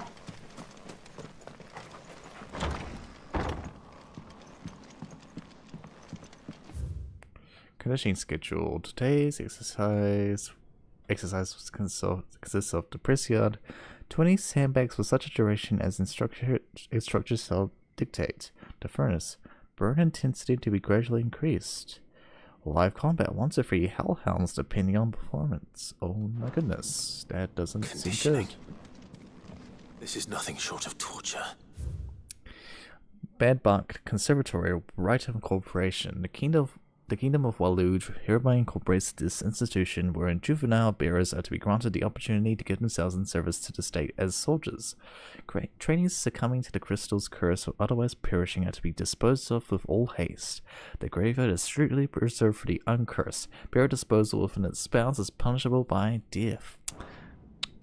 Disposed of? Herman wasn't exaggerating. It's a wonder he survived this place. I have recently learned that my own daughter was among the children turned to stone by the brutal training I subjected them to. I had not so much as thought of her since handing her over to the authorities as a babe, but inquiries with the military confirmed that it was her. I had been torturing my own flesh and blood, and now I see her everywhere. Today, one of the children smiled at me in the hopes of receiving a few scraps from my table. It was her smile, the smile that she inherited from her mother, the mother I killed for giving birth to a bearer. Their ghosts have all come back to haunt me, my daughters, my wives, all of them, all these children, so many have died at my hand. I can bear the guilt no longer, And so I have decided tomorrow I too must die. It will be the last order I give those poor witches, the last torment I subject them to. I will command them to tear me limb from limb and inter my cursed corpse beneath the white tree, whose crooked hands reach to the sky in supplication. And beside me, my shame, my curse, the record of all their names, all those that I've wronged.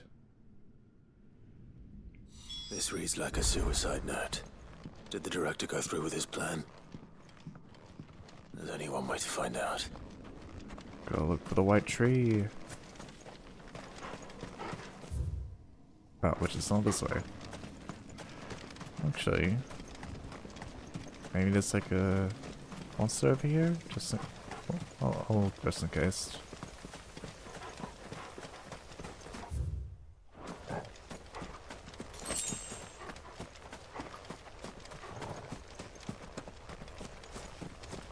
It's a bit too small.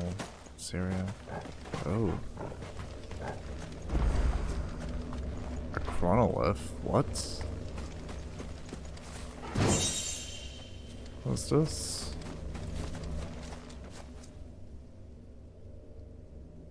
This one's awake.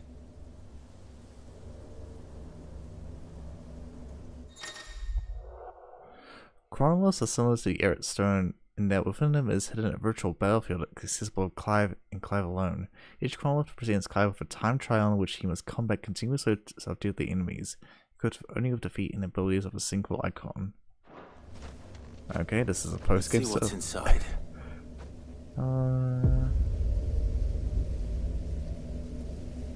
Within this ancient mint here waits a harrowing trial in which Clive must race to overcome a host of deadly foes. No. Is this marked on my map? Okay, it is. Yeah,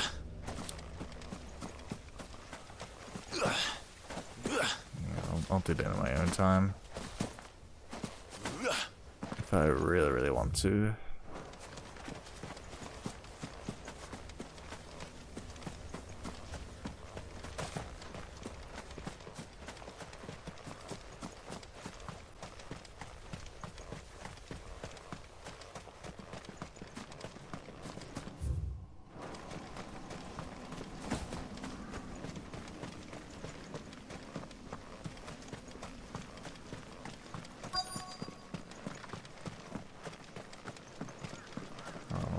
I see a white tree.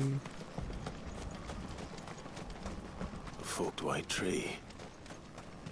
This must be the place.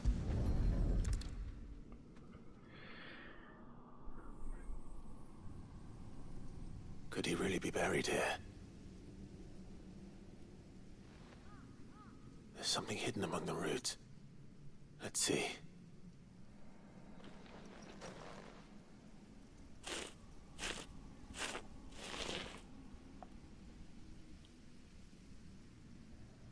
This must be the registry.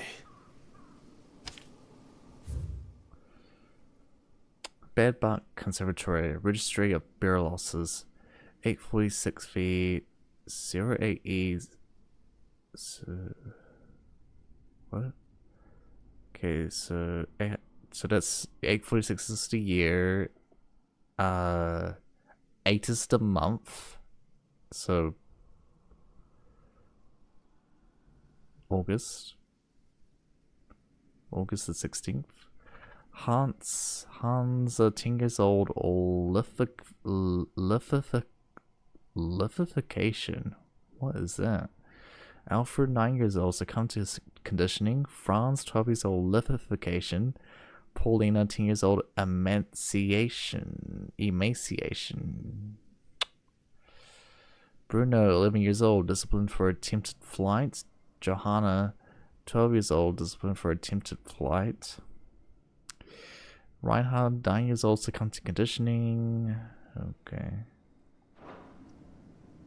So many names. So many names. This place was a slaughterhouse. But where is the architect of all this misery? Oh. It was only a matter of time, I suppose. This place is cursed.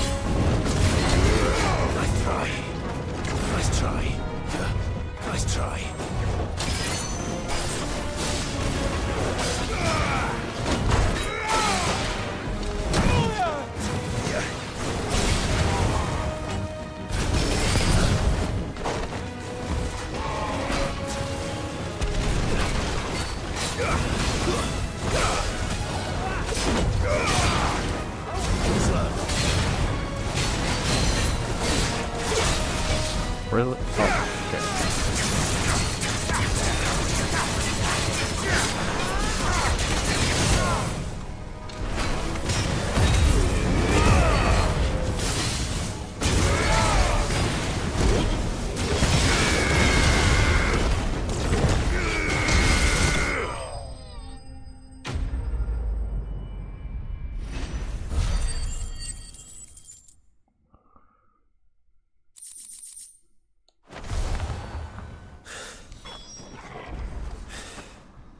I'm done here. Let's get the registry back to Herman. Alright. But first, nobody's tool.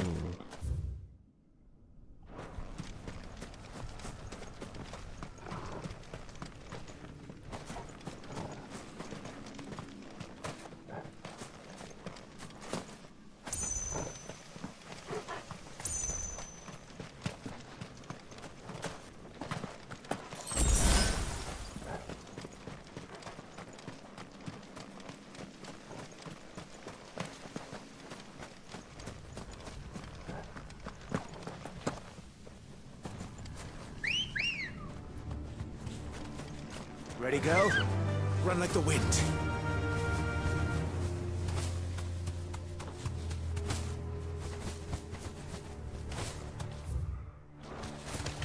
I'm gonna go.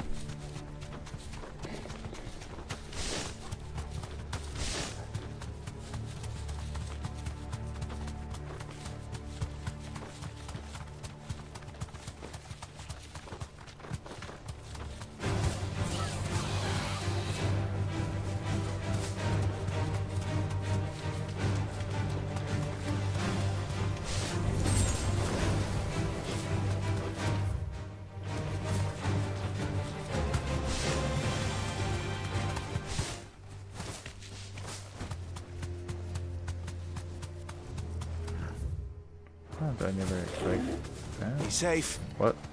Oh. Oh, alright. Guess we're doing this.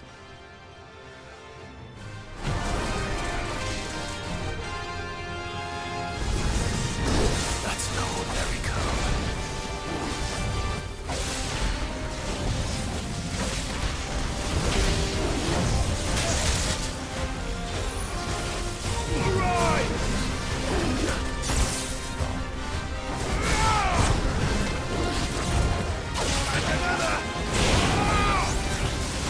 Ow.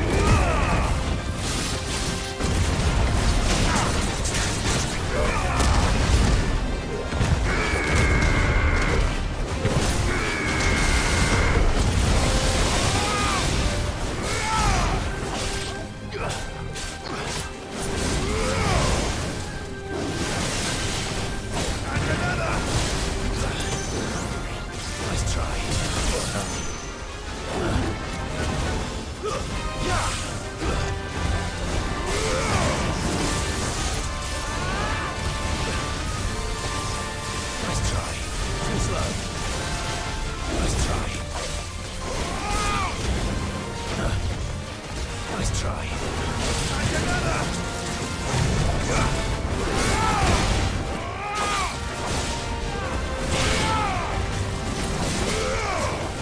Nice try.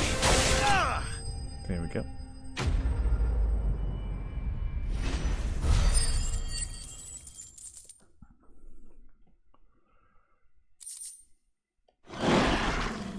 Let's hope it was the last of its kind.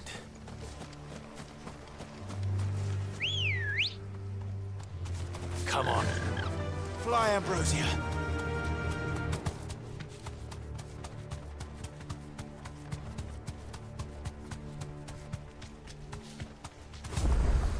Frame rate is kind of bad right now. Doris is waiting for me near Balmung Dark. The longer she's out in the open, the more likely she is to be found by Akashic. I need to hurry.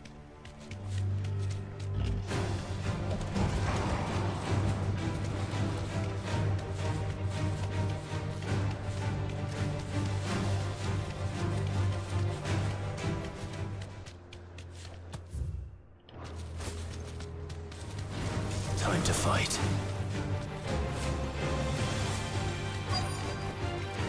No need to ride from here.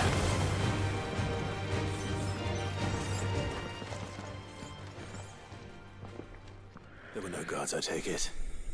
None manning the gates, no. It's a different story inside, though. The corridors are crawling with Akashic.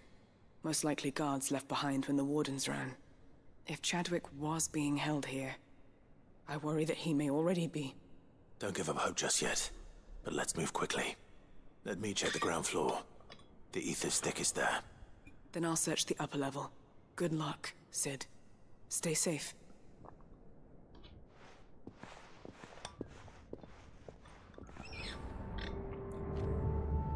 Just how bad are the floods inside the walls? Bad enough to turn a bearer? I hope not. Nope.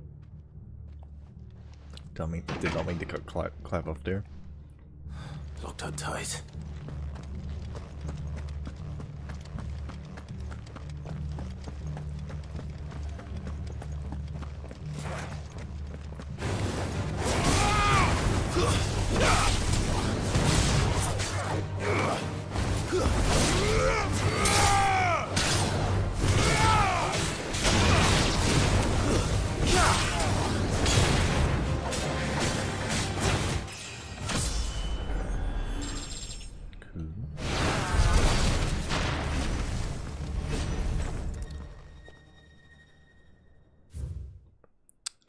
Balmung Dark Writ of Designation.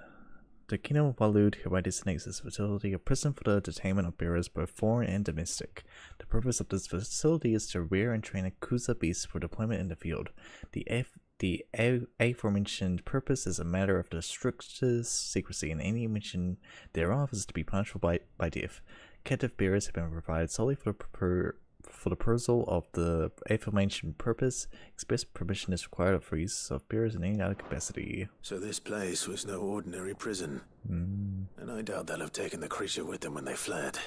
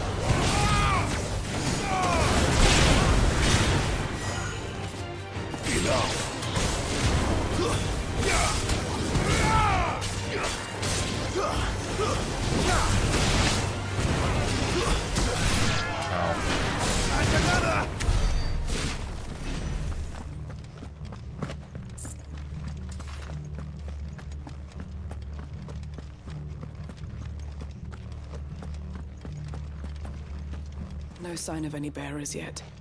I hope you have better luck downstairs.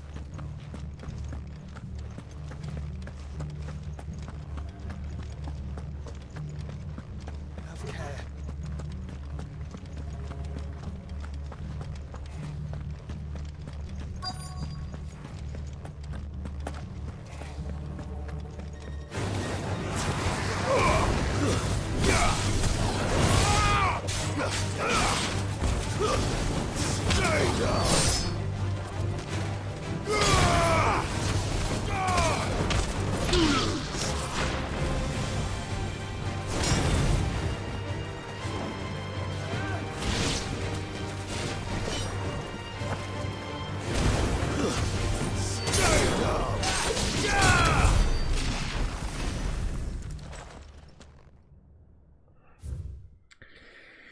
Recommendation concerning Kusa-Beast deployment. The Kusa has long been recognized as an especially aggressive species. This being the case, it was hoped that successful deployment on the battlefield might be a means of inflicting heavy casualties on the enemy.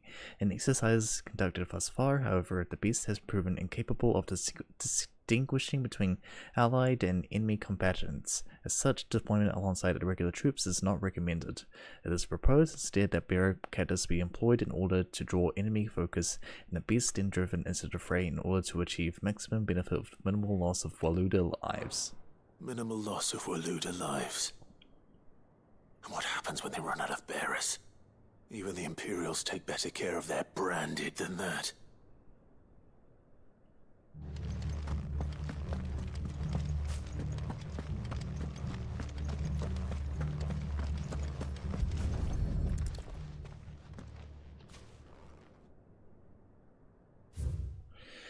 Memorandum on Kusa-Beast feeding. Recent supply shortages left us with insufficient resources to feed the Kusa and trust to our care. Fortunately, the creature was observed to kill and consume the bearers assigned to fight beside it in a mock battle conducted as part of its training.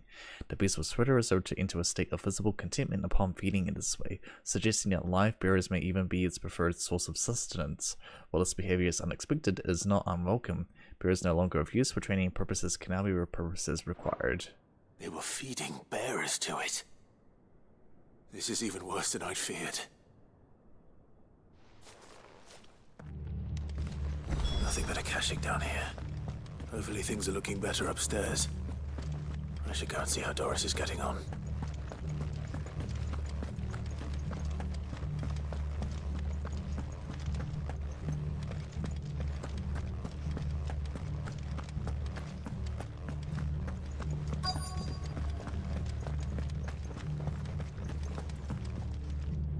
No lock downstairs.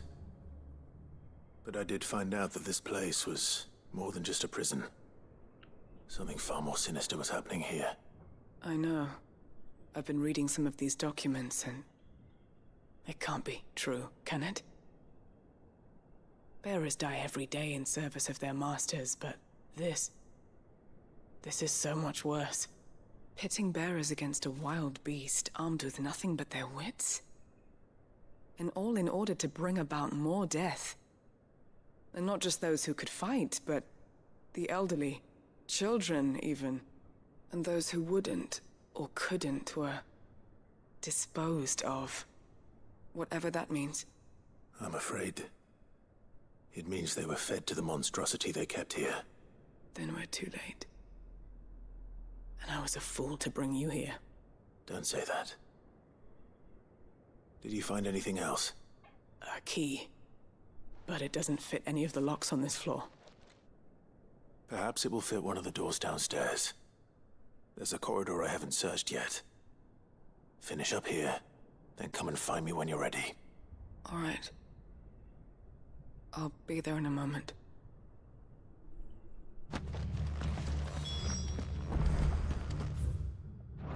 Oh. What's down here?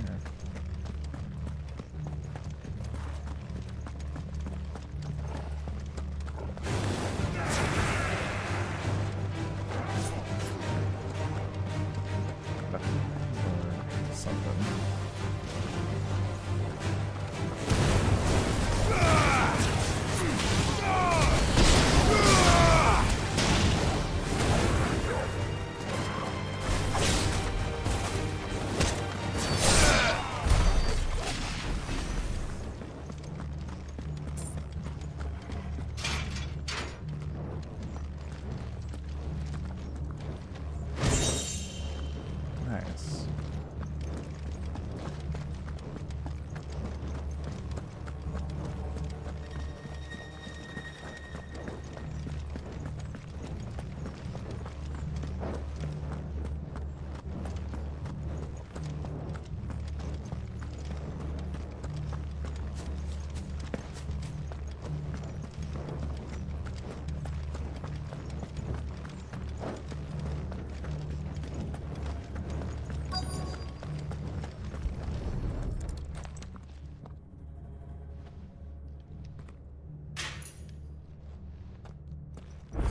can find down here.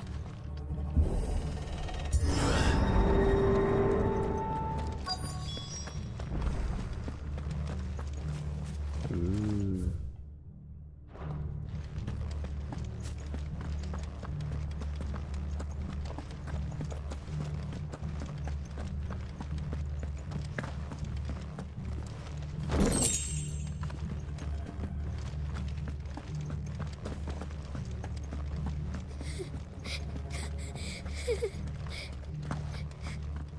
A survivor. And she sounds close.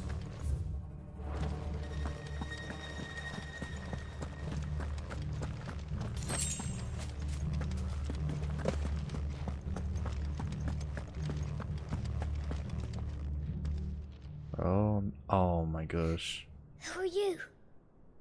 There's no need to be afraid. Are you alone? Are there any other survivors? Some of the guards. They're still here. But something's wrong with them. Everyone else was eaten by the monster. Of course there were. Thank the Founder. It was worth our coming. But I'd rather we didn't linger. Are you ready? Ready when you are. You poor thing. He must have been terrified. Oh, the monster's gonna show. Did Chadwick send you? What? He fought the monster. Distracted it so I could run away. He must have sent you. He promised to free the others too. Where is he? He opened your cell, didn't he? You wouldn't be here otherwise. Chadwick. Hold him. Was that? Monster's back! Chadwick, help! We have to get out of here. Doris, keep the girl safe. All right. You put that bearer-eating bastard in the ground. It's out there waiting for me. I can't let it live. Not if it's got a taste for bearers.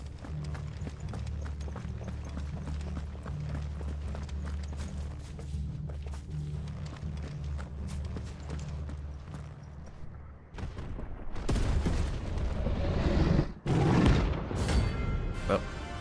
Who's a beast?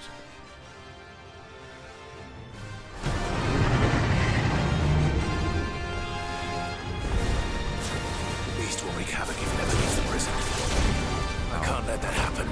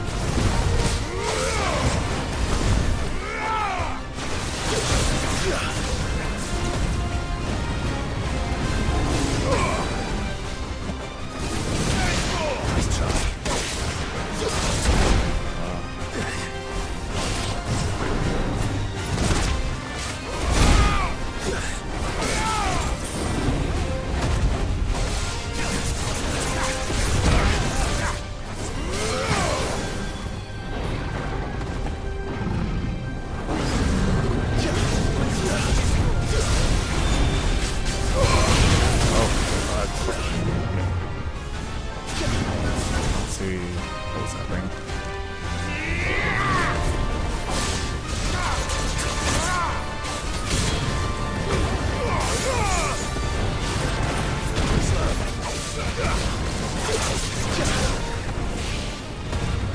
Nice try.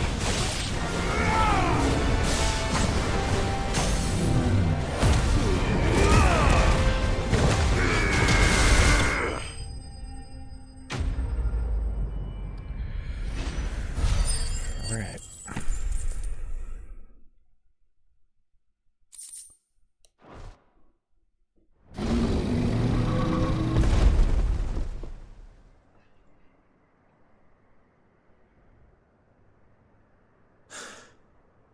Finally. Sid, are you hurt? I'm fine. I think.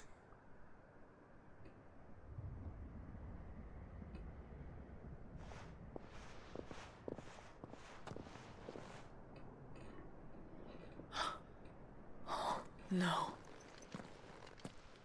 What is it? A diary. I gave it to Chadwick before we went our separate ways. He was here. Do you think that creature? I'm sure he fought bravely to the last. The girl is safe thanks to him. Chadwick. You fool. Come on. We have to get her back to the hideaway. We don't want his sacrifice to have been in vain. No. Of course not.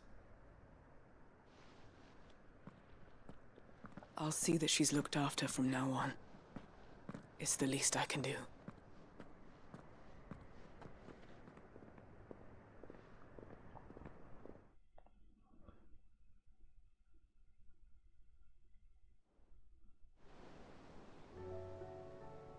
Well, back at the hideaway. Sometime later. From what I hear, you've barely left the girl's side in days. I hope she's recovering from her ordeal. She is. Slowly but surely. She's far tougher than she looks. I thank the flames we found her. If we hadn't... I know. But we did. I'm sorry we weren't able to save Chadwick. There's no need to apologize. Without your help, I would never have found out what happened to him. How he fought to the bitter end to save her. To save Haida Marie. That's the man I remember. The man I thought of as a brother. I wish I could have met him. I'd like to hear more about your past. If you don't mind, that is. Of course. You already met my former master. She trained Chadwick and I to do two things. Kill and obey. We were supposed to be sold to the highest bidder when the time came. But no bid was ever high enough to convince her to part with us. For years we were her daggers in the shadows. But we could never quite shake our doubts about the things she made us do. And then, one day, we just couldn't do them anymore. So we escaped.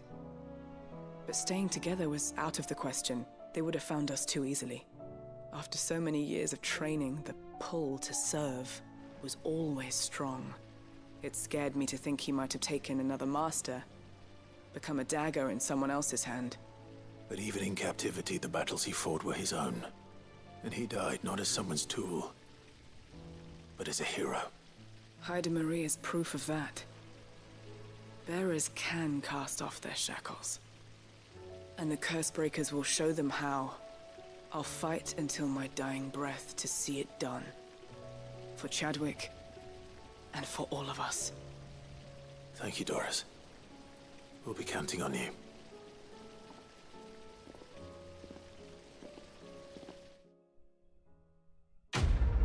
Boom. Quest bleed.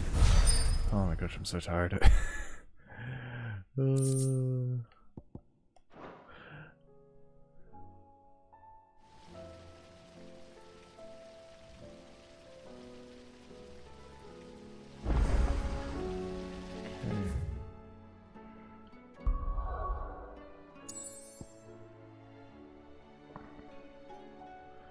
Oh, okay, we need Okay, that was like pretty much the last quiz before we needed to turn him in. Okay. Cool. Oh my gosh. It never ends.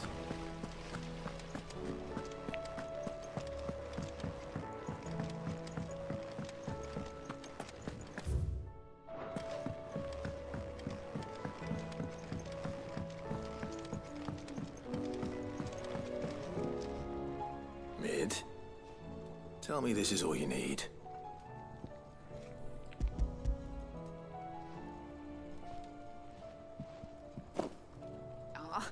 You make it sound like I asked you to save the world or something. Tell me this is all you need. It's most of what I need. After you left, I went over the figures again, and I realised I'd forgotten a 1 and a 0. And a cogwheel. Just a tiny one. Though, that's the problem.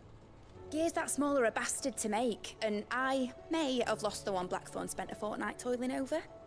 wait. The children. When they took apart your scales, there was a tiny brass gear. It connects. Now that I think about it, they didn't use it when we put the scales back together. The young'uns? But why would the... You know what? I don't want to know. I'll keep working on the model. You go and find that cog.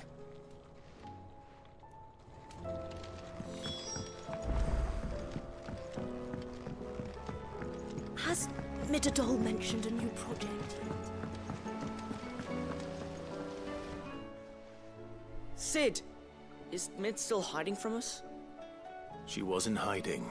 She's fine. She's just busy working on her next project. A new invention? What is it? What is it? Is it an airship? I bet it's an airship! Do you think she'll let us help? That just so happens to be why I'm here. She needs something special, something only you three can provide. A brass gear. A tiny one. One that might fit on, say, a set of scales? Oh, the one you forgot! We remember! We saved it, just in case. It's in the bag of bits.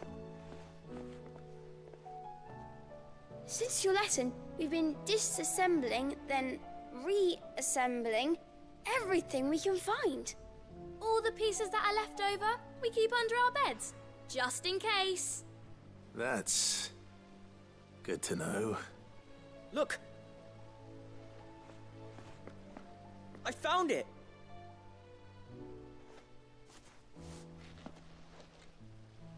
Is that all? Just the gear? We have more parts if Mid needs them. That's all for now. But I'll let Mid know about your hoard. Just in case. Thanks, Sid. Back to Mid.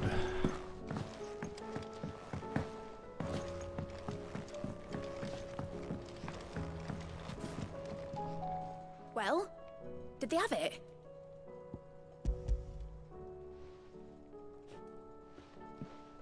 They did. And they kept it somewhere nice and safe. Will it work? Will it work? He's perfect! You're a genius, Clive. What exactly are you going to use it for? Only the most important job of all. The wings aren't going to move on their own. But with the right cog in the right place... Well, you just wait and see.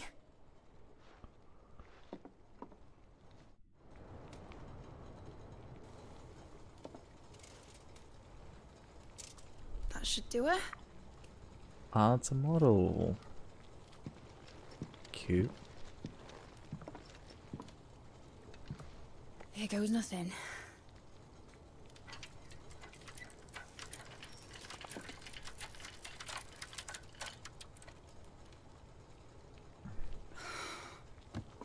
Titan's tits.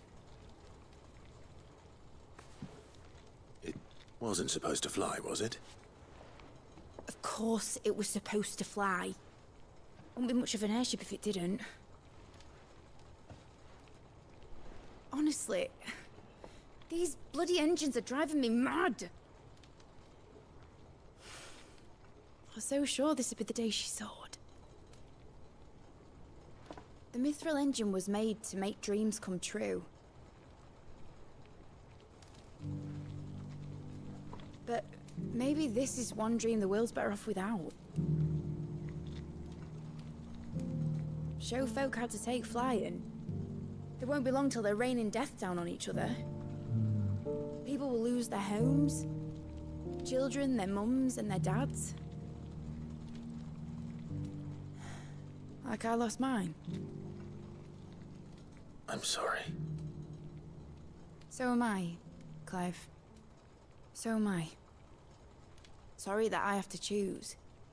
Do I follow my head? Or do I follow my heart?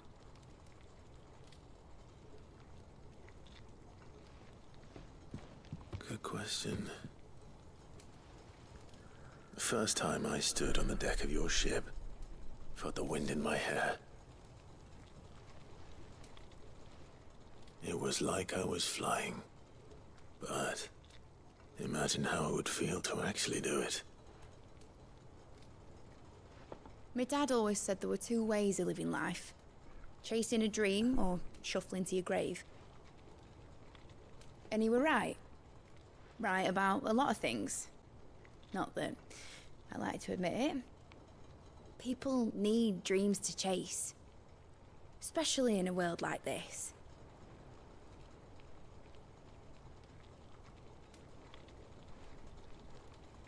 Right.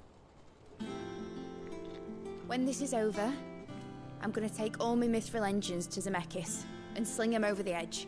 Oh. I won't have my dream end up turning into someone else's nightmare.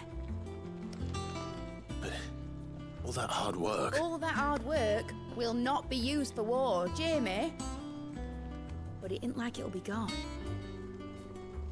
Tell me, Clive, have you ever been on a treasure hunt? Not since Joshua and I were boys. Why do you ask? Because I'm gonna bury the engine schematics and leave behind a little riddle telling people where to find them. Oh.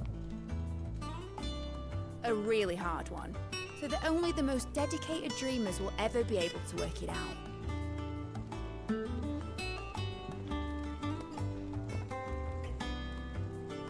Ooh, I can picture it now. Some daft general squinting at the words with a gormless expression on his mug. Like that one, yeah. Right.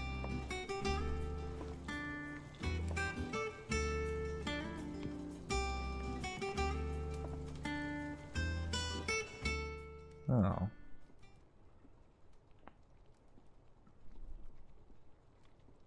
Of course, if I'm putting this engine at the end of a treasure hunt, I'll still need to make it a treasure worth hunting for. Won't be much of a prize if it couldn't even make a toy boat fly after all. My dad always said, dream big. But it ain't the size of a dream that's important, is it, Clive? Only that it's a good one.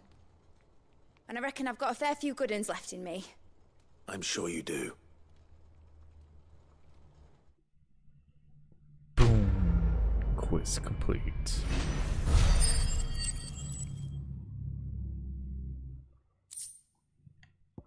Yay.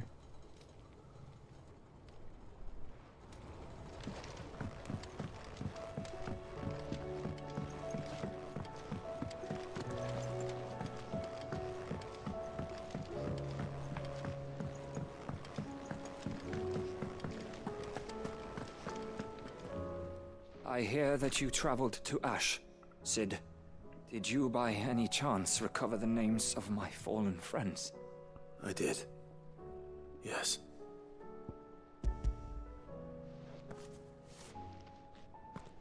If I may, the bearer registry.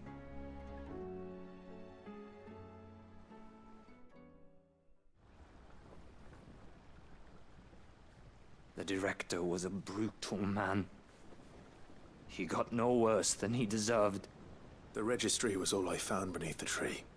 There was no sign of a body. Or any record of what happened to the children after the orphanage closed. I pray that at least some of them survived. All their names are here. The ones we lost. My friends. My light in those dark times. I can still remember their faces, like it was yesterday. Children who were taken from their bunks in the morning, never to return. No explanation ever offered. They'd be happy to know that you survived, Herman. But why did I make it out alive, when so many others died in that awful place? It's not your fault.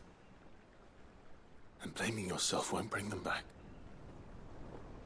Honor their memory. See that their names live on. That way, at least. They're never truly gone. Thank you. Sid, I'm going to write a book. An account of the horrors of Badbach, and the spirit of those its custodians sought to crush. All of Valisthea will know of our suffering, and in the name of those I lost, I will not let it happen again. Neither will I. These records would have been buried for all eternity, were it not for you. Thank you. Boom. Quest complete.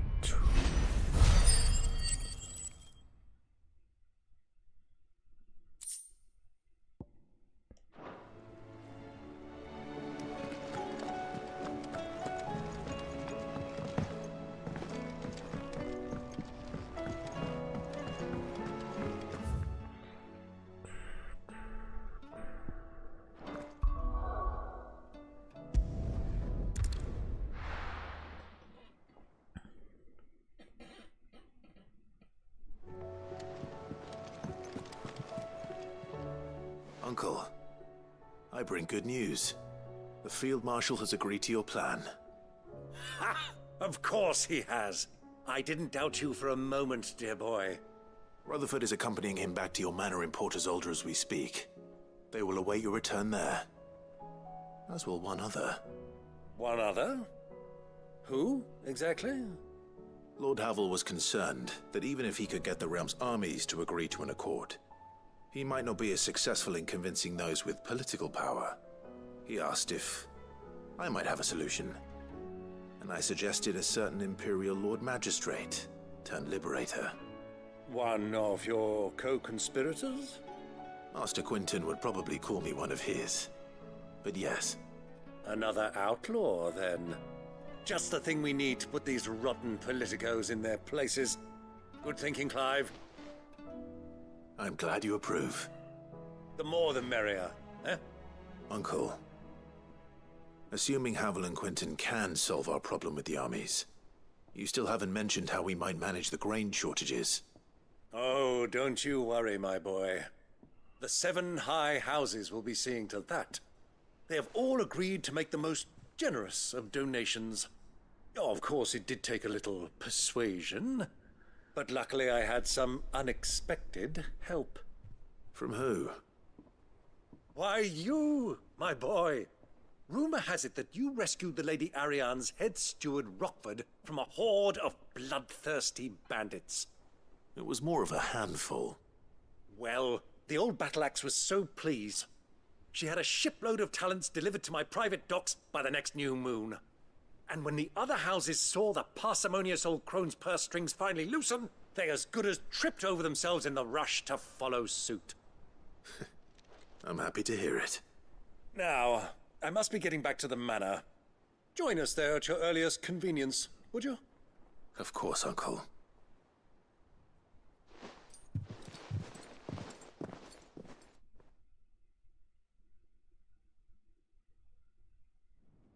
Oh, I was gonna tell me. Oh, okay. And how, pray tell, will we get that grain to the capital if the roads are still overrun with Akashic? You find another bloody road. I only have so many men, and I'm not about to send them headlong into an ether flood. That is, unless you'd have them turn as well. Well, I'd certainly eat less. Says the man with a belly bigger than a band of curls. My soldiers actually need their rations, Without any food to keep them going, they'll be dead even before you've sent them on your fool's errand. If I may, gentlemen, perhaps I might suggest an alternative approach. Though supply routes are indeed disrupted, there is no shortage of ships. Indeed, they bob away in every bay from here to Randalar, awaiting a safe haven. Allow them to make port and fill their bellies full of grain. And once those who crowd the cities are fed, ferry the displaced back to the countryside to work the fallow fields. But I'm sure that you wish to continue your discussion. Forgive the interruption. Two such firm friends as yourselves need no help from the likes of me. Rutherford spoke fondly of the great bond between you. Us? Friends? I can't stand the man! Clive, I'm beginning to question the quality of the company you keep. And what kind of company were you expecting him to keep? The man's a criminal! Criminal? How dare you? You are not fit to breathe the same air as this fine, upstanding young gentleman. Upstanding? He calls himself Sid the Bloody Outlaw! Once more onto the breach.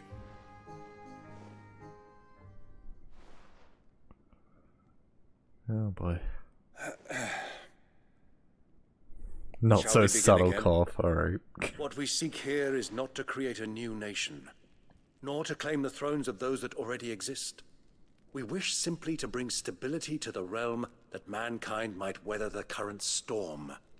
And to do that, we must convince those in power, the generals, the statesmen, the nobles, that our cause is just. There will be disagreements, yes. And I imagine some resistance, much resistance. But we cannot let that deter us. If we show them the path, show them that we walk it ourselves, then I am confident they will follow. The fate of the world lies in my nephew's hands, but the well-being of her people lies in ours.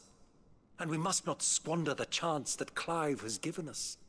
Uncle Byron, Now, with that settled, let's move on to the signing of the Accord. For what great moment in history hasn't been accompanied by a little ceremony?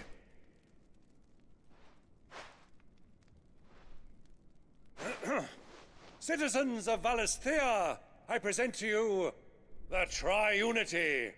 Rutherford, Mike Will. Huh?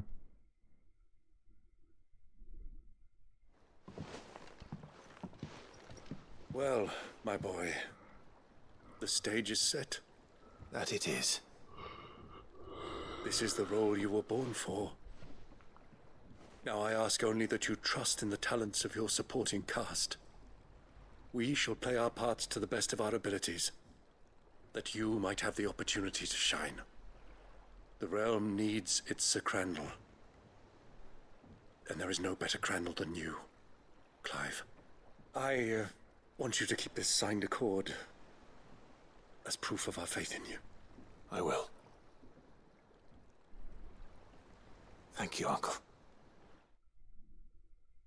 Boom. Quest complete.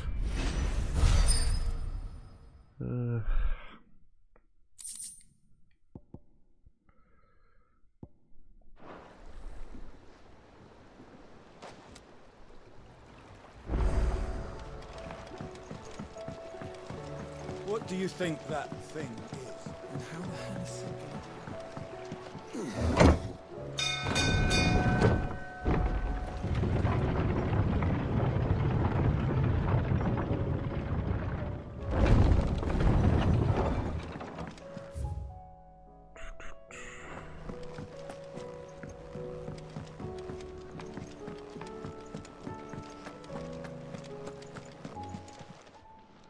Aye, it's a dangerous world out there.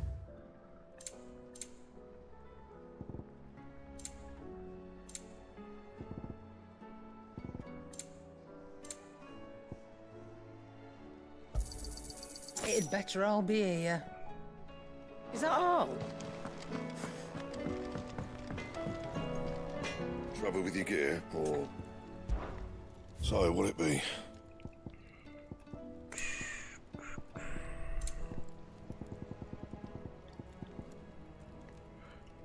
3-hour calculator for this.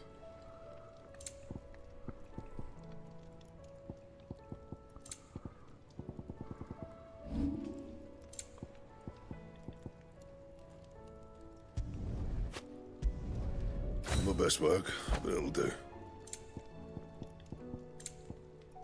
And?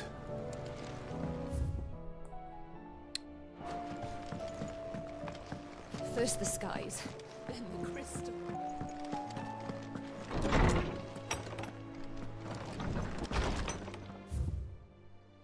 That's a lot. Okay. The two of you have been together for what probably feels like a lifetime now, but there's still a lot you have to learn about that hound of yours. You'd step in front of a bloody raging behemoth if it meant protecting you, but that don't mean you should take it for granted. At the end of the day, he's a hound, and sometimes he just wants someone to pat his head and rub his belly and give him a handful of kupo nuts. Ugh. Alright, the Duke speaks for itself. You do good to remember that. I am not so foolish to believe that a single shaming at the hands of the town urchins can dispel a lifetime of hatred built up in one's heart. Just as a pot cannot be made clean by reminding it of its crime. It takes effort, persistence, and more often than not, a stiff brush and bucket of lye, but more than that, it takes time. Fortunately, your courage and leadership has granted us just that. We must now decide whether to embrace it or to waste it. A wise man once said that the night is always darkest before dawn. It is a good thing then I count one who burns so bright amongst my friends. Do you remember what you told me that night at Phoenix Gate? That while the fate of Rosaria sits on my shoulders, the fate of its dominance is upon yours. But are we not both dominants of fire? Does not the flame of our forebears burn in both our hearts? Should I not protect you as you have protected me? You have chosen to be my shield. Now let me choose to be yours. Is this not what our father wanted? What Sid wanted? To cast aside fate and forge our own paths? Grant me this, Clive. Let me be your strength.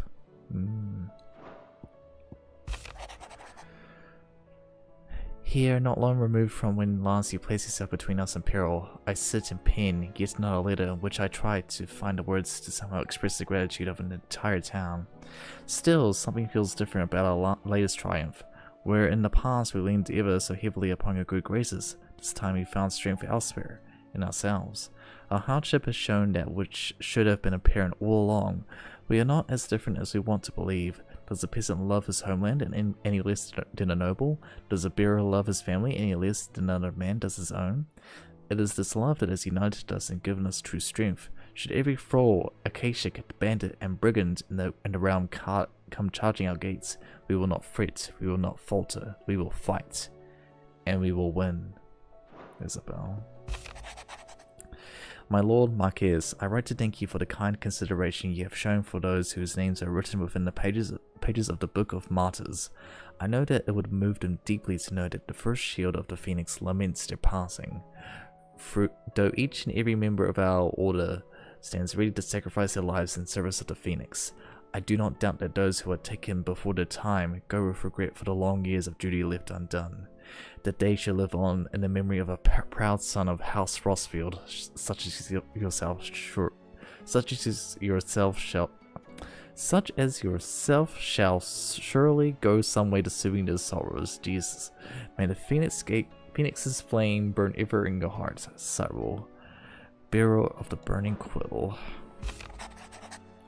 Why, you didn't think I was just saying that stuff about hiding my engine, did you? Wouldn't you know? A very fine spot picked out and everything.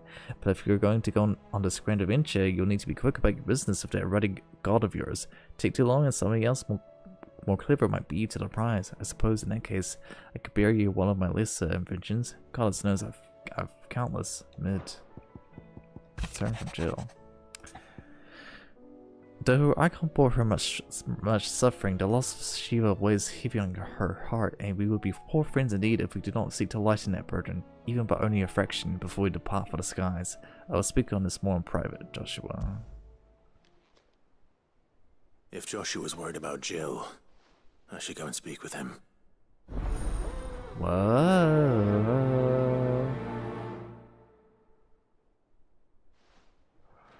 Okay, we'll save that quest for tomorrow.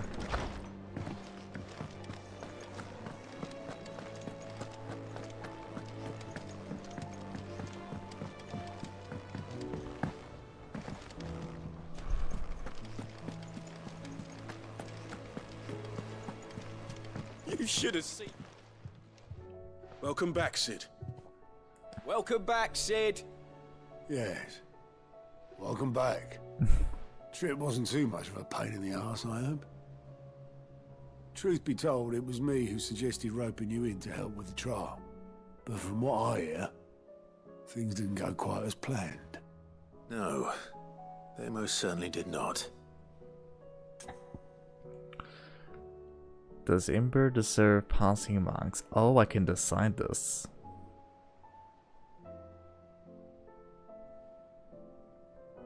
Sure. Ember lost his nerve in the face of a beast of prey, but he didn't lose heart. He pressed on, and he achieved his aim. And is that not what we ask of our scouts? Indeed it is. Thank you for your honest appraisal, Sid. The fact remains, however, that Ember will not always have a battle-hardened warrior on hand to pluck him from the jaws of peril. All I have gleaned from this trial is that without someone watching his back, Ember is little more than a liability. Wait, Sergeant. Ember still has much to learn, it's true. And this time he was found wanting. But I'd say he's due a second chance, nonetheless. After all, he did do as you asked. With a bit of hard work, any hand can be made to hold a blade, and any mind can conquer its fears. But a scout's nose is different. You've either got one, or you ain't.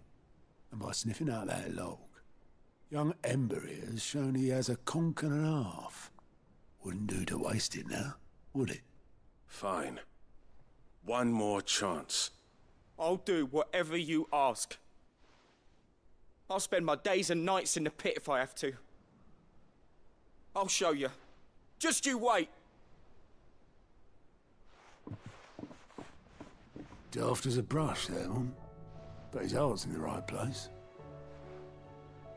Just like someone else we know. And if you ask me, we've been leaning on him for far too long. About time the curse breakers took some of the weight off his shoulders, I reckon. It couldn't hurt.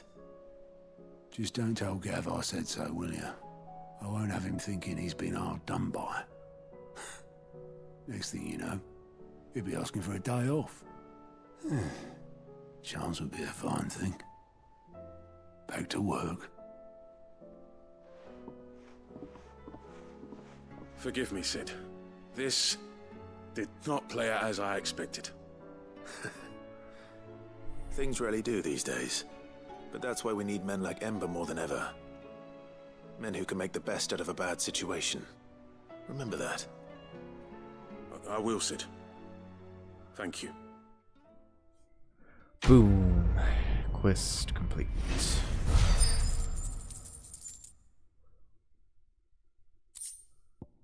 Ooh.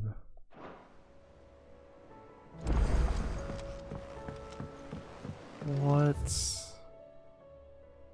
Oh my gosh. It never ends. Vivian. I found it. The book you lost.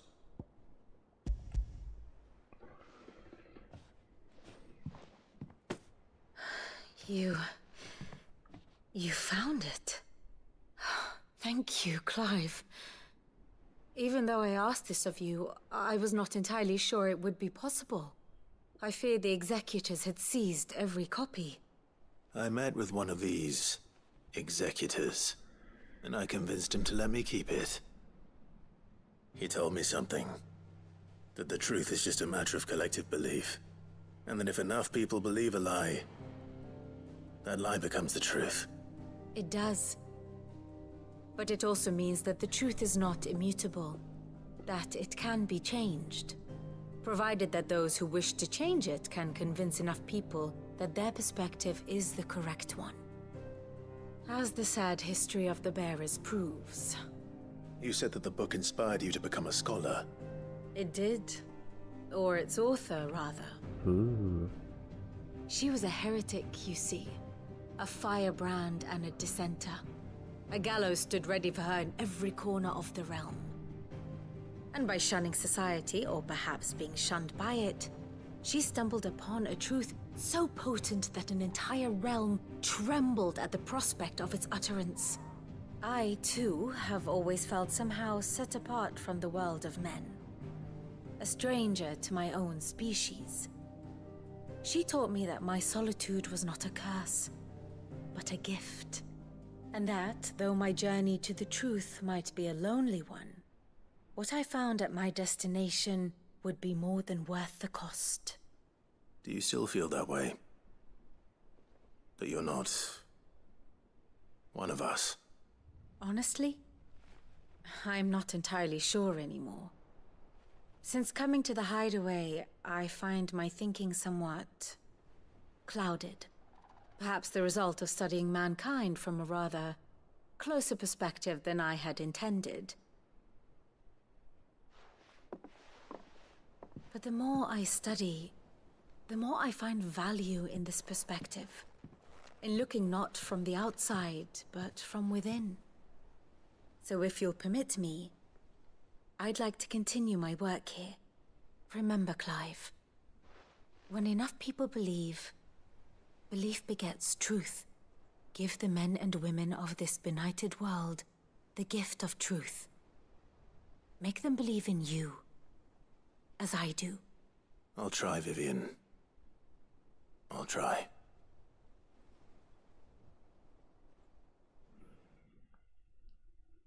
Boom. Quiz complete.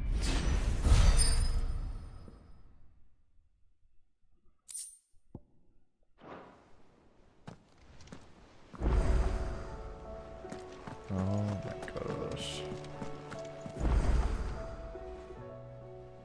How may I help you today, Clive? Yeah, give me this ring of a swift shot. Here you are.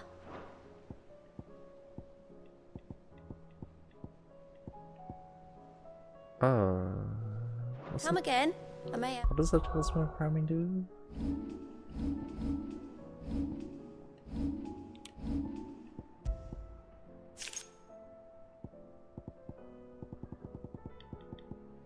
Increases the line heart tonic duration by 30 seconds. Oh.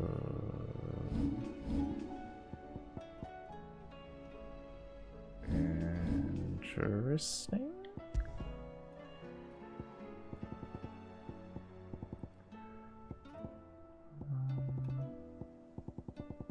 I forgot what else I got.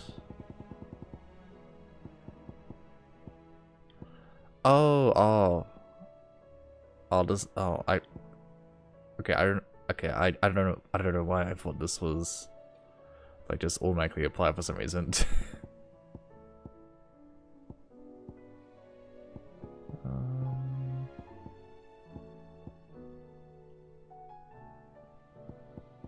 Ring of the switch shot. Lowest charge time for charge magic by 0.2 seconds. That doesn't seem all that worth it. Okay.